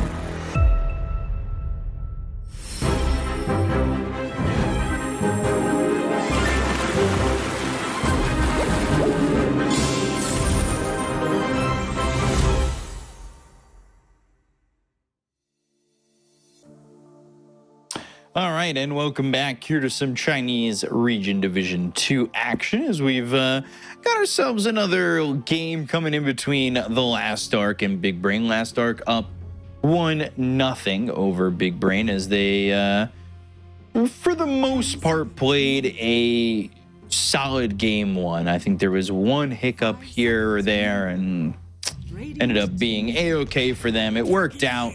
They got there at the end of the day. And we're into this game too to see, well, if anything is gonna change. And well, right now, Techie's Primal Beast for the Last Ark and Medusa Pugna, that battery with the the battery pack and the Game Boy getting picked up. And the Last Ark going with the Primal Beast Techies. One more time, I think they need to stay away from the Wind Ranger. I don't think Wind Ranger did much, especially with only level 1. Like Shackle Shot, it didn't feel as good because you're like playing into Rubik, so you don't want to give it to him. Same thing happened with like when you played, I don't know, Shaker into Morphling, where you want to have only 1 point in Totem. Sometimes people didn't even get Totem, try to stay one step ahead because you knew that Morphling would try to morph into Shaker and have bazillion damage. But Big Brain, Pugna, Medusa, no real surprise there, banning out all of these illusion-based heroes that can make illusions of Medusa. Darkseer with the Wall, Aghanim Scepter, Shadow Demon with the Disruption, and of course Anti-Mage. There's still really good heroes left in the pool, like Slark. He definitely shines against some of these heroes that don't have any stuns, that they have no lockdowns. Whoa. Broodmother as well. Like, this hero has been super popular lately from the off lane. And looking at the mouse, he has Napkin on top of the mouse. The Sylar special. Yeah, I'm getting the Sylar vibes. What happened with Sylar? Where did he disappear? I don't know where he's at. I think maybe he's just streaming at the moment. It's pretty lucrative. Last he played was 2021. Yeah, you know, he was he was supposed to be on that elephant team, and then he got dropped after one day, and that was a big deal. Never came back. He like got signed and didn't even play. 10 seconds remaining. I think that was Sylar. 5 seconds remaining. I think you're right. Yeah. Brood is an interesting pick for the Last Ark, considering they've been playing it mid. Primal Beast can be played from the off lane if needed. Can be played as like position 4-5 in some of the situations if they want to have different hero from the mid lane. Do you want to play Brood from the mid lane? You don't know the matchup yet. I mean, there's still flexibility. You could play it as carry. We've seen in NA Div 2, it worked out real nice couple of games. Yeah, we saw a safe lane attempt with it. Just trying to take a look if there was any other pick for them on that Brood. I think there was just that one pick. That was it. There was one game and it was a loss, so Yep. maybe they're not going to be playing it from the mid again. I mean, yeah, sure. Big Brain, they needed to pick some stuns, and now they pick a lot of stuns. They've like, there was a good question the other day: how many stuns does Earthshaker have? 10 seconds. All of them. See his win rate, 50%, 2 picks. I think the hero is in an okay spot. Also, pretty similar to Nyx Assassin when it comes down to laning stage. He's stronger than Nyx because he has block ability. Last Ark will be picking up Faceless Void for themselves. Now, my question is, where is this Earthshaker going? Is it 4? Is it a Spirit Breaker 3? Do we see 10 seconds. somehow this Earthshaker go mid? I think now that you're playing into Faceless Void, you might shift it to position 3. Spirit Breaker 5, and Medusa needs someone soak up the damage in the lane for her. Like Pugna plus Medusa doesn't seem as strong. It's doable, Don't get me wrong. It's just that I feel you might need a body in front of her. And then you'll have like either Spirit Breaker or Shaker paired up with Pagna on the off lane, which seems much nicer. It's two heroes that can put pressure on Faceless Void.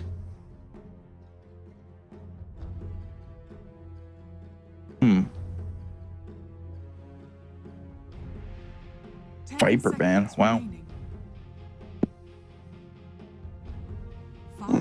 What do they want to pick? We've seen decent amount of Viper in Western European Div 2. Ancient Tribe. Mobe loves to play the hero. We saw how good it is against some of these squishier mid laners, some spellcasters where you can't really play the game. Big Brain managed to pick decent amount of stuns, I would say, because Pugna Medusa, we see this opening quite often, and you need someone to actually play Dota. The question is, who's going to be this battery that Pugna is going to be using his life drain onto at the earlier stages of the game? Later on, sure, you can use it on Medusa. In a team fight, use it as a save ability, but who's going to be benefiting from that extra mana that Pugna provides? Right. Just trying to think if Pugna's survivable in a game like this.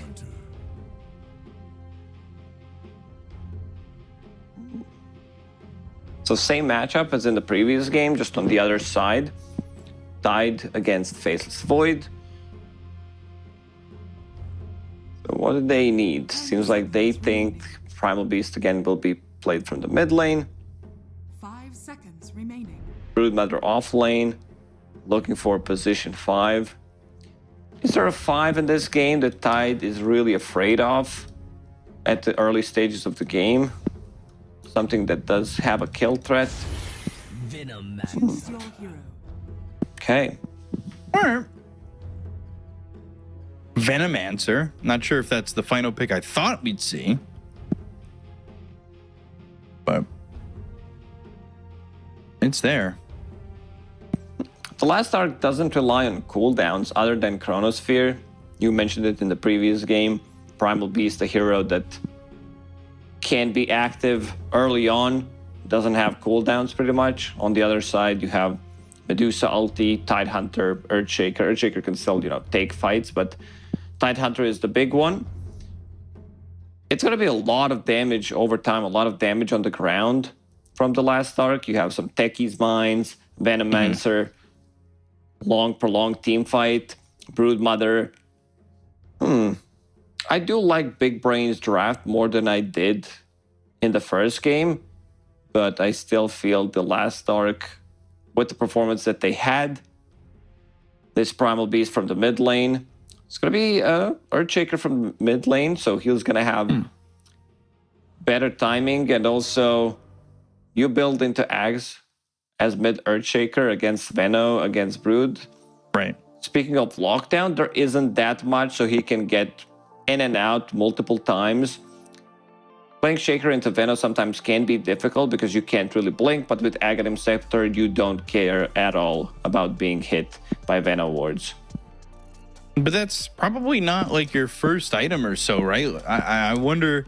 I think just such an unconventional mid might struggle, even though the idea is there, right? You might pick up a Link Dagger, but I think Aghanim Scepter Rush from mid Earthshaker is very viable. You buy like Point Booster, you buy Ogre Axe, and you have mana, you have some stats, extra damage, makes you super tanky. And look at his item build, seems like it's just going to be phase boots into Axe. So, see how that goes. See if that works out. See if there's any first blood material before the horn. And how this Primal Beast is going to do, I like you were talking about the lower cooldowns that were mentioned in the first game. It just feels like, this can be potentially a problem for them to deal with. But we'll see. And the early kill potential with Venomancer always feels like it's available too. Battle begins. Time dilation plus Veno, level 2. They're going to be super strong. I think playing into Tide is not the easiest skill to get with Kraken Shell. And also, like, both of these heroes are very tanky. Right.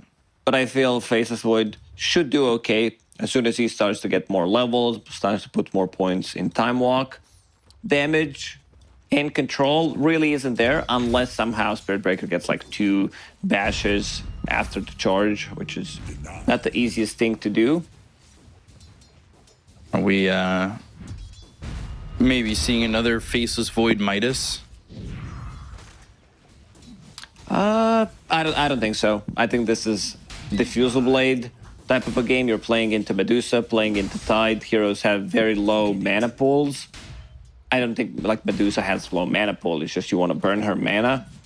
And then you can build into Mantis style, buy some extra tankiness. I think Lincoln Sphere is going to be a good one against Pugna, charge from Spirit Breaker.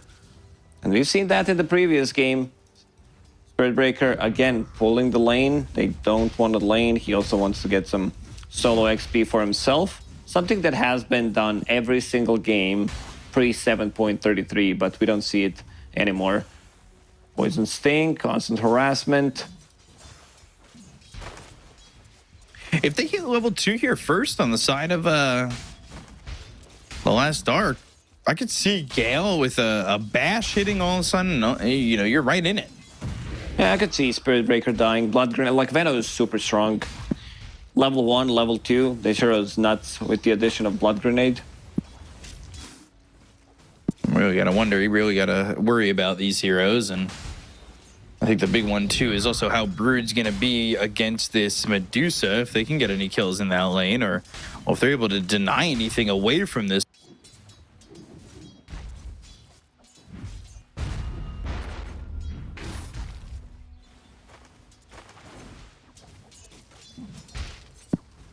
So far, Medusa CSing nicely, sitting at 7 CS in the top lane. So God King doing a good job. Dire's courier has been killed. It's gonna die, and that's always a good start. Get that courier. Mid, this is really the matchup that I'm thinking about too. How this Earthshaker's gonna do Before you go to bed, or what? Well, you know, when I wake up as well. Not the matchup that we see often. It's been a while since I saw mid Earthshaker. A hero that definitely has potential. Primal Beast can't really lock onto you. He tries to go, you enchant Totem, you Fissure later on. You also have enough damage for CSing, and as you see, he is CSing nicely. Sakata sitting at 13. A lot of denies though, 9 denies on him. Yeah, I guess my question is, does he sustain this? Like, if anybody comes over and gets a gank going, man, it could be an issue. But I don't really see any of these supports really looking to go over just yet.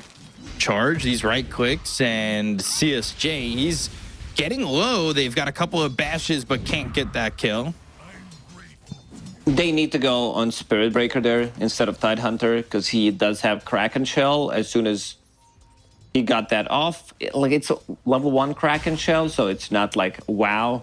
Damage threshold is what, 600, so you need to put in a lot of damage for it to proc. But I feel like going on to Spirit Breaker after he uses charge should be a way to secure themselves a kill. And CSJ again getting initiated Bash.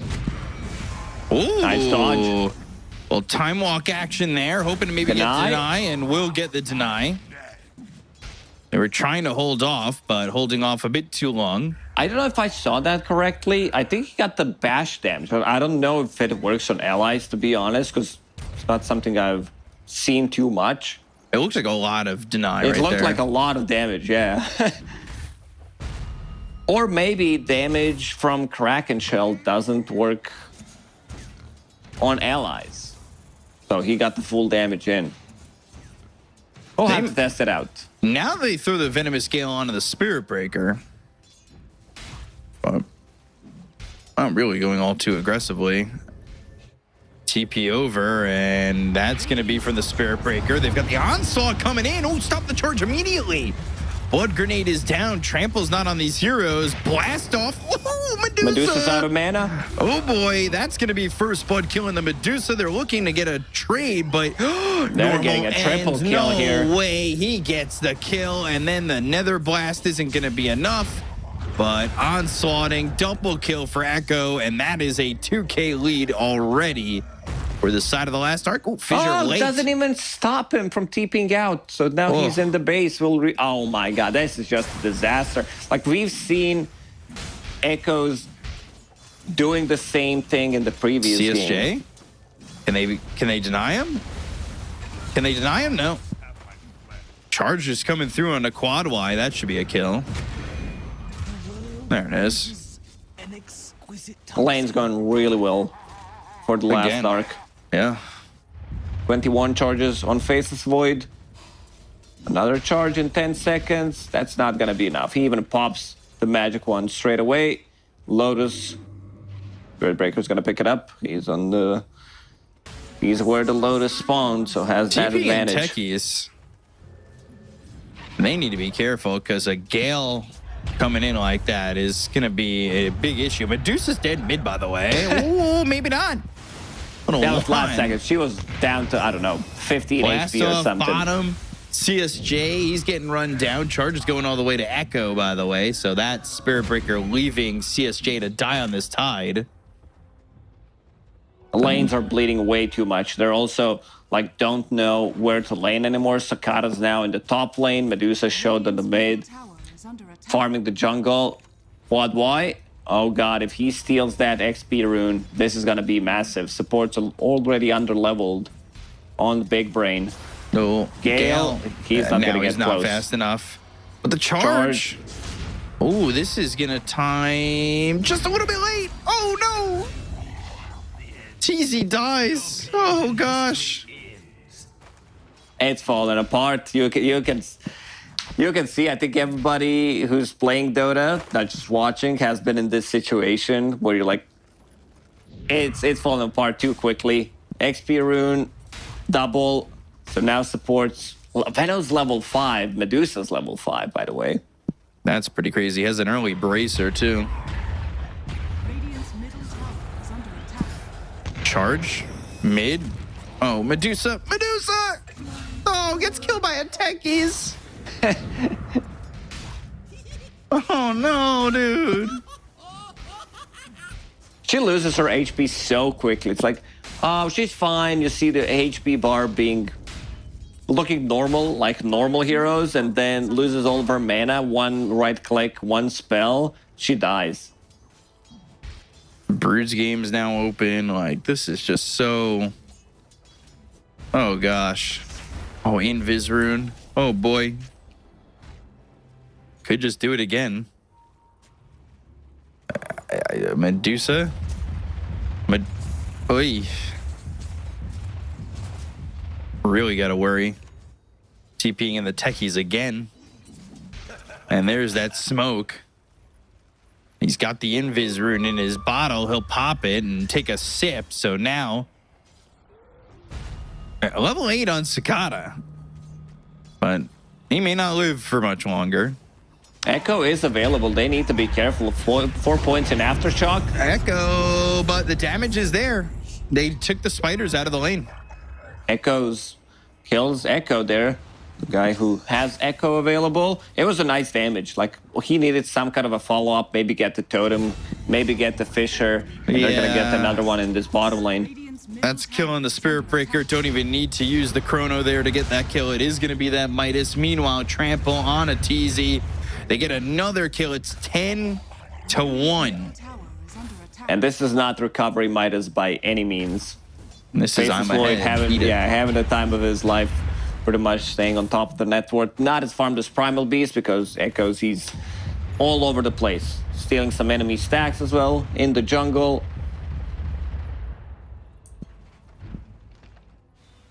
Radiant's middle tower So, is under very early lead. CSJ maybe hoping to hit that level 6, but... Oh, he's Notch's sick. plague! Oh, no! That's just going to go over to CSJ. Do they just... I guess not. I was going to say, do they just chrono him? Well, you don't exactly have the damage. Dire's middle tower is under attack. No need to rush anything. Spirit Breaker Normal shows ends. up in this bottom lane. They could do it again. Proxy mine. Proxy mines. Oh my god. And now the charge on the quad Y. Even God King coming over knowing he wants something out of this. Is the charge going to be in time? No. Veno's so tanky. This is 5 Veno we're talking about. Bracer, Raindrop, level 6. And Hand of Midas plus neutral item token coming on to Erica. Gosh. Dire's middle tower. This is not a He fun might be game going for for a him. solo kill bottom. Let's Time see. dilation. He does have Ravage and Bashes. If they'd lined up more than that, he probably would have. They He's started. also very difficult to kill. They need to bring Tidehunter, Spirit Breaker +1, most likely Shaker, to be able to burst down this Faceless Void. 21 charges, picks up Duelist Gloves. It's so much attack speed from Erica. It's stupid amount of damage.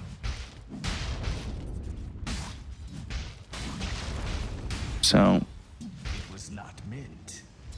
so far so good. And we'll see if they can continue that. They're gonna bring a lot of heroes here, but like now your attention's on Void. Shining's got all of top to himself. That's an issue. Just has to play it safe with the spiders not near him. Easier said than done, obviously. And you're losing way too much map control. Top tier 2 tower already taken. Now they're gonna collapse on a mid tower. Middle tower has fallen. Shining controlling this area of the map. And Broodmother, she just scaled so well with the items being Universal Hero. Echo Saber into Manta style. Lincoln Sphere. Like he might pick up the Fusel Blade this time playing into Medusa. I wouldn't mind seeing it. Just for some extra damage and extra mana burn. But yeah, this game feels really, really rough for Big Brain. They're gonna have to big brain their way out of it. Oh, Cicada. And they're going again. You need to be careful about this Echo. They have the charge coming in. But there's the pulverized totem. Blade Mail. What are you gonna use now? Nothing. They go to the Venomous Gale and trample right on top of you. They're gonna wait till you just explode. That's another 2 kills here for the side of the Last Dark. This Blade Mail, again, from Echoes, gonna cause a lot of trouble against Medusa, against Pugna. Like Earthshaker, he can't use his abilities. Imagine, like, there's a scenario where he kills himself with Echo Slam. Just have the spiders follow Echoes. TP to the tier 1, Venomous Gale, TP attempt. Can they bash him? No, they're just gonna chrono him. So now Noxious Plague. Meanwhile, they go for the Spirit Breaker on the other side. CSJ, he doesn't want to Ravage. They got the kill onto the Spirit Breaker. They finally double up their kill count by taking out Normal End. But they lose CSJ. I could see them calling this game pretty soon if they lose a couple more fights. Cheesy. Uh-oh. Cicada. Decrepify. Cicada now going in. Echo. Quad Y does die, but they're losing Teasy. And they've got the onslaught coming. Cicada's got nothing to give. Pulverize. Ooh, Medusa even needs to be careful. Blade Mail's in. They get the kill on a Cicada. This is rough. It really is. I think the big item is going to be Earthshaker with Ag, so he can jump in and out of the fights and maybe try to bait something. Problem is you're losing way too much. Shining getting a solo kill on the other side of the map. Yep. Spirit Breaker, he just hit level 6, 14 minutes into the game. Truth, there's no Echo. There's nothing for them to worry about. At least on this Brood, right? Yep. Both spells not connecting on time. Spirit Breaker manages to get the TP out. I I don't think Medusa wants to fight this. There's a charge coming in. They are going to look to go with this Ravage.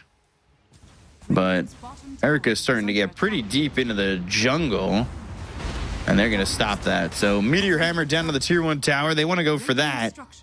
Spiders are taking your top tier 2. And then there's pressure on your mid tier 2. And everybody's wrapping around. There's smoke. They're ready to go. You're fighting into a potential Ravage. But Erica, I don't know if he cares. Time walk, time dilation, noxious blade with a sticky bomb. They're going to have to Ravage and go for him eventually. He's got the time walk, but charge stops the onslaught. Now they've got the blast off. They've got Medusa low. They get the kill on Medusa. Meteor Hammer is going to be dropped down onto normal end, but CSJ is going to drop first. So they get 3 kills. They end up losing 2. They hit the pulverize onto the Earthshaker, who throws down a fissure, has the totem, has some damage, but there's the uproar to slow him up, as well as the venomous gale. Godlike for Echoes. Shining takes out the last and Teasy, and it's a full team wipe for the side of the last Arc. Echoes again. Godlike 15, 16 minutes into the game. He goes ham. Erica, I think he was way too aggressive there. Knowing that he doesn't have Chrono available, this is the type of a play you go in with the Chrono, set things up, get out of the trouble. Charge goes through. They still manage to lock him down. I think Primal Beast needs to be the one that goes in first like that. But yeah, a bit of a mistake. Some extra gold, but still, big W for the last Arc. Just not much space for the side of Big Brain to farm. Quad Y is about to crack level 11. Earthshaker's level 11, by the way. Solo XP from the mid lane.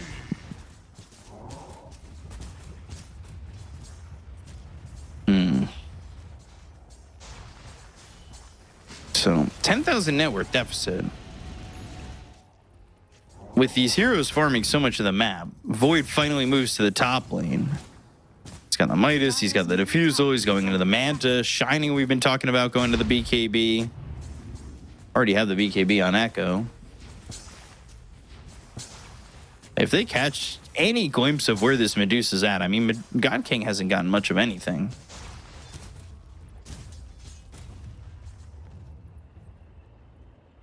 Where do they put the pressure on to keep it going and shrink this map even more? And it looks like mid is going to be that answer. Cicada gets hit for a moment, but that won't do enough. Ob's vision placed down and throws down the Plague Ward. These heroes are camping over bottom, maybe looking towards top. Charge with the Ravage, but is that enough lockdown? No, they're not even going to commit the Ravage.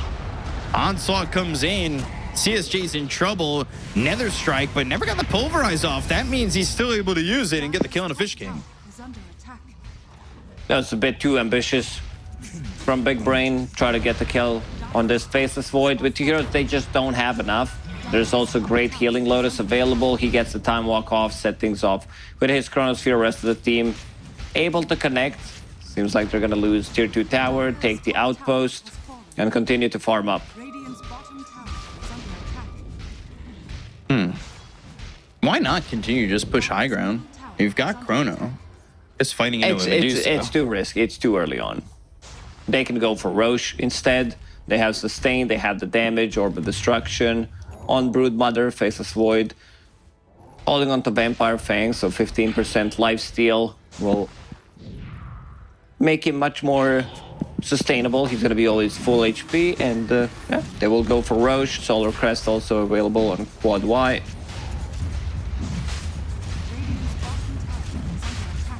So, Easy Aegis here for him.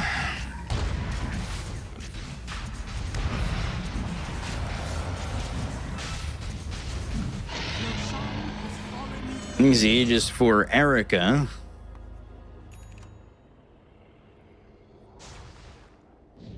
Through the Twin Gate they go, or at least normal end goes.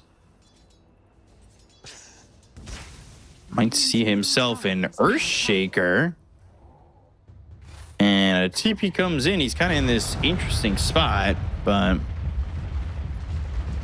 not going to be touched.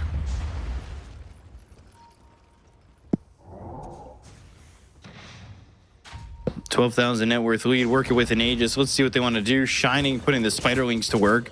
There's going to be a charge coming in. Maybe Shining wants to just go. Does have that harpoon.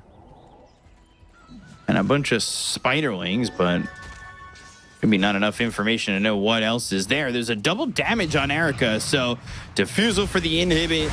They've got the Venomous Gale. CSJ is just going to be killed. That was supposed to be some tanky Tidehunter. 4 points in Kraken Shell. Shining going for a solo kill. Not gonna be Doesn't able get to it get in the end. Dire's middle tower is under attack. So, tier 2 mid. That'll go. Now, 2 lanes open and available come the high ground. Dire's middle tower. And you've also got Echo who's just going to completely cut this creep wave. It's the 20-minute mark, so you're about to have the 21-minute Wisdom Rune spawning. And they are going to go for the high ground. Again, they do have Chronosphere available. They have Shining putting pressure on the top lane. How do you focus to both? You could be going for a bit of a split push. Someone pushes through the bottom. Someone pushes through the top. Try to split them up as much as you can. Erica, very tanky. Opted to go for SNY in the end. Was thinking about getting Manta style. Oh, combo on looking techies. for That's a it. lot of spells. Oh, 3-man Chrono with a Proxy Mine and a Noxious Plague. This could be an issue. Pulverize with the Onslaught is available, and they'll use the Onslaught with the Trample and then the Pulverize. 3 kills, no buyback. Onto the high ground they go. And Medusa's here. Goes Stone Gaze, but look at the bashes. Who cares? Stone, I how think they about might dead? call it. Yeah, they'll call it. GG is called 2-0 for the last Dark over Big Brain. They have proven, well, they could take your brain out. Yeah, this was pretty one-sided. The way it started, Echoes, again, off to a great start. First rotation to the top lane. They get the triple kill out of it. Bottom lane was also a disaster. Playing 2 melee heroes into Faceless Void plus Veno. You know that Veno is going to have the easiest time of his life. Like Spirit Breaker, Tidehunter, these heroes are not strong early on, especially with paired up together. And also normal land. He had a bit of an easy one. Look at his stun. Medusa, they didn't have a place to farm. Couldn't lane top, couldn't lane mid. Went to jungle, and the map opened up way too much. Shining, like, he just did his job. Like, we didn't talk too much about Shining in the previous game, but it's Broodmother after all. They pushed the heroes out of the lane, killed the tower relatively early on, and I think this Primal Beast needed to be banned. After that first game performance, he did exactly the same thing in the second game. Yeah, 11-0-7 in this game. Multiple heroes ending without a death on the side of the last Dark. I mean, that is just, you know, you've got a good game going on. And these fights were all them. There was 5 kills total for Big Brain. So when you look back at these highlights, there definitely isn't much here in the way of success for Big Brain. Yeah, there was this one fight where they managed to kill Faceless Void because he was way too aggressive, but still they lose multiple heroes. This is 50% of their kills. This one fight, it was just a rough one. They had too good of a start, and in the end, they're like, we're gonna go and techies, kill this hero. So they group up as 3, land Chrono, spread the Noxious Plague onto 3, and the game is just done. So they have no business left. So no real surprise that they managed to call it. Yeah, this is just look at the Medusa, even with the Stone Gaze, just bashes coming in multiple times, and then techies helping to kill off the Medusa. It is just nuts. And I want, again, I think it's Echoes that just deserves the MVP. He opens up the game once more. I agree. Echoes just had an amazing series. They killed one core. Like in the previous game, they had, 5 kills total on all cores on side of the last Dark. Yep. So that, I don't know, Big Brain, they had some good performances so far in the DPC. Today, the last Dark showed up. They woke up, chose violence, and just completely dominated. Yeah, that was really, truly ridiculous, and it is just not what you want to see. And ultimately, like, this is just such a big series here for the last arc in terms of getting to Division 1. So, you take a look at the schedule that we've seen so far. Disillusion gets the 2-1. Now they've got the last arc getting the 2-0. We take a look at the leaderboard. Holy Grail up at the top at 6-0. Team Zero at 4-1. Big Brain now 4-2, tied with the last arc. And Disillusion at 3-4. Supernova at 2-3. And the bottom is IG Vitality, who are done. They're 1-6 completely. And Limit 0-6. So it's close towards the top, at least for that second position. Yeah, we might have some tiebreakers. Like if Big Brain plays like this against Holy Grail tomorrow, it's not gonna work out. Which means that Right. Holy Grail will be 7-0, guaranteed first place in the 1. But potentially a lot of scenarios for tiebreakers. The last arc just got that dub. They're gonna be playing against Team Zero. So a very important series for both of these teams. And also Team Zeros, they still, as you said, have one extra series to play today against Supernova. So if they get the dub there, that's going to push them to 5-1. So anything can happen. But last arc with this win here, they do keep their dream alive of going to that Division 1. Yeah.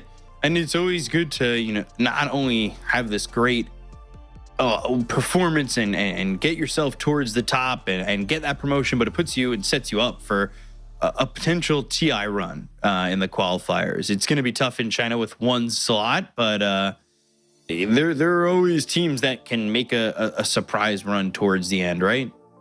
Yeah, it happened in China before, could happen again. Not going to be easy by any means, because looking at the DPC points, they still have the lock-in teams for TI.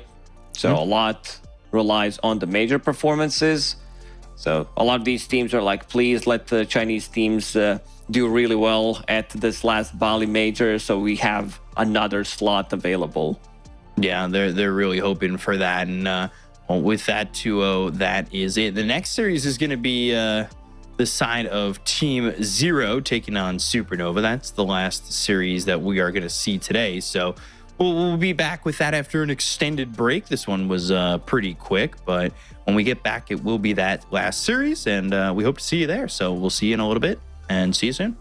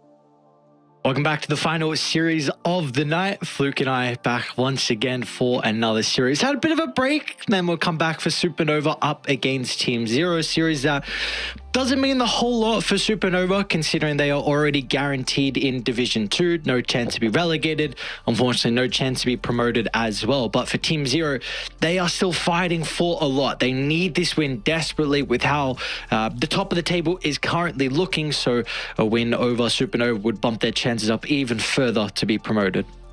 Yeah, exactly. For Team Zero, in context for everybody at home, there are currently 3 teams that are sitting, or 2 teams.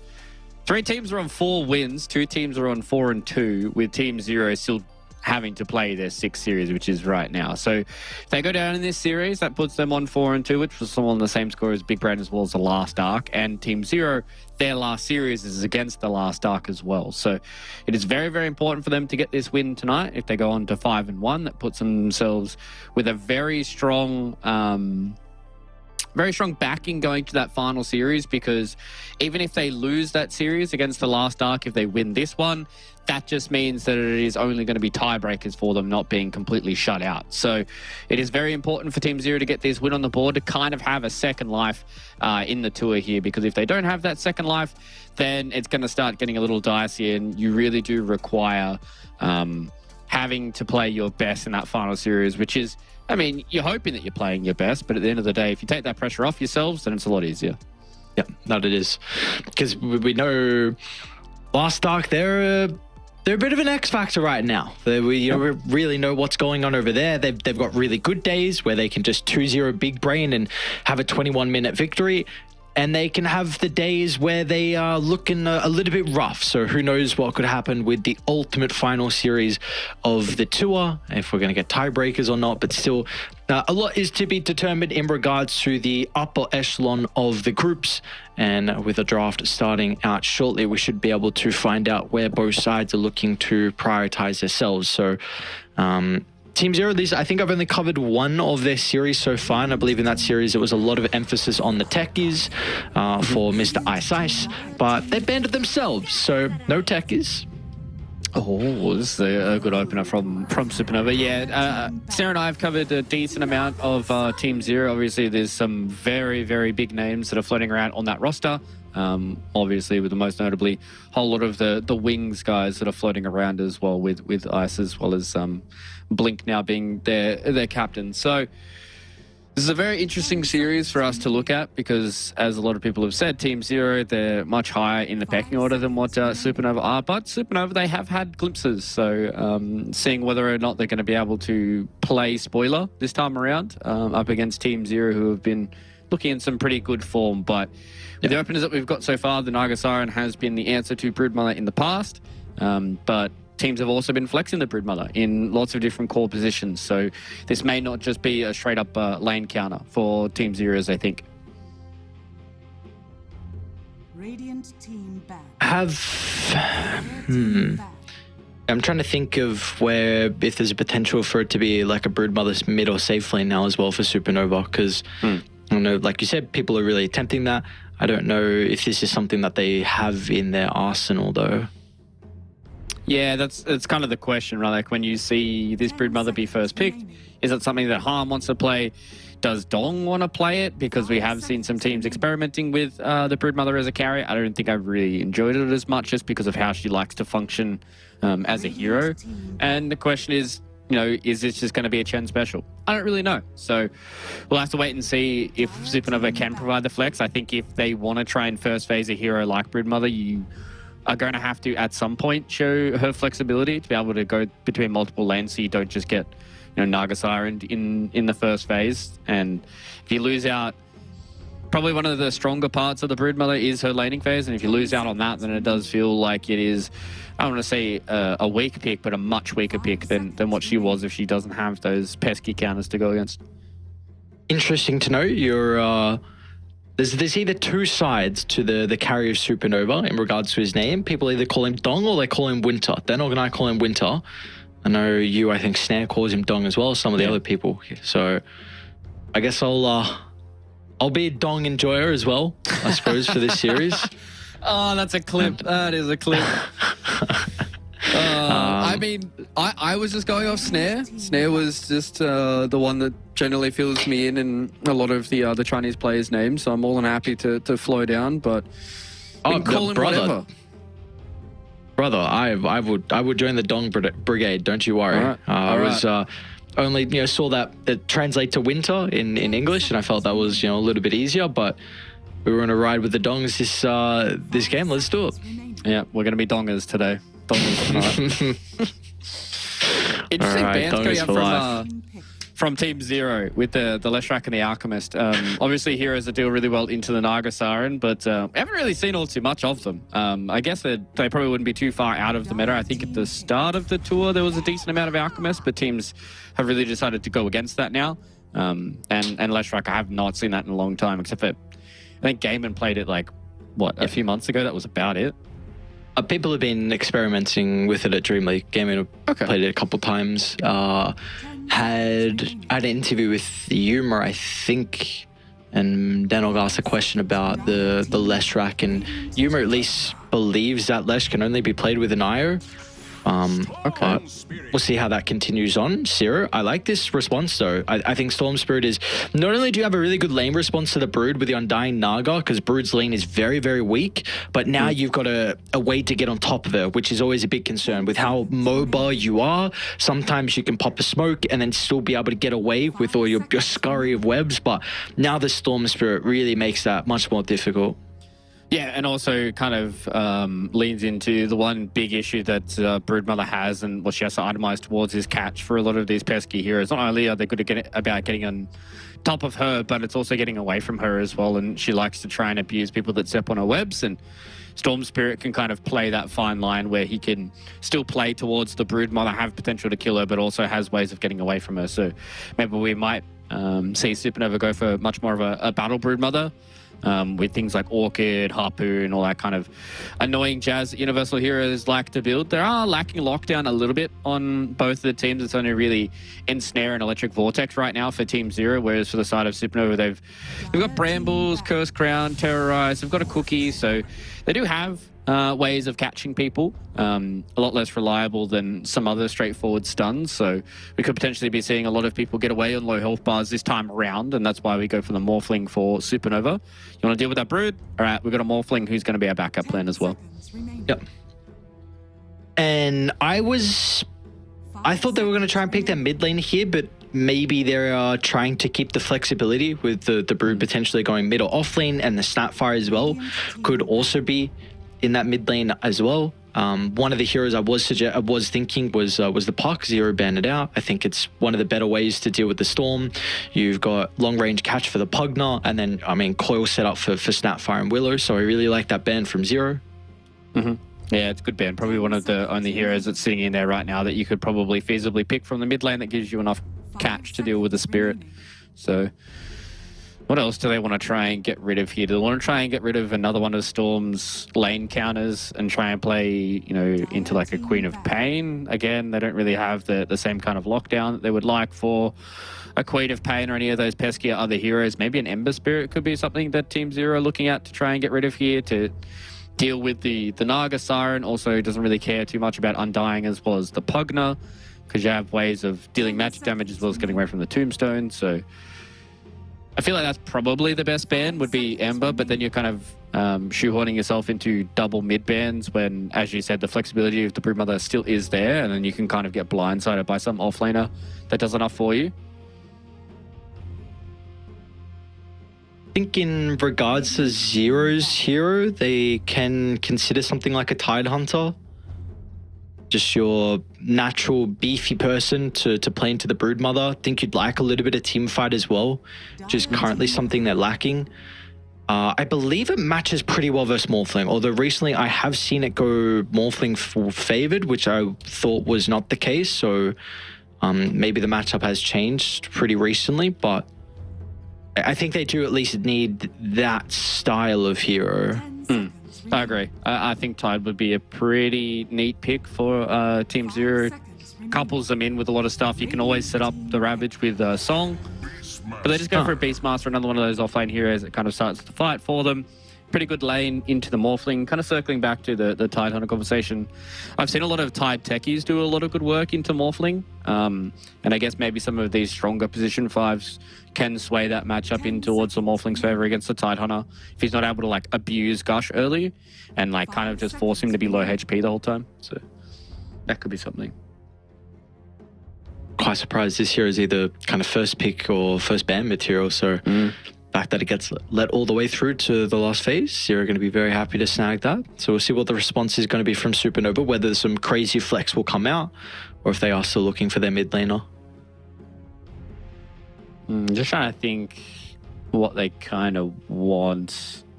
I think Ember's still fine for Supernova. Can get roared. I think the matchup into Storm Spirit can be kind of 50-50 play dependent. So you don't really have to worry about Raw. And then if you get roared, then you've got a Morphling and a Brood that can run a team fight. So Ember's mega comfort as well. I think that was a big reason why they were able to have such a good showing last tour. And we've even seen played a lot this tour as well. yeah, it's just A very good call. Your heroes. Very good Yeah. call. So like you said though, I mean, I 5 used to say this Storm Spirit matchup is like kind of 55-45, a little bit favored to him. But it does really seem like how can you execute the lane? Like who's the better mid laner? When it comes down to it, you're potentially even rotations to help secure some water runes and all that. But it really seems like this matchup is much more even than what it's ever used to be. Yeah, it definitely has felt like that. It's just come down to players and knowing the matchup between each other, just because of how like Static Remnant as well as Flame Guard interact with each other. So it's always been one of those matchups to me that I think is very interesting to watch for both those players, to see what the Storm specialists do, to see what the Ember Spirit specialists do, because Embers have been going into some bad lanes for a long time and have really been able to sway them in their favor. And obviously the Storm Spirit matchup isn't bad by any comparison, but if you're able to get around some of the shortcomings of the hero and really be able to tenure some of the advantages, then you can put somebody like Storm in the bin, especially early. One big thing that I will say for Supernova is they have some supports that can rotate towards the runes. I think Pugner and Undying, yeah, they're going to be able to secure runes, but they're not going to be able to turn that into a gank that then kills the Ember Spirit. So the one thing that I will say for this is there's going to be more potential for Han to get kills onto 7E with some support rotations, much more than the other way around. Let's see if that's going to be the case here for Supernova and how that can potentially snowball into a big advantage for Han on the Ember Spirit. For me, I'm a little bit concerned on how this Broodmother is going to have impact this game, because I do really feel like not only if they address it in the lane, but the game matchup as well. They've got a lot of good ways to deal with it. So let us see how much value we're truly going to get out of Sheep. Because I'm just a bit concerned that he might not be able to provide too much to the game compared to someone like a Beastmaster. Yeah, it's going to be interesting to see what we get out of Chen this time around on the Broodmother. Obviously, Platinum Tears has played a decent amount of it in pubs. I want to see what kind of build they go for as well. Obviously, being universal here, it unleashes quite a lot of different avenues you can go down. And I think it really depends on how the game is going. If you go super brawly early on, you can go into something like an Echo Saber, and then you can go to like an Orchid from there. I've seen from some of the Broodmothers, you kind of just take over a lane, and if anybody comes anywhere near you, you kill them. And then you can make rotations with the spin webs as well a little bit later on. So yeah, it's a little tenuous, especially when I see these offlane Broodmothers, as you said, in comparison to like a Beastmaster, where his impact is going to be felt quite quickly. Just because he's a BM, he's going to win his lane pretty well, gets a Blink Dagger, gets Helm of the Overlord, and kind of runs around with his auras and provides vision with the Hawk and the Boar. So there's just a lot more that Beyond can do this game in comparison to what Chen can do outside of just absolutely obliterating the lane, you know? Yeah, Chen just might feed the Storm, and if you feed this guy this game, you're going to have a Pugner to further enable him as well, which could be very, very scary. Like it's not a free Storm game, but it definitely is a mighty good one though. Their guaranteed catch is a little bit difficult. I don't know if they're like, oh man, yours is such a meh item. I was going to say like maybe Sheep can go for it because it's pretty much guaranteed setup then against the Storm, like into the Bramble. But then you don't go like some other utility items that we see very often on the Dark Willow. So it's a lot of it's to how they're able to execute. You know, if Han can catch him out the first time with Searing Chains, then they don't really have any, at least, ways to purge that off. But I think both mid laners could be the X factor this game. Like I see a lot of value with the Ember, a lot of value with the Storm Spirit as well. Yeah, I think both these spirits kind of have the work cut out for them in this game about what they need to do and how they need to put the teams on the back. And I think the Yules is not a bad shout, but I definitely think this is a pretty great BKB game for 7E. So it's probably going to be a pickup that he's going to get relatively early in this game. I've seen a lot of Storm Spirits go for like the 3 early items like Falcon Blade, Witch Blade, and what's the third one? I don't know, something else. And just kind of have these small little stat items and then go into like a BKB, and especially when you have a Pugna behind you is going to be your mana battery. So don't need to build into those Kai's and all that kind of stuff for yourself. And that early BKB can potentially be a bit game-breaking for Supernova, because outside of that, like, what do they really do against the Storm? Kind of wait until he runs out of mana and hopefully you can just right-click him down? Yeah, and he's not going to run out of mana. That's just... It's not happening. So, yeah, let's see. I mean, a lot of it, again, comes down to the lane, which is a lane that is very player-dependent on how they're able to execute. So it's just going to be nice to see the individual skill battle between 7E along with Han. So we've spoken a lot about top lane and how we're expecting that one to go. We have to keep an eye on, importantly, if Team Zero are able to truly get as much strength as they possibly can out of this setup, because they should be favored. But what about bottom, though? With the Beastmaster Pugna into the Morphling along with the Snapfire, what are we expecting out of this?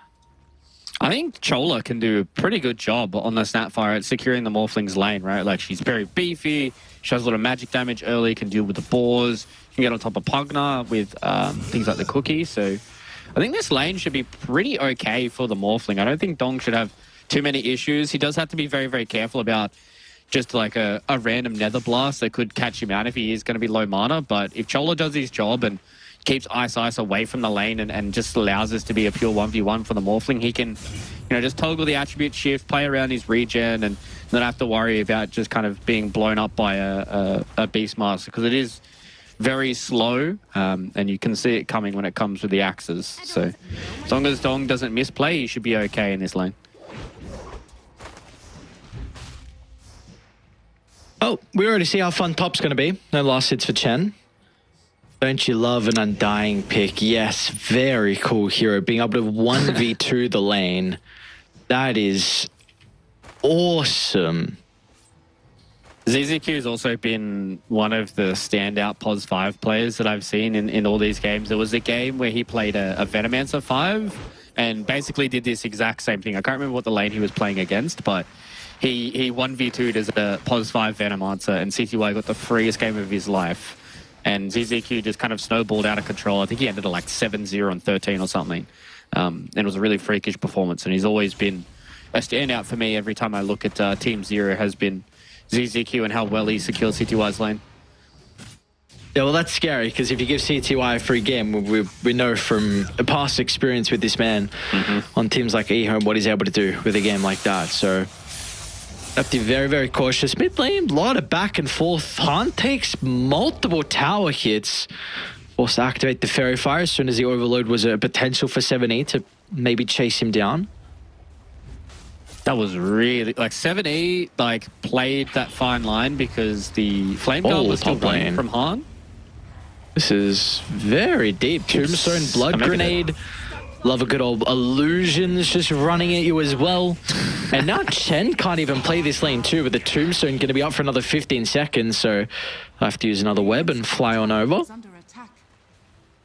Yeah, I'm surprised that, I mean, it doesn't really matter now, but Chen started without Spin Web. He started Silken Bowler level 1, which I thought was interesting. It does a lot of damage, to be fair, 24-second cooldown, but I think for me, like when you're playing up against like an Undying like this, just having the extra move speed with the Spin Web was going to be enough for you to just duck in and out of the trees and maybe just like snipe a last hit hero there, whereas now he's very far behind when it comes to the experience against CTY. Ooh. 70? Oh no! Does he have a movement speed advantage? No, he doesn't. So Han was eventually going to catch up to him. And now he's going to be able to shove the lane in as well. So Storm will miss some valuable creeps once he's in the grave. Yeah, Han, open it up. After that first engagement, I saw that Han was just wave managing a little bit better than what 7E has been. So if Han's able to put a kind of smackdown on 7E, who has been a player that Team Zero like to play through quite a lot. CTY is generally sitting back, playing these hardcore kind of carries, not really getting involved all too much, and 7E has been the player that they really kind of play around. You start to pull this Storm Spirit back and make his lane a little bit harder than what it already has been, then Han can take a stranglehold of this game in the first 10 minutes. Even his support's kind of helping out with rotating, getting the rune. I mean, he was full bottle because of the death, but he's doing whatever they can. It is still, there's nothing you're going to be able to do to help Chen top, honestly. So maybe bottom lane, we could see some kills as Chola almost bring down Ice. The blood grenade should tick him out though. So nicely done. Nova mid looking good, bottom looking even better as well. Radiant's middle tower is under attack. Oh, Han, so close getting another solo kill there on 7E, but he had 2 bottle charges, so he's back to healthy. And this is what I was talking about with if Chola's able to really bully out the Pugner. I think the Snapfire is one of the good heroes. God. There's no. Yeah, there is a way. There is. This man came through the rift, decayed him from afar, and just nuked him. See, this is his EQ. He's done this multiple times. He did this in that Venomancer game as well. Absolutely owns top lane for CTY. He goes through the twin gate, goes bottom, kills the carry, goes back top. Says, CTY, you good, brother? And he goes, yeah, and then he leaves again. He's not good. CTY is not... Oh, CTY is good. And he TP top, so now don't... What? Oh, no way. What? He got blown up. That was like an Axe, Decay, and a Nether Blast all at one. And my guy's health was not high enough. Mid lane, maybe? All right, let's see. Oh, nice Vortex timing. Has some stick charges to work with. Not going to matter, though. Far out. That was a great attempt from 7E. Even though they get the kill, I love that movement from Supernova. Your bottom's not going well. You also don't get the kill into Naga top lane, but you rotate mid lane, try and at least help out Han, who's off to a great start, and you will be rewarded for that attempt. Yeah, Han just being able to win the battle in the mid lane and get towards level 6 before 7E has been able to, and obviously helped out by a rotation from his supports. And 7E, unfortunately, hasn't had the best start right now on his Storm Spirit, but the rest of his lanes are doing well. That was smart from Supernova, going to their one lane that is doing really well for them to try and get to a bit of something back in this early game. Would you like to see them continue to leave CTY alone, though? Because it does look like once Undying is left, even though he's gotten so much out of leaving the lane, they got those 2 kills in the bottom tower, but your Brood is starting to be able to actually even bully out CTY with the help of the Willow. Yeah, I think usually this lane goes very Naga favored until the Broodmother does get that level 6. So Han denied a Wisdom Rune with an illusion. Oh, man. Okay, that's really annoying for Team Zero. So the fact that Brood really starts to take over this lane at level 6 is CTY is probably just going to try and get as much experience out of the lane as possible. And if he still has his EQ there, then maybe he might not be level 5, you know, getting close towards level 6 where he can just kind of solo jungle for a long time. So I don't hate it. I really would like Supernova to at least confirm a kill on the CTY before he goes full jungle mode. Potentially now they can get that kill. They're going to put all their attention onto ZZQ though, but now with Han nearby, he'll be able to provide that extra damage they were missing. So they'll chase CTY down behind the tower. One more slight. It's only level 1, so it's a very long cooldown. There's no way he lives, and there indeed is no way. I mean, he juked a long time, like a long time. That was getting scary. I was like, there's no way that he's going to juke. He dodged out the scatter blast, and I was like, oh, this is looking good, boys. but they confirm it, so all things aren't dire just yet. And I think this is definitely going to signal CTY to head to the jungle. Can't really contest the level 6 Broodmother. She's just going to take her tower relatively fast, and all it takes is, as we saw, is a slight rotation from some of these other heroes, and she's spider food. I wonder what the priority is going to be for them with this top lane now. Like, does Beyond send a couple of Hawks up top? Do you maybe try and use the wards instead? Because you need to slow Chen down. He's second net worth, man. That should not be possible with the lane counter that they had. So the fact that Chen is as rich as what he is, and now he has just so many camps to be able to free farm. So we spoke about in the draft, though, with Vision, there will always be kill potential thanks to the Storm Spirit. Yeah, I definitely think they should try and kick him out at least once. He hasn't died this game. Oh, poor Beyond. Oh, it was another one that was having a pretty good start, but now Dong's going to be able to get some revenge. Yeah, I think they should try and make a rotation with a few of their heroes. The unfortunate thing for them is I think they just have to walk up there and roar him. There's no real other stuns that they have. It's not like they have a Bramble Maze or a Cookie that can kind of just randomly set up for stuff, but I mean, Beyond's just really not in the position right now where he has enough farm to sit top by himself. 7E is here to try something, but this is the issue with Broodmother. It's so hard to actually pinpoint where she is. Her spiders give her vision all the time. She's constantly just farming out these creep camps, and will always put herself in a position that is hard to kill. Good position for the Willow as well.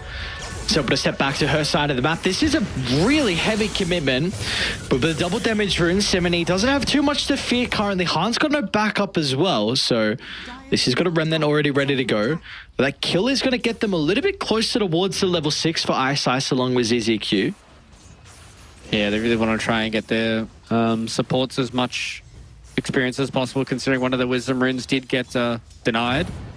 The other one was picked up by Sheep. So it's not like they're scorching ahead like we saw in our first series of the night, but they are starting to lack a little bit. At least Izuku gets his level 6 now, so they can Flesh Golem and try and fight somebody, but they have to try and connect with the Raw, or maybe they try and connect with 7E, but level 1 Electric Vortex, it's really not that long of a duration for you to try and get some of these kills. Oh, it is not. And they've even... CTY is vacated away from that top side of the map, so looks like Ice Ice going to try and look to do his best just to soak some of experience. Meanwhile, mid lane, Han has got the artillery to be able to protect him. Wasn't ready for the Raw, though, and... Oh, with the Beastmaster nearby, that's what you were mentioning. We were speaking about it with the Broodmother, where they needed that extra little bit of control, but of course that will come into a play versus the Ember Spirit as well whenever there is an engagement. Yep. Maybe expecting Beyond to be in a different part of the map, but Raw underneath the tower, too good to be able to get the kill. I just would like to see them try and shore up this top side of the map a little bit more. I think they've done a pretty good job with Ice Ice at least holding this tower so they don't lose the T2 tower before like the 15-minute mark, but they definitely are losing a lot of their gold on the map, and you can see CTY has kind of taken the bullet for them and has really put himself towards this bottom side. He's kind of clearing out everything around the Radiant Outpost. He's doing a lot with the hard camps and the small camps here, and they've backed that up with a bit of vision as well to try and keep CTY safe. But if they're just giving this amount of space and this amount of time to Chen, I mean, he's almost got Echo Saber. He's like 70 gold away from Echo, and then how you're really supposed to kill a Broodmother is like, what, going to have like 1500 plus HP when she's on Strength Treads, and can't go anywhere near her because you don't really have the greatest of clear for the spiders instantaneously, and you can already see what happens with Ice Ice. He was in a little trouble. They do want a more valuable kill, though. You see, Han and Sheep are super hesitant. They keep running back and forth and be hoping somehow Chen can just solo kill Ice Ice. They have used this smoke time to drop some wards down inside the jungle. They're not even going to show, though. Maybe just reading that there could be potential movement of zeros from their own to top lane, but... So they won't even get a freebie as a result in the end? Yeah, I thought maybe after the committal they would just go underneath the tower, that they would just be like, hey, we've committed a smoke, let's just kill him, and then we can probably get the tier 2 tower off of that. And then you can start bringing and connecting with your Broodmother, who's starting to hit her first item timing and take these tier 1 towers and really close out the map for Beyond, because at the end of the day, they still have a Naga and a Storm. So both of those two heroes need a lot of gold. Oh, 7E, speaking of the Storm, gonna be in some danger. They need the extra control to set up for the remaining globs, and so Han's able to come into play. Beautifully done, and great use of this observer ward that was just freshly planted. And now all of a sudden you got Chen as well that's going to be able to show up. They'll deal with the tombstone and now jump over the top and also find another casualty on the side of Team Zero. But look at this. Ice just poked his head out of the tree line, and that's another one that's going to be fed to the walls. Yeah, Ice just saying what's up, guys, and unfortunately he pays with his life. So they're putting this pressure back on a CTY now as well. Does not have the Song of the Siren. Maybe Han's gone a little bit too deep. Yeah, that was probably not. Oh! Dire's bottom tower He killed No CTY. way. He did Wow. indeed. bottom tower has fallen. All right, that actually turns worth for Han there, being able to get that kill on a CTY. I thought maybe he was going to bite off a little bit more than he could chew, but taking the Naga Siren with him, again, just closes down the map. Naga Siren isn't able to deep-push some of these lanes. She's able to take advantage of some of the space that had freed up on the top side of the map, and they are just being corralled like towards their ancient triangle, and they're just not able to do much. Like look at their vision. The vision is very defensive. They did have that one good offensive ward completely cleared out, and they're going to try and take back some space with a smoke, but Chola nonchalantly just breaks the smoke, walks away. Yeah, I'm really trying to work out what actually went wrong with this Broodmother. I wonder if they needed to... Like, it sounds weird, but I wonder if CTY or Beyond needed to be in these smokes. Because like you were saying, if Storm finds him, that's good and all, but who's going to follow up with the stun? So maybe it was either like... Oh, Storm Spirit. But we saw what they were able to get out of this ward prior, and they're going to get another kill. Oh, and they killed the ulti orb. That was most of CTY's Manta. I don't know if he had the recipe. No, he doesn't have the recipe, but they killed his ultimate orb. So Manta style is now being delayed by 2 minutes, which again is just big because CTY not having Manta style means that he isn't able to accelerate that far. And Supernova are just doing a really, really good job at playing around their vision. As you said, like this nice little ward on the high ground. Very obvious that, you know, it being planted there, but it's just worked out for them. You get 2 kills out of it. You don't care if it gets dewarded now. It's already paid for itself plus some, especially because they were both kills on 7E. Who was, you know, had a pretty decent start to the game, even with that previous death. Well, the death inside the lane, but now he's really starting to fall behind. He's going for the Kyron Sunge, but yeah, lowest net worth out of all the cores. Dire's top tower has fallen. Yeah, it's never good when your Storm Spirit is that low, right? Because then you don't really have that solo kill threat that you like to try and play around with a Storm Spirit. You have to commit a lot more resources to enable him to get some of these kills, and you can just see that the snowball is starting to pick up a bit of pace from Supernova. This 4-man is going to be hard to deal with. Let's be careful not to walk directly into like a Tombstone plus a Roar and lose a big core. Especially if it goes to like 7E or CTY. It's a lot of gold they can give away.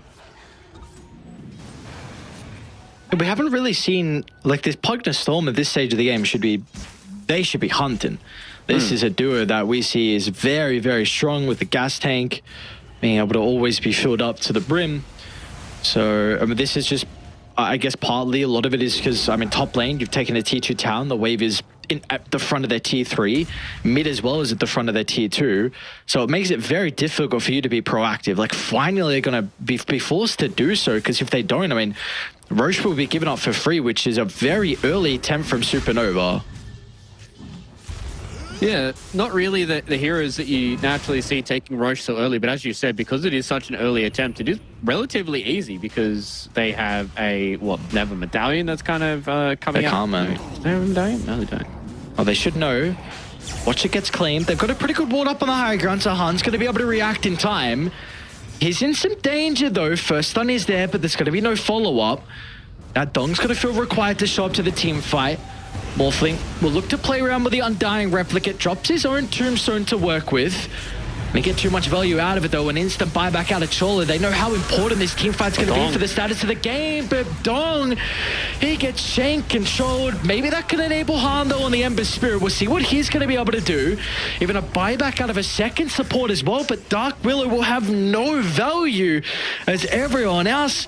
They're just dying before the reinforcements are able to show back up. They spotted Chen going north. Not sure if they're able to find him. They're going to be songing on the bottom side for CTY, but nobody is there to help him. Did they get Chen? 70's Hunt. Oh, he's going to see him. Oh, no way. Just so missed. Close. And the Hawk was a bit too late. All right, I mean, that's such a heavy investment, though.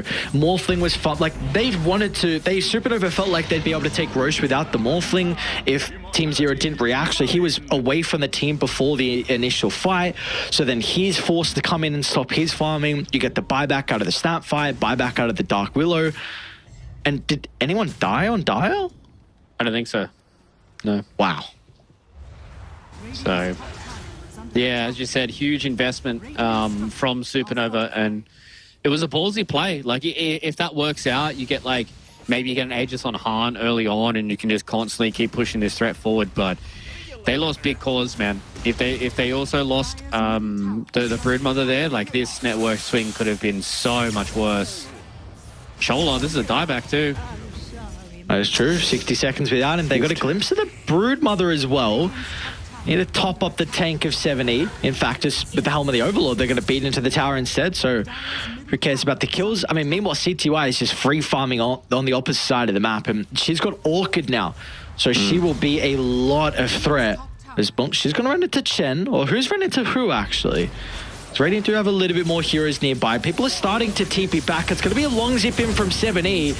Unfortunately, Ember's just going to have to force descent on the outskirts. Might even be in some danger as well. It's going to depend if they can get the Roar and Beyond just is in range on the high ground. Cliff, really nicely done.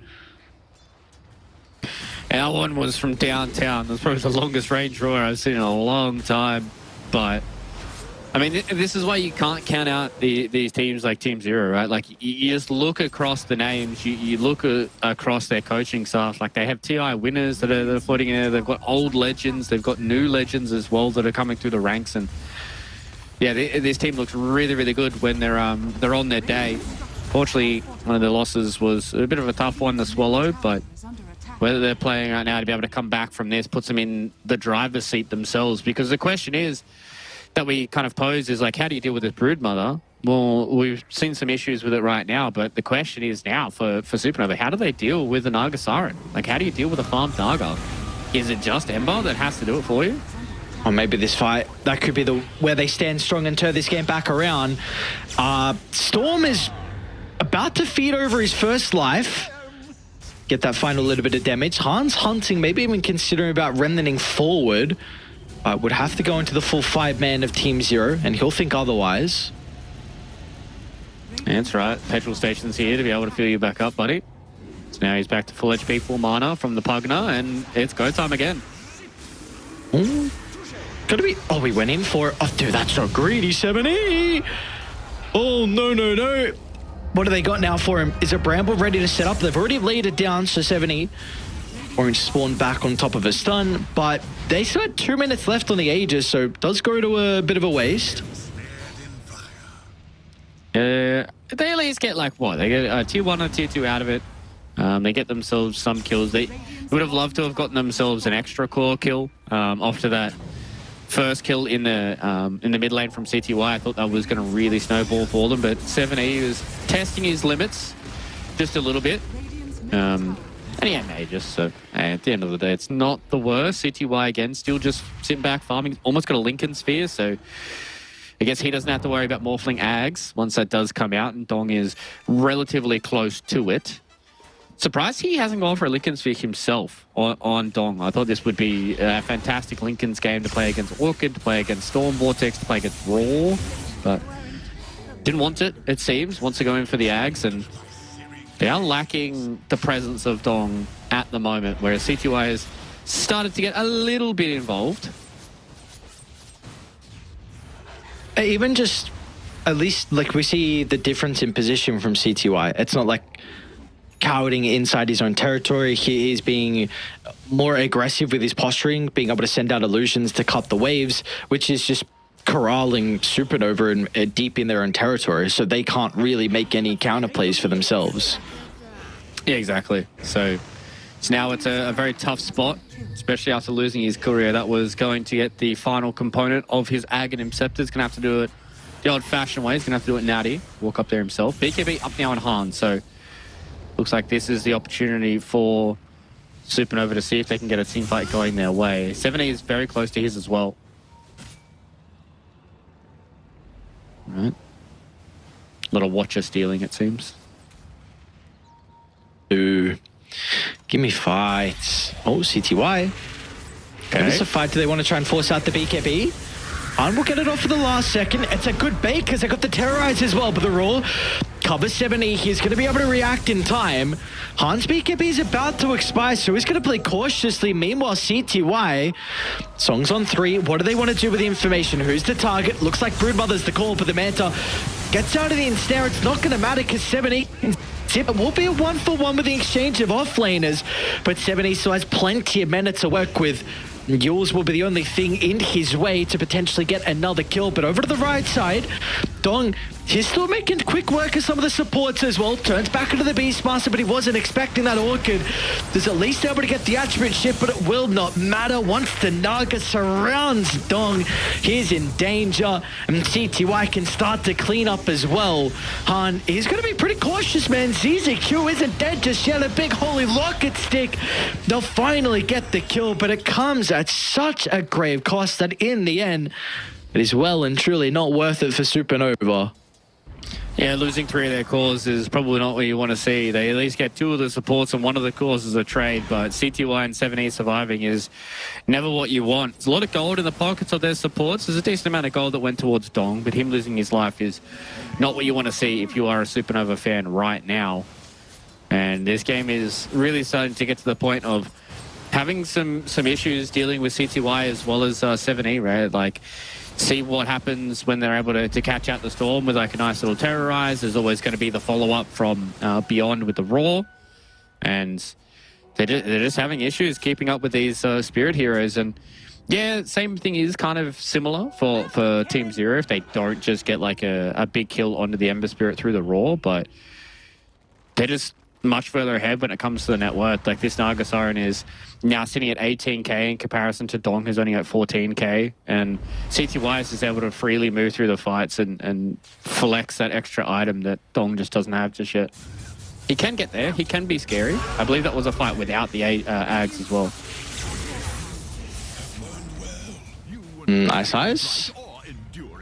Might be able to get the Pugner, at least a rebuttal for the Ember Spirit going down.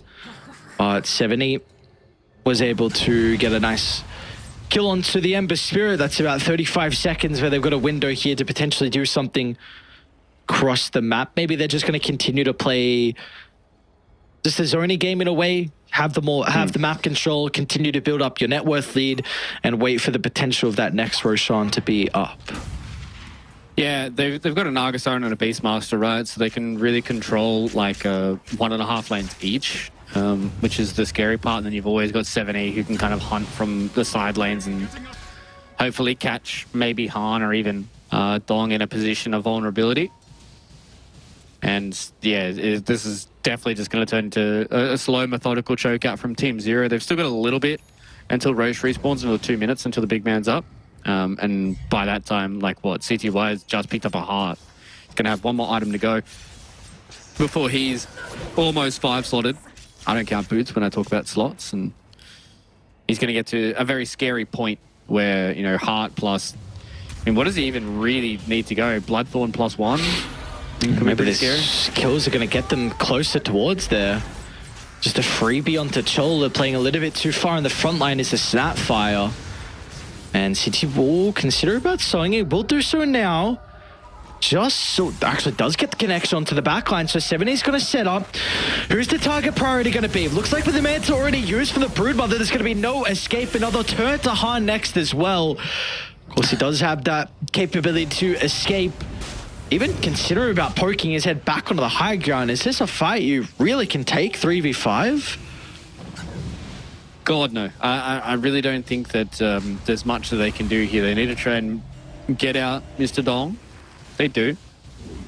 So it's just such a hard fight for them to keep committing when they're having to use Manta Styles and all that kind of stuff just to try and get themselves into a fight. Maybe with BKBs up and available, they're going to look a little stronger. Chenny is getting close to his, but still, you're not getting these damage items that you need to try and kill this big, beefy Naga Siren. It's probably at the point now where you're definitely just looking at killing 7E and beyond and the rest of the game before you even start to think about CTY.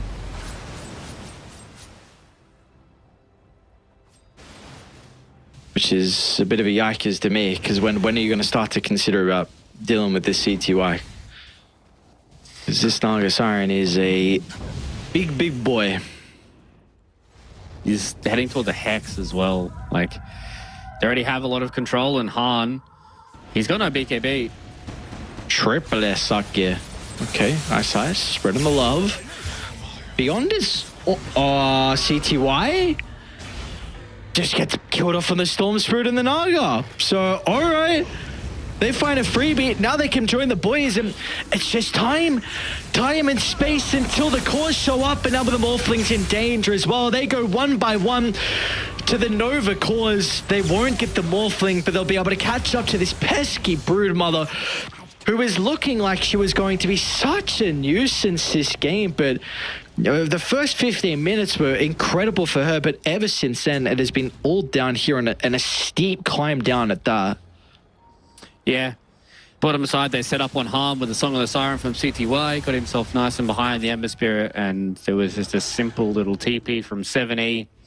And the fact that they just clean up that Ember Spirit, everything else just looks so clean and easy. And this is the issue with Broodmother, and this is the reason why people start picking this Naga Siren and Snare is very, very annoying for her to deal with, because it's so long duration. It's 5 seconds at max duration, which is nuts when you think about it. Obviously, she has to use the Meta Style to get out of it, but then if you're ever able to get anywhere close with the Storm Spirit, she will just die, and that is one of her issues, is people getting on top of her and stun locking her.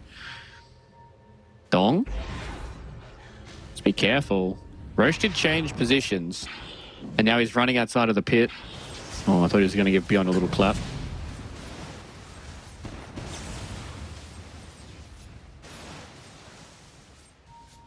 Very, very important fight here, and it is kind of favored towards Supernova. Obviously, they are the Radiant side, so they're going to be able to play around the outpost, but Chen needs to make sure that he sets up with his webs. It's a good jump. Oh, that's a great jump with the Vortex onto 2. Chen's going to be able to turn and get a little bit of life still back, but he is surviving on a slither of health, and he will not continue to do so for much longer. And now instantly CTY as well is there to protect 7E. It is a bit of a wasted BKB, but it really will not matter. They are so far ahead that it sets up for a triple Vortex. There is just, it seems like no angle back in. This game was looking mighty grim for a decent chunk of time, but just the raw experience and talent from Team Zero has seemed to get them over the line in the end.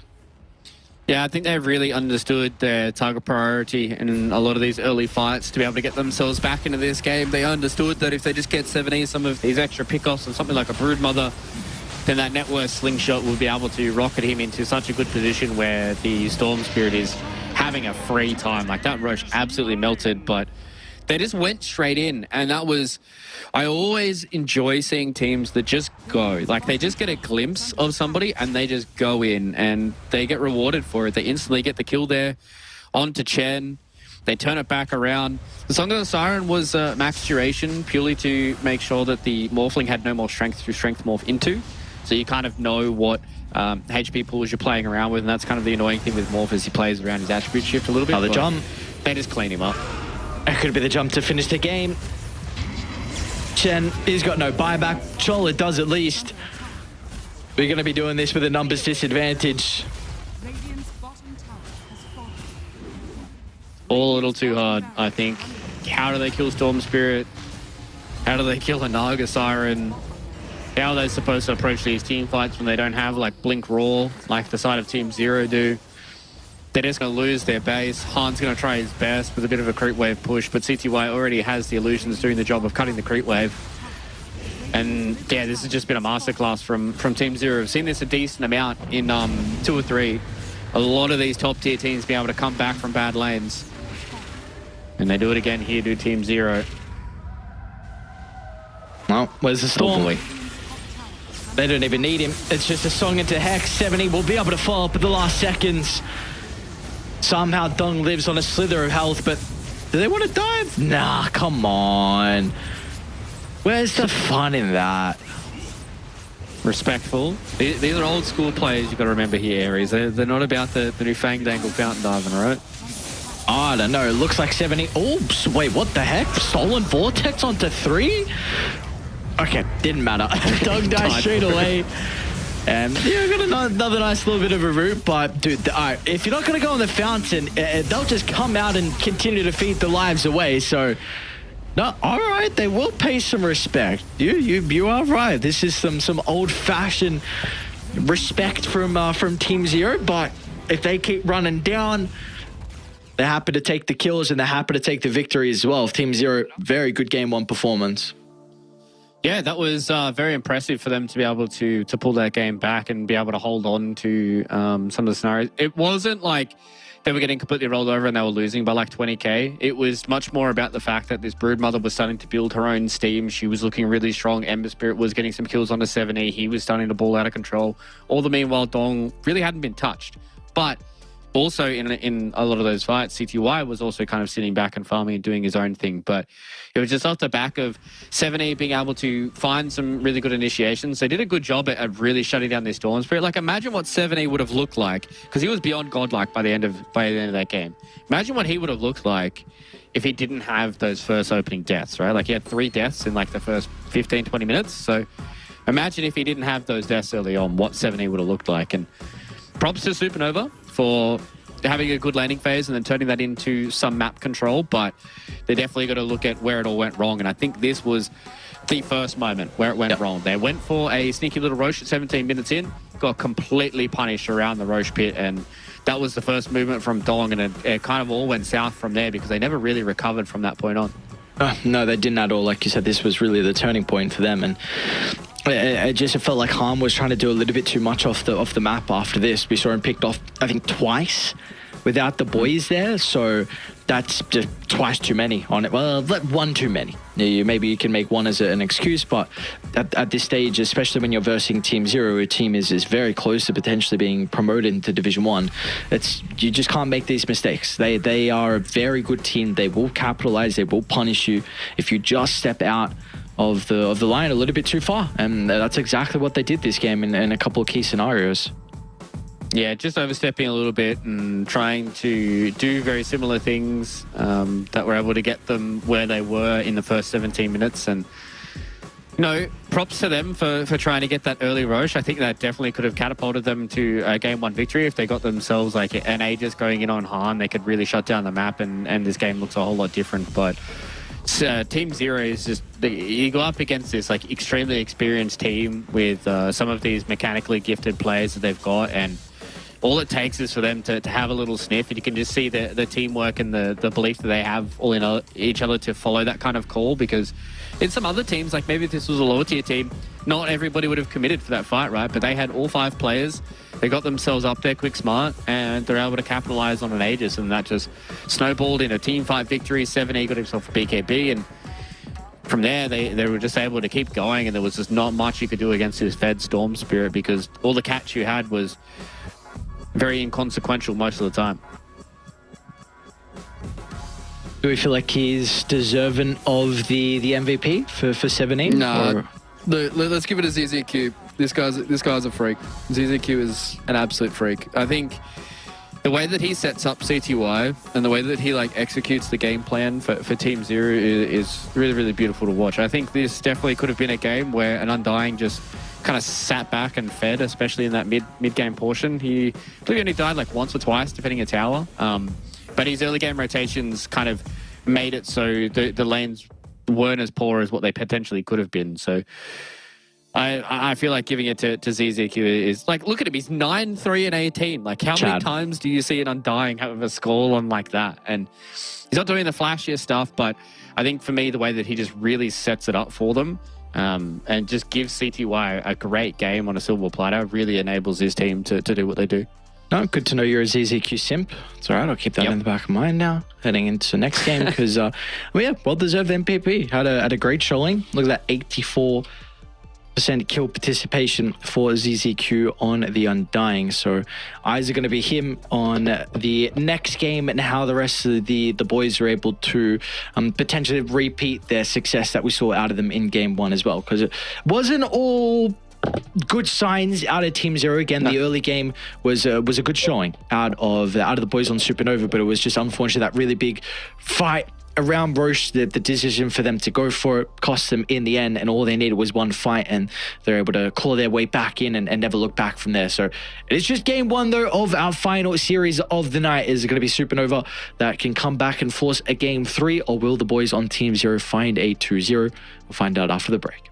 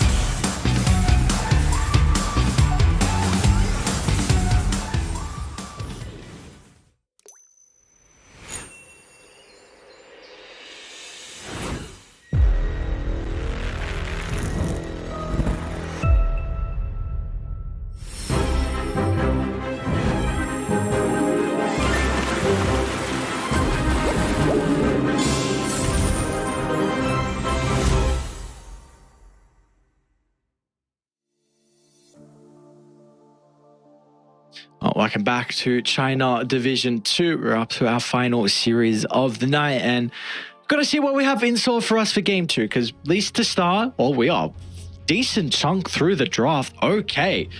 Well, Fluke, enough about that. No mess around. We got to get down to breaking this one out. So what do we got? Supernova. What? So it was a first pick Batrider response into an Enchantress Brood, and then they picked the Brood into the Naga again. So obviously felt like that wasn't too much of a concern. Yeah, well, I mean, the lane went okay for Chen, right? Like, he did pretty well as you started coming out of the landing phase. I think his biggest issue was going into the Undying, was probably the big issue that he had in that lane. So they have tried to go for a Batrider. I don't know if this is going to be a ZZQ Batrider or whether or not it's going to be like Beyond will play it or 7E will play it. So there is some kind of question marks about what they want to play.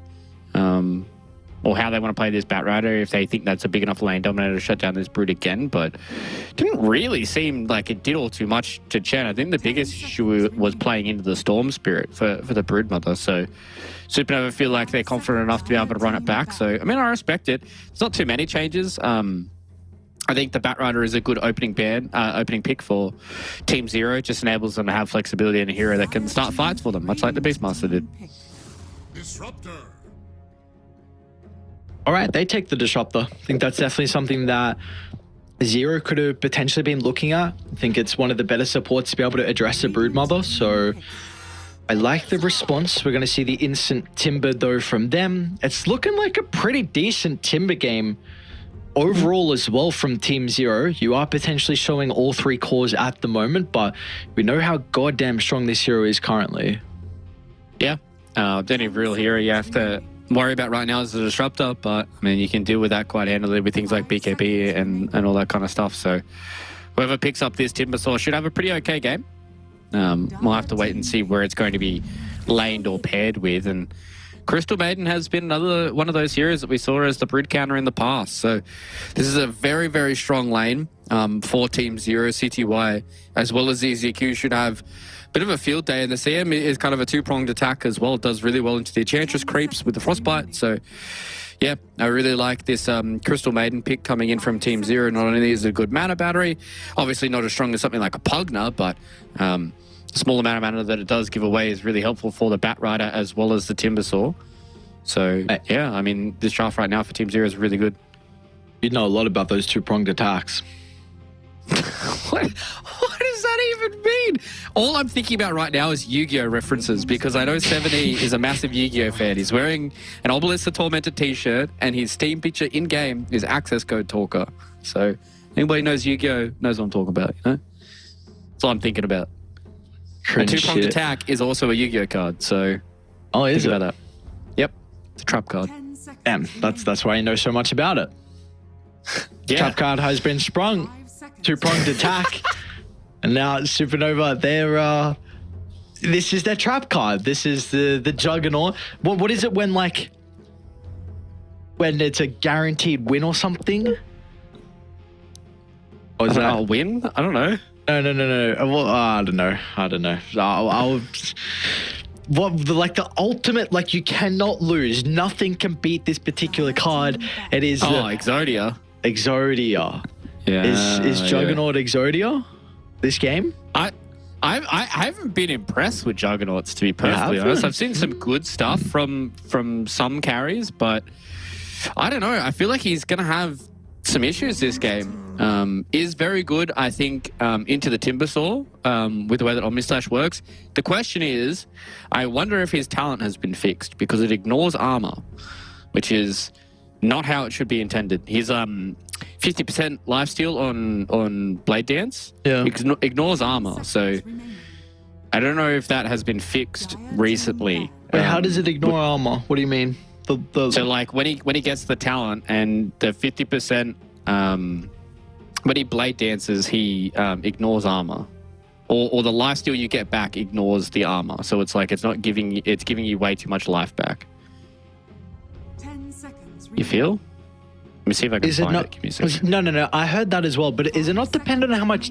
Is it not dependent on how much damage you do? The lifesteal you get back. Or is Yeah, it? but I think that's the bug. I think that's the bug. Is it's not. It would be the damage that you would have done if they didn't have any armor. Sure. And 50% of that is the lifesteal you get. Team pick. Because I've seen this guy be 0 health, use an Omni Slash, even a Swift Slash for goddamn, and be full health afterwards. So, yeah, no, he looks pretty strong. What's going on? We got a Void Spirit last pick here for Team Zero. So they have protected it with the Ember Ban, Leshrac Ban as well. Supernova also looking for their fellow mid laner. Thought maybe they might want to go back to the Storm Spirit again. Maybe not having access to the Pugna may have left them a little nervous to pick that. But I like the Void Spirit here. It's hard for the Juggernaut to get a good Omni Slash on the Void Spirit. He obviously has good ways of dealing with the Disruptor and the Enchantress as well. But Supernova, man, what do they need from the mid lane? Do they just Puck here? Does Puck feel okay? You're a Darkseer. Now select your heroes. Oh. All right, what's going on? Is this a mid Darkseer? No, boring. It's a mid Brood Mother. I think mid Darkseer kind of demolishes Void Spirit, if I'm being perfectly honest. But I think also Based. maybe Brood does as well. So we'll have to see how this lane is going to go for Han, about whether or not he can put the Vice back on 7E. Why do they Darkseer? What am I missing here? It's no like the wall. It's not like, because we see at the moment Darkseer, you're picking this hero when you're playing versus a Terrorblade or a Morphling. Like you have so much value out of the wall as the game goes on. You don't have a melee lane pairing, which is pretty big. Maybe with the Enchantress creep, you just put it on that and send it at people. But then you're laning into a Crystal Maiden, so you should be able to deal with the creep. I'm a bit intrigued on the reasoning behind this Darkseer pick. I felt like if they were going to try and put the Brood away from the Naga Crystal Maiden, which is a very difficult lane, surely they could have come up with a different offlaner. Yeah, I feel like the perfect offlaner would have been Underlord for them, right? Pit of Malice is insane this game. Firestorm does really well into Naga Siren. She doesn't want to have to build. I mean, if she does build into the Heart, then the Firestorm does enough. Up against the Timbersaw as well, percent base damage is always really good with him, and you keep people locked inside with the kinetic field. So, yeah, I'm questioning the Darkseer here.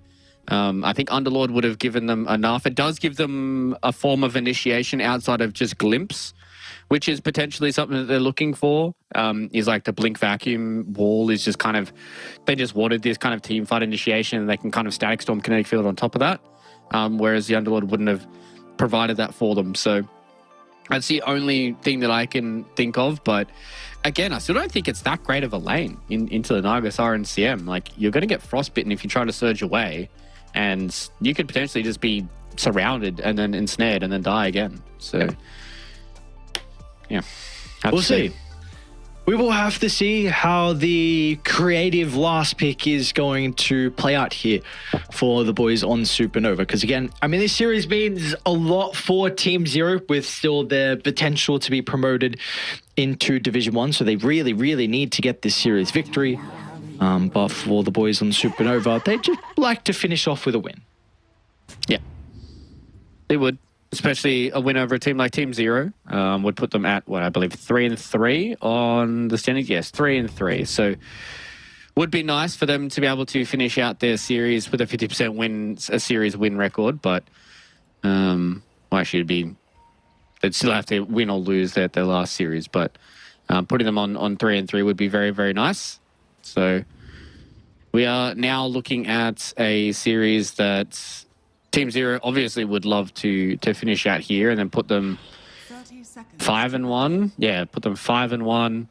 Lock themselves into second right now with one series left to play, and that is up against the Last Dark, meaning that if they lose that series versus the Last Dark, the worst thing that can happen can be tiebreakers between them, Big Brain, and the Last Dark. Because this is me expecting Holy Grail to go 7-0 and beating Big Brain as well, by the way. So that is something we need to pay attention to. But that is all in the future. That is all ifs, ands, and buts. My friend, we need to focus about the now.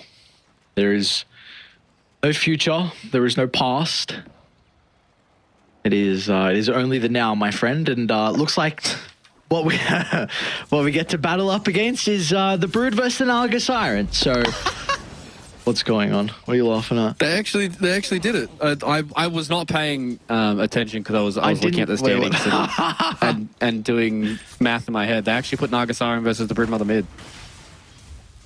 Yeah, that like didn't that. really click for me as well. Like I said, I just saw the hero and said the name, but it didn't even click. Like, oh yeah, they're now playing the Naga into the Brood matchup still. So I really wonder how this is going to go mid lane, because so many matchups are very different. Even if you just play it from safe lane to the off lane, and I mean even 2 times that, or even 10, whatever you want, it's just completely different. Even more if you put it in the mid lane now. So I do really wonder how this looks between the Naga and the Broodmother.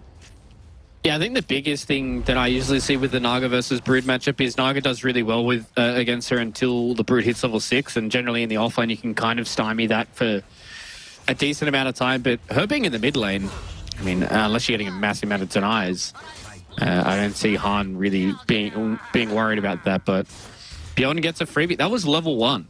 I think that was just a flame break knockback into a second whirling death on a Chola, and he just died. So bad luck. Yeah, bad luck, brother. Because if you if you feed this Timber, he will just take over the game. You have you don't have great responses. Really, my only concern in this lane is like, I mean, you can't even reliably Blade Fury him down, because he's just going to chain away. But by the time you get the glimpse back, the Blade Fury has already been wasted. So this is a free Timber lane. And I think with a lot of his damage as well, he might be able to actually out-farm the Juggernaut. So all right, let's see. There you go. Glimpse back. No point in chain, so I guess that's a big issue for Beyond. Who cares about running away? Let's get a kill. Let's chase down Chola instead of trying to save our own life, because it's not even needed. Yep. And it's kind of exactly what you said, right? Like the Glimpse and the Blade Fury, they are good in theory together, but sometimes it really just doesn't matter, especially up against a Timbersaw who is now level 3. There's 2 levels in the reactive armor, so he's going to be much more of a nuisance than what he already is. And the fact that Chola's died twice here to Ice just kind of sets his Batrider off on a trajectory that not many people want to be playing up against as a support with a Batrider in the game. And 7E gets a freebie. Okay, didn't have to assimilate to get away from that last impetus shot. Friend, that is They not a get the kill freebie. already. Not a freebie, actually. No. You are correct. But he got the kill on the Darkseid before he died.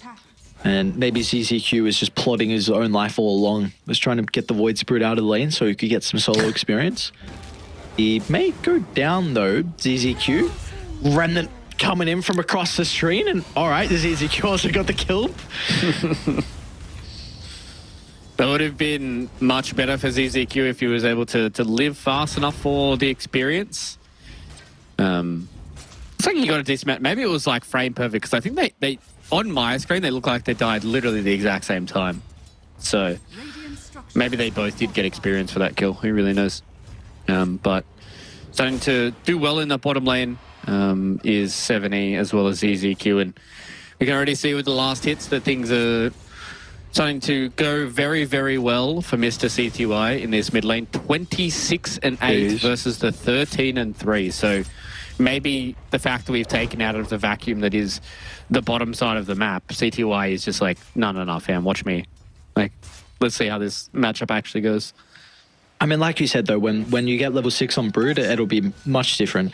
Brood would just be able to play on Radiance Hill and just cut the wave and then just go back into the jungle. But Naga will do the exact same thing. So I really think once 6s are picked up, it's just going to continue to be a farm fest between the two. But at the moment, we're not there yet. So CTY will continue to body this Broodmother. He also doesn't have to worry about, like, an extra support as well for CTY. So I think this matchup really is kind of Naga favored early on. So we'll see what Han's able to do to be able to come back into this game. Being a little bit behind when it comes to the experience and the net worth. Wants to try and get stuff done. And Brood's really not one of those heroes that likes to rotate either. So, I mean, I guess neither is the Naga Siren. So both these mid laners are going to be sitting and chilling for a long time. Uh-oh. Sheep! We chase down Ice Ice. Even wanting to turn to Chen, but that is a bit more of an ambitious kill. So they do leave the Timber solo, but of course a hero that is more than capable to play on his own devices, needs to know no fear, as he's even just running at Dong and putting some pressure on the Juggernaut as well. Yeah, he knows as long as Dong doesn't have like a massive amount of mana that he should be okay. Even if he does have spin available, Beyond can get these right clicks going. Obviously being a universal hero, for some reason they all just hit like trucks. And it's very hard to deal with those right clicks. And Chola's really not going to be an issue for him. You know, Thunderstrike is only level 1, so it basically tickles the Timbersaw with 2 levels in reactive. Yeah, you can get glimpsed back, but you have Timber Chain if you ever get yourself into a real pickle. So, I mean, they're just able to abuse the bottom side of the map with Ice Ice. I would like to see them maybe try and make a rotation onto the Broodmother with Ice Ice. Maybe just get like a Flame Break knocked back into an early ensnare, but the fact that CTY has just kind of gone straight for this farming build means that it's not really going to be an opportunity for them. Bottom tower is under attack. I wonder if this is going to pay off for them though, with all the pressure they're putting on bottom, like leaving Dong to play solo, who is actually even getting dived as well currently with the Juggernaut. So we'll see if he's going to be in some danger or not. As well, yeah, no, he's in a lot of danger. Ice Ice just wraps around, and you've got the Timber to help out with the remaining damage required as well. So nonetheless, though, at least the tower will be clean bottom, so they are getting something out of the map. But this Juggernaut is really struggling versus the Timber. Yeah, that was unfortunately Chola on a little bit of string there. He went bottom, didn't really get much out of it, and then he just kind of twin gated back top, watched his Juggernaut die, and then that was really it. CZQ tried to be a little cute and takes the Wisdom Runes, but he's going to die for it. Tonight. Oh, It's a big impetus, never mind. yeah, I think he travelled a lot of distance. Too many units to deal with. So they at least get something out of it. Where did the other one go? Ice Ice picked it up, so the hero you wanted. Structures are fortified. You can't lane here now. Not into level 6 on Timber, so it's a free lane for Beyond. Yep. It's a net worth difference, yeah, about 700. Meanwhile, damn, the Brood difference. So now this is much more expected. So, like we said though, get 6, cut the wave. So Han will be able to catch up, but of course Naga does the same thing. I really wonder what they're going to be able to do to unlock 7E though, because he's the person that's having a little bit more of an affected lane. I'm a bit surprised that tower went down. Yeah, I thought CTY was going to be cutting the crit waves a little bit more. I think he focused a bit too much on the jungle camps rather than sending his illusions to cut in between the 2 towers. Maybe he thought he would give up his life for it. But Dong is not having a fun time. Yep, that's unfortunately the life of the Juggernaut. Sometimes you pick Jug and he's like one of the greatest carry laners in the game, and he's just abusing people with spin, and he's like blade dancing with people. Then you like get it at very early 6, you omni slash the off laner and you feel like a Chad. And then sometimes you feel like that your Blade Fury is literally useless because you use it and then you still die. So fortunately for Dong, he is having a very, very hard game. And they're going to have to try and do a lot to enable him again. Like, not even level 6 yet, not even close to a Battle Fury. He at least has a Cornucopia, so he can jungle, but it's going to be very slow. He has a cornucopia, no words that have been said before. It's such a cool word, Cornucopia. It is a cool word. It is a cool word. Never knew it was a word before Hunger Games. Thank you very much, Hunger Games. You've buffed up my lexicon by 1. You just ragged on me for saying cornucopia and you used the word lexicon. Like, come on, bro. What? Am I getting roasted right now? Hang on, what's going on? Well, you're like, oh, nobody said cornucopia before. How many people have said lexicon? I think like a lot 7 or people. not a lot? Oh, come Not on, many dude. people. What do you mean? Not many? Who uses the word lexicon? I'm just trying to expand my lexicon. No, I'm trying to. I don't want to use vocabulary, but I can't think of another synonym for that along with lexicon. So, are you impressed? Guy. He's flexing. Look at this dude. Look at this dude. He's flexing. Yeah, flexing my lexicon word. Yeah, watch me freaking mess up 500 more and then stutter multiple times. Oh shit, what do I say? Yeah, flexing. Bottom, what's going on? Jump in 7-8. Bye-bye, Chola. No spells for you to ZZQ, cast. Chad? ZZQ, that is a absolute giga Chad ultimate for you. Just stand strong, no fear. And Sheep as well, you will be chased down, my good sir. My size can continue to stack up the sticky, and it's going to be a long and painful potential death. He didn't surge straight through the river, so ran a little bit closer to the Crystal Maiden. They are starting to respawn, though. 70 has another round of the Astral Step. Is going to wait till he gets closer towards his high ground.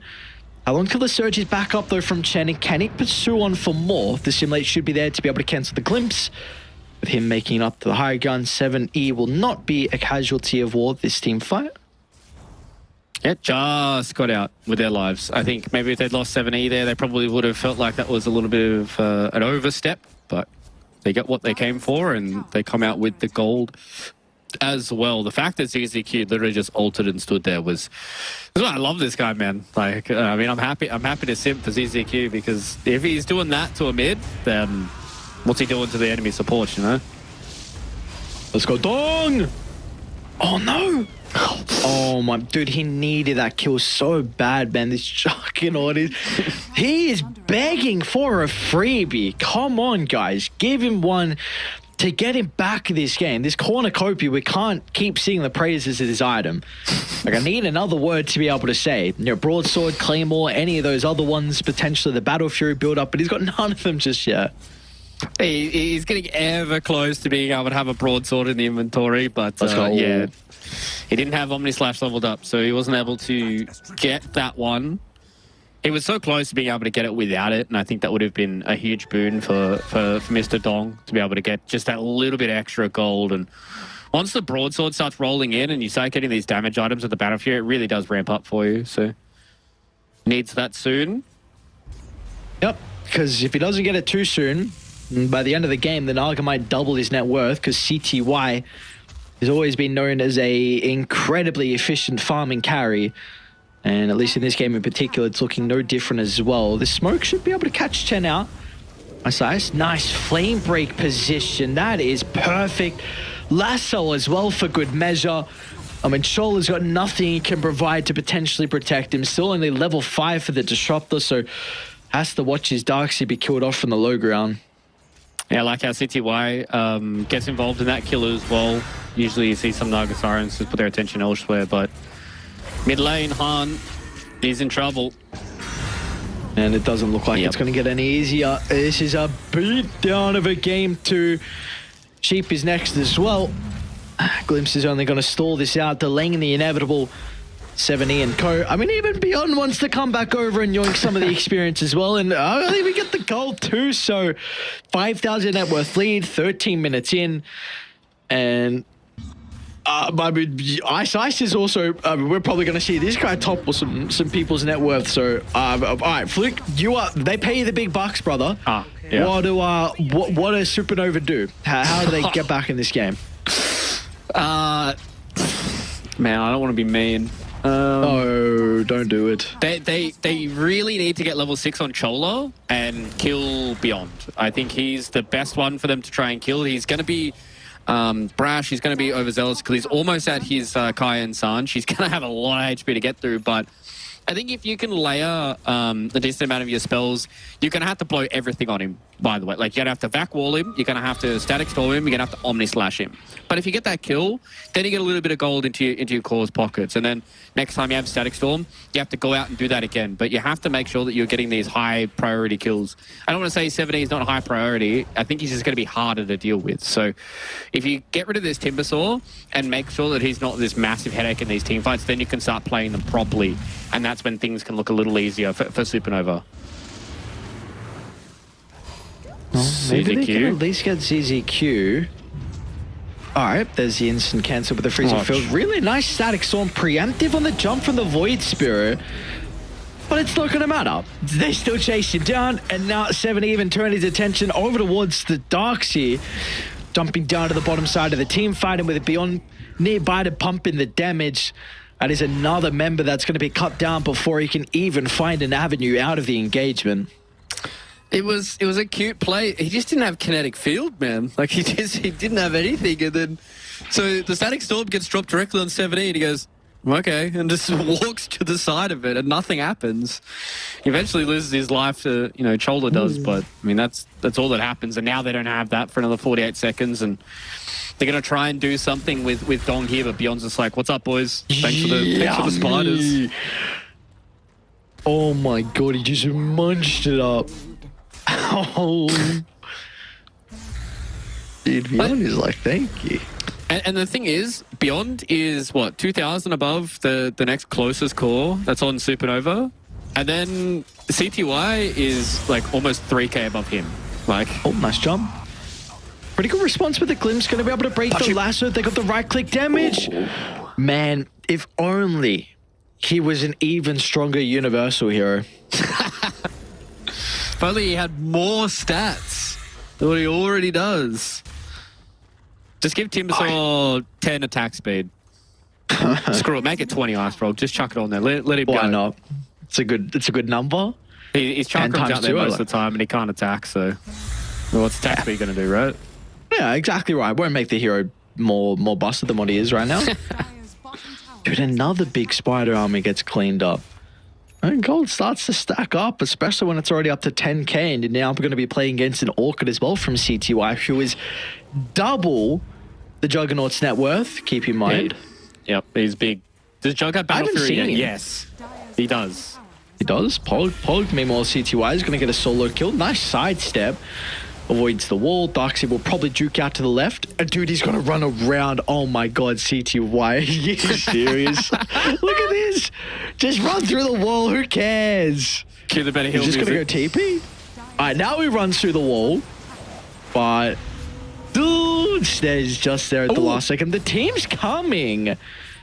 CTY is not got enough mana for Song. He's actually going to even TP out. So pretty good read for him. But Darkseid lives. Nice. That's what you need. Those little victories. A little bit of time being wasted 10. for CTY, as you said. But I think Supernova need to try and get something out of this now. The fact that they've pseudo-kicked the Nagasaren out of the top side of the map. Maybe try and put a little pressure on this tier 1 tower so he can't play so far up. Dire's middle tower is under attack. Dude, Beyond's so close to Ags. How are they supposed to kill him with like an 800 shield perma? Nice jump. Chola, they're going to take him out of the fight, so no potential of the Static Storm. Now 7E will be able to jump over the top and also catch out the secondary support as well. So right in front of the tier 2 tower if they want to go for some potential objectives. Yeah, they just get 2 easy kills on the supports. And I mean, that's kind of what's going to happen with 12k behind. Oh no, Mr. Dong. No spin, no hope. And A prayer of an Omni Slash. They'll even cancel the freezing field. As soon as the slash expires, Dong is going to return into a world of pain. And now Chen as well is going to be chased down. They're not even done just yet. They may have got a glimpse of Chola. We see him underneath the Observer Ward now, but Chola will be able to get back to the safety of the tower. The thing that's making this even worse for Supernova is they're just throwing spells into the wind. And now they're going to try and kill Beyond. Dire's bottom tower Okay, he's just going to walk away. has fallen. Well, he has Ags, so they're not killing him. Boom! But he's untouchable, man. He is untouchable. Godlike streak for the Timber. Dire's top tower is under attack. Yeah, I really like that he went for this like very tanky but still massive damage dealer on the Timbersaw with this Kaya Sarge into Ags. Some Timbers have been moving a little bit away from the Ag Scepter, but just the amount of damage, like look at how instantaneous all of that damage is. It's literally just goes bang and he just pops somebody and he's still unkillable with 3,000 health. So Supernova, they are running into a lot of issues because they don't have their spells they can use together. They don't have Omni Slash, they don't have Wall. We've got Static Storm, but that's about it. Well, they also have another kill on the Juggernaut. Man, ice, dude. Just... What can this guy not do? I don't know. He was a freak a few years ago. He's still a freak. And he's just really thriving right now on this Team Zero roster. And I really hope that we get to see these kind of players crack back into Div 1 for next year and even have a good shot at the qualifiers. In China, it's going to be a very hard qualifier to try and win. Yeah. But, I mean, if they hit their stride like this, they could be a fair shout. Ooh. Just able to escape through the rift. Everyone else ever so close to getting caught before they're able to TP, but not to be. A little bit too slow. Yeah, they haven't been able to just get that extra kill just yet.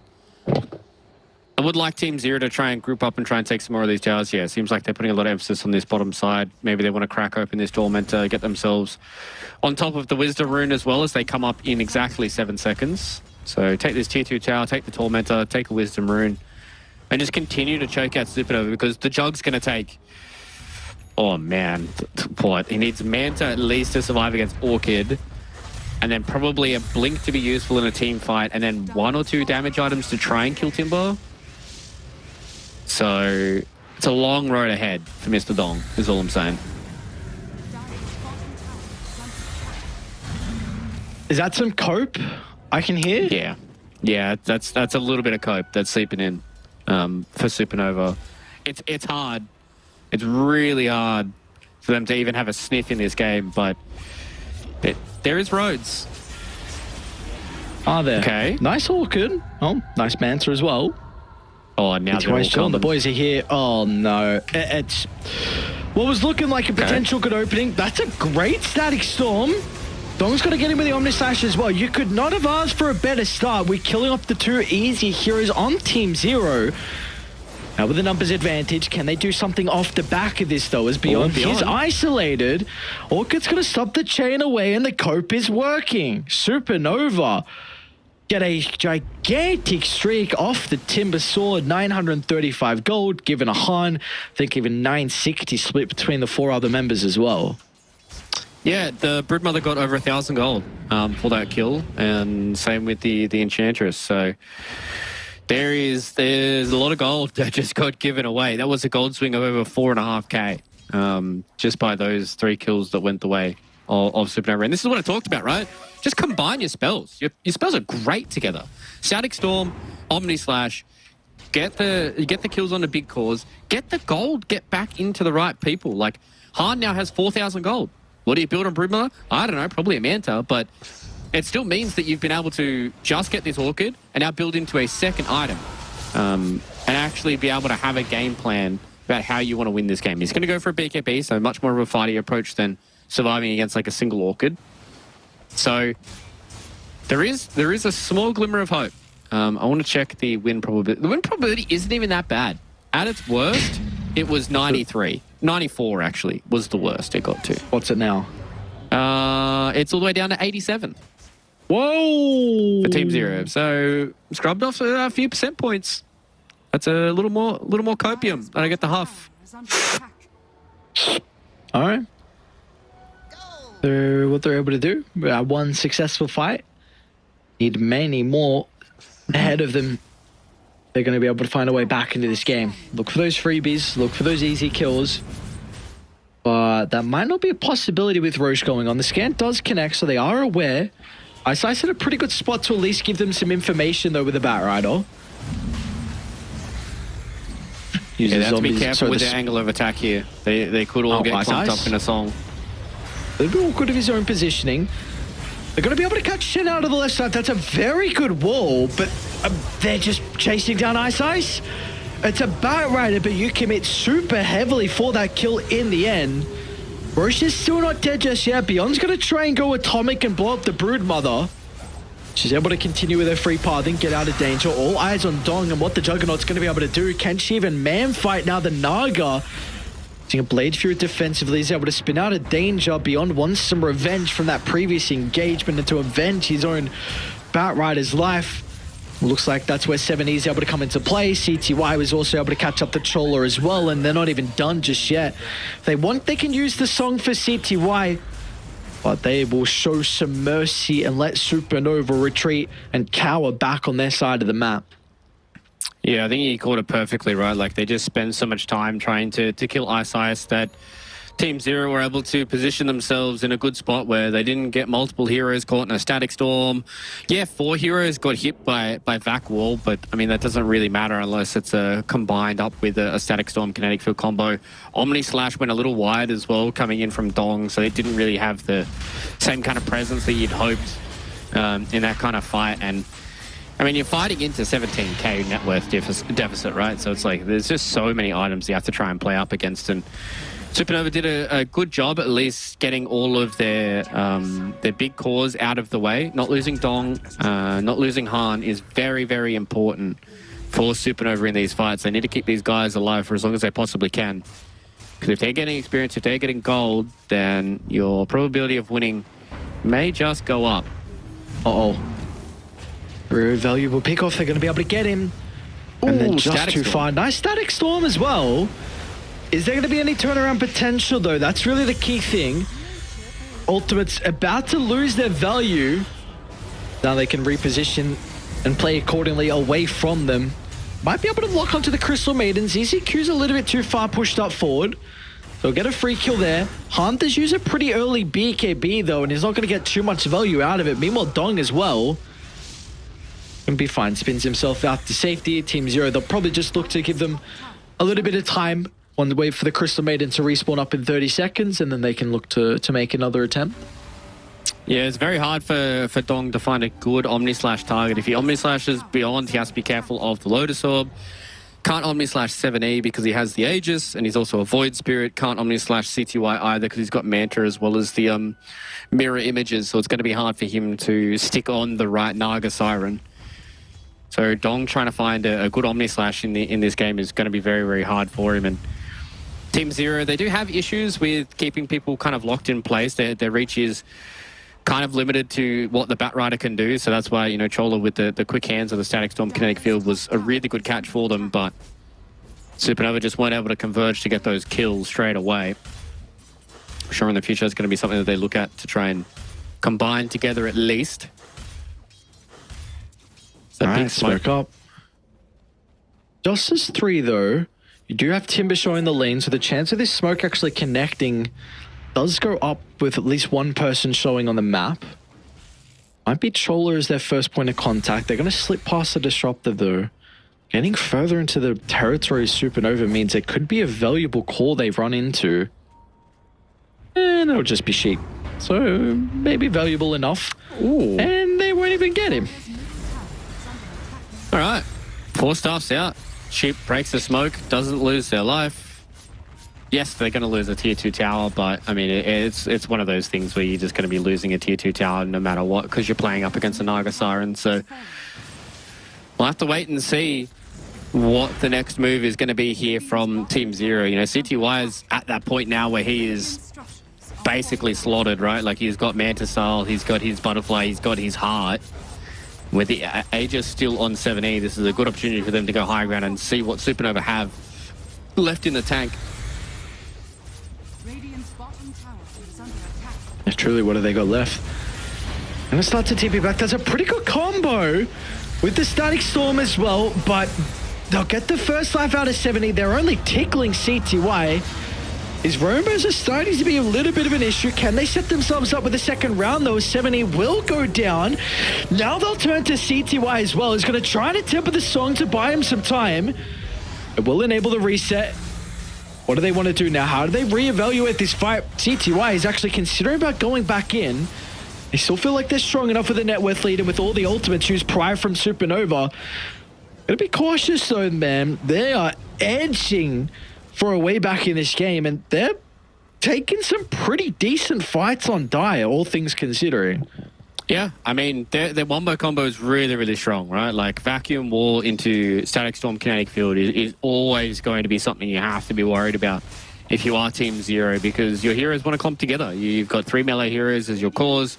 You've got a Batrider who kind of wants to be very close to the action as well. So Team Zero, like, they're always going to give them opportunities, but it's about how they capitalize on it. You can see they do have some damage issues with the Juggernaut. That was a full duration Omni Slash, didn't amount to much. This is probably going to be a free kill here on Ice. Yeah, it looks like it will. A Static Storm too.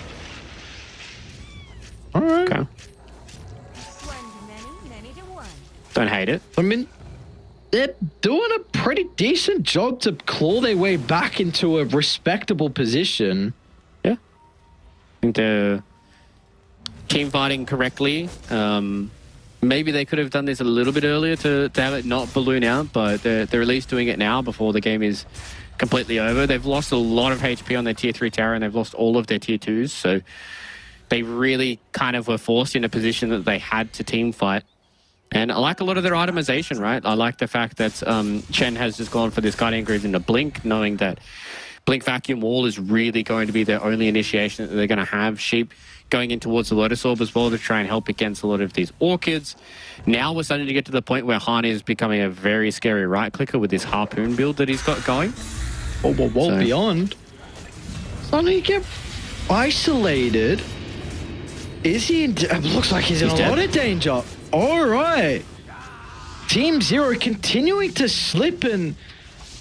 you keep doing that a couple more times, all of a sudden... Well, I say that, what's going on the other side of the map? Kills are galore happening. ZZQ will go down. They got the kill on the Chola. And, I mean, Darkseer as well was forfeited his own life. And meanwhile, CTY is just walking up. Gets a tier 3 out of it. Yeah, that was basically simultaneous ganks happening at the same time. Both offlaners playing in their opposite lanes, wanting to try and push out some of these waves, but the fact that Beyond goes down is much bigger for Team Zero. Supernova having some issues. They Omni slash ZZQ as well, because he was ulting in the bottom lane, so they will not have that for this fight, and I'm very certain that Team Zero understand this. So with no... What? Okay, now with the Darkseer back, I think they're very respective of the combo. Orca timing. Nice. Is in a little bit of danger. Never mind. 7 just jumps over 2 astral steps, and all of a sudden there's no Broodmother still to play with. It would be exchange of lives, but of course that does favor Team Zero. CTY is now even looking for the Darkseer too. They're going to be lacking some way to slow down Speedy Man, so he's going to be able to surge his way back to safety. But can they still defend their high ground? It looks like Team Zero aren't looking to give up any space. They want to try and force a buyback at least out of Han here. They know there's no vacuum wall because it was just used just before in that previous engagement. Well, they have the Vac Static Storm. Is that going to be enough, though? It's looking pretty good with all the AoE damage. Down goes 7E. CTY.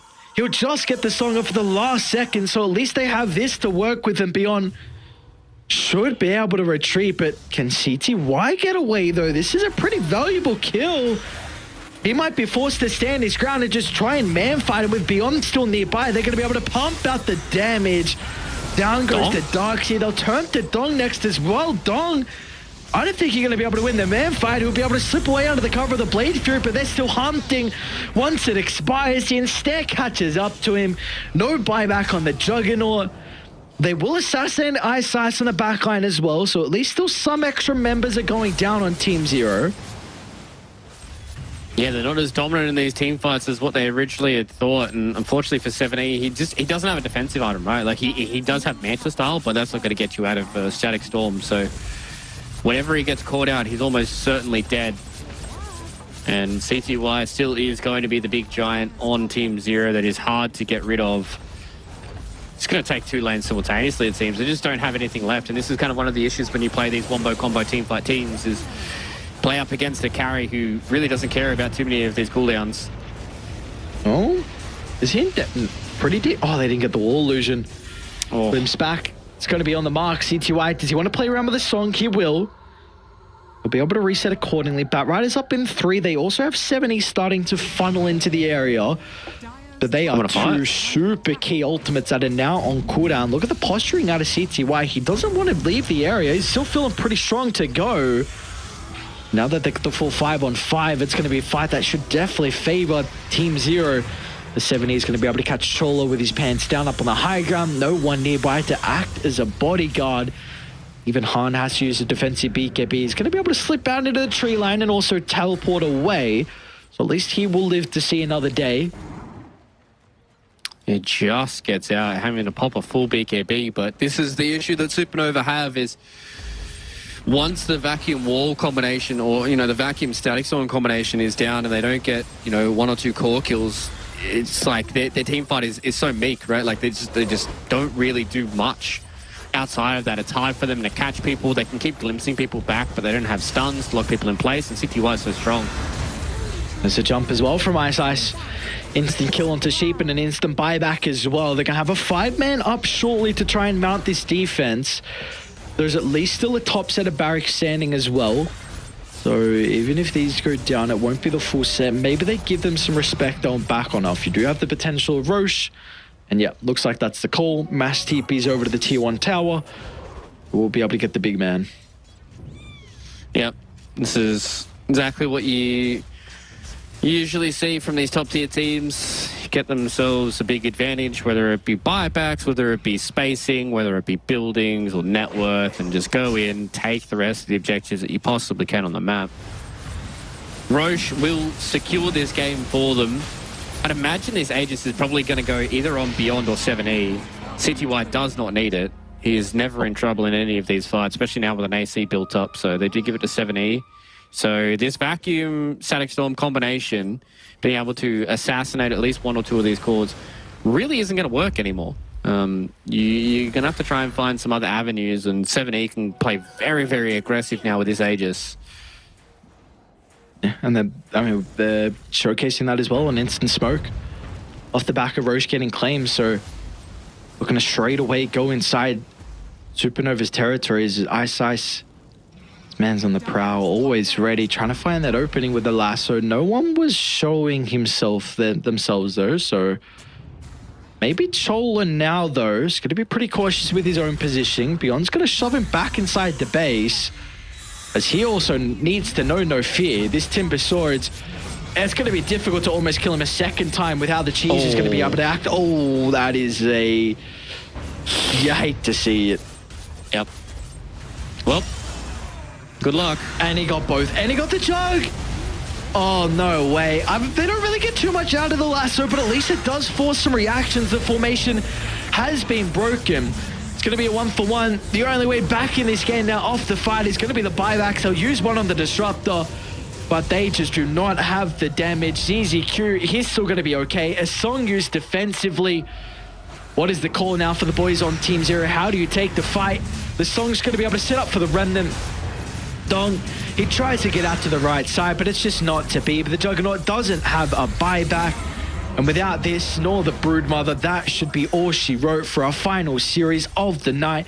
They made them work for it a bit in the end. Like, it took them 38 minutes, but man, was this a dominant game 2 from Team Zero. Yeah, Team Zero kind of started out with very, very good lanes. They set it up with the Naga Siren versus the Broodmother, completely hampered anything Harm wanted to do this game. ZZQ, once again, freak on the 5 roll. Beyond had a fantastic game. I think he's been a very, very good offlaner as well for Team Zero, and they put him on kind of one of these hard carries in the Timbersaw, and he popped off.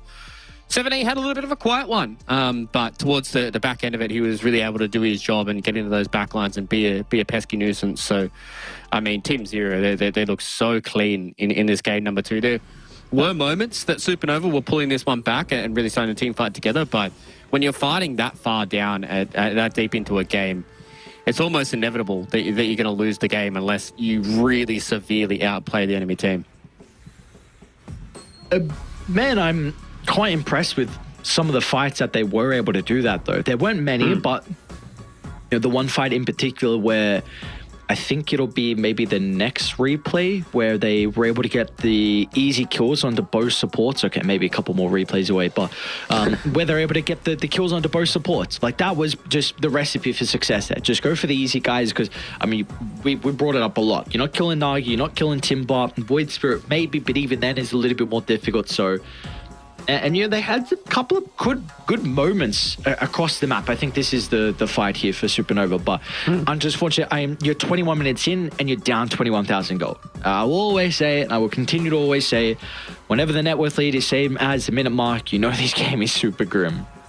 Yeah, it is very, very hard to be able to play a game when you are so far behind that they're beating you by 1k GPM, right? Like 1k GPM is generally the standard of having a very, very good game for any hero. And if you are losing by that margin, then everybody's having a great game. So it is definitely a hard mountain to try and bring over. But they brought this net worth down over, a good portion of about 10 minutes. There was a couple of fights they definitely won. Obviously, Beyond wasn't completely immortal throughout the entirety of this series, but, you're playing a Juggernaut into a Nagasarian, which generally isn't going to be that great of a matchup for the Juggernaut. Maybe if you go like uber ultra late game, when the Nagasarian's been 6-slotted for a long time and Jug's able to really fine-tune the items that he wants to try and go for, I could maybe see a Juggernaut come out on top, but you can just see the issues they have in these team fights, right? They rely so heavily on the Mantas and the BKBs going into the Crystal Maiden, and it just eventually just ran out of gas to hold this one out. So, I mean, the draft was sick. I think this Crystal Maiden pick, so big shout-outs to Blink to be able to pull that one out on the 4th pick, and it just looks so good for the Crystal Maiden to be able to set up, and everybody played nuts on Team Zero. I don't know who to pick for an MVP. I don't know either. I was going to suggest Beyond or CTY? either... All right, we'll go CTY because I was going to suggest Ice Ice, but I was going to say Ice Ice or CTY. So yeah, if we both say CTY, let's go that. Man deserved it. I think had a incredible showing. And the fact that he was even just comfortable to go mid lane and play versus the Broodmother is really great to see as well. That's something that we need to keep our eyes on for the potential last series, just at least if there's a matchup that they want to avoid and he can play around it, and potentially if there's tiebreakers as well. Because this series victory now means a lot. I'm sure after this we'll be able to get the standings up to take a look at how everything is looking, because we are, man, look, we're only 1 day away of closing out another tour. These fly by. It's nuts, right? The fact that it's 3 weeks of competition, and I mean, I remember day one when there was like conversations of certain teams not looking as great as what they had hoped, and now when we get towards the end of the tour, everything is laid out in front of us and we're actually able to make the educated guesses and see what teams really do look good. So, man, these tours do zoom past. The fact that this is the last tour of the year is what, like, we're going into TI season, bro. Like, true. It is nuts that the last major of the year is happening very, very soon, and we're going to be looking at TI for 2023. Like, it's crazy how fast the year goes when you're watching Dota. It does indeed. So at least in regards to next year's, we even get to see the schedule for what's going on as well. We'll start with that. Of course, tomorrow is our final day of 2 or 3. We've got Big Brain up against Holy Grail, which is pretty much Big Brain. That is a must win if they're going to try and force some tiebreakers. Limit versus Supernova, which really doesn't mean a whole lot considering Limit already relegated, Supernova sticking around in Division 2, and then last series as well. First and last series all means so much for the potential of who's going to take that second slot, because it does look like Holy Grail, they are confirmed. So we are still just fighting for that final slot. Yeah. So there's a few ways that this pans out. So obviously Big Brain have to beat Holy Grail. That will put them on 5-2 to end the tour. And then they hope and pray that the Last Ark beat Team Zero in that final series. And then we'll have a 3-way tie for second. So that's the only way that we get tiebreakers, is having a 3-way tie. No, I'm completely wrong. If Big Brain lose and Last Ark win, we still will have tiebreakers, but that will just be basically another best of 3 between Last Ark and Team Zero. So it won't be as exciting as 3-way tiebreakers, because there's infinite tiebreakers with 3-ways. That's the fun part. That is the fun part. There's always some exciting stuff around the corner if that is a potential. But for us, we are done tonight. 3 best of 3s of action is now concluded. Again, we've got one more day to be able to close this out, to potentially set us up for tiebreakers or not, to at least be able to determine the bottom 2, that middle of the pack, and then the top 2, of course. So we are getting closer and closer to finalizing everything, but we just need one more day and potentially another to work all things out. So for us here tonight, we're going to be done, but we will see you guys back tomorrow at the same time for some more China Division 2 action here in 2 or 3. We'll see you guys then.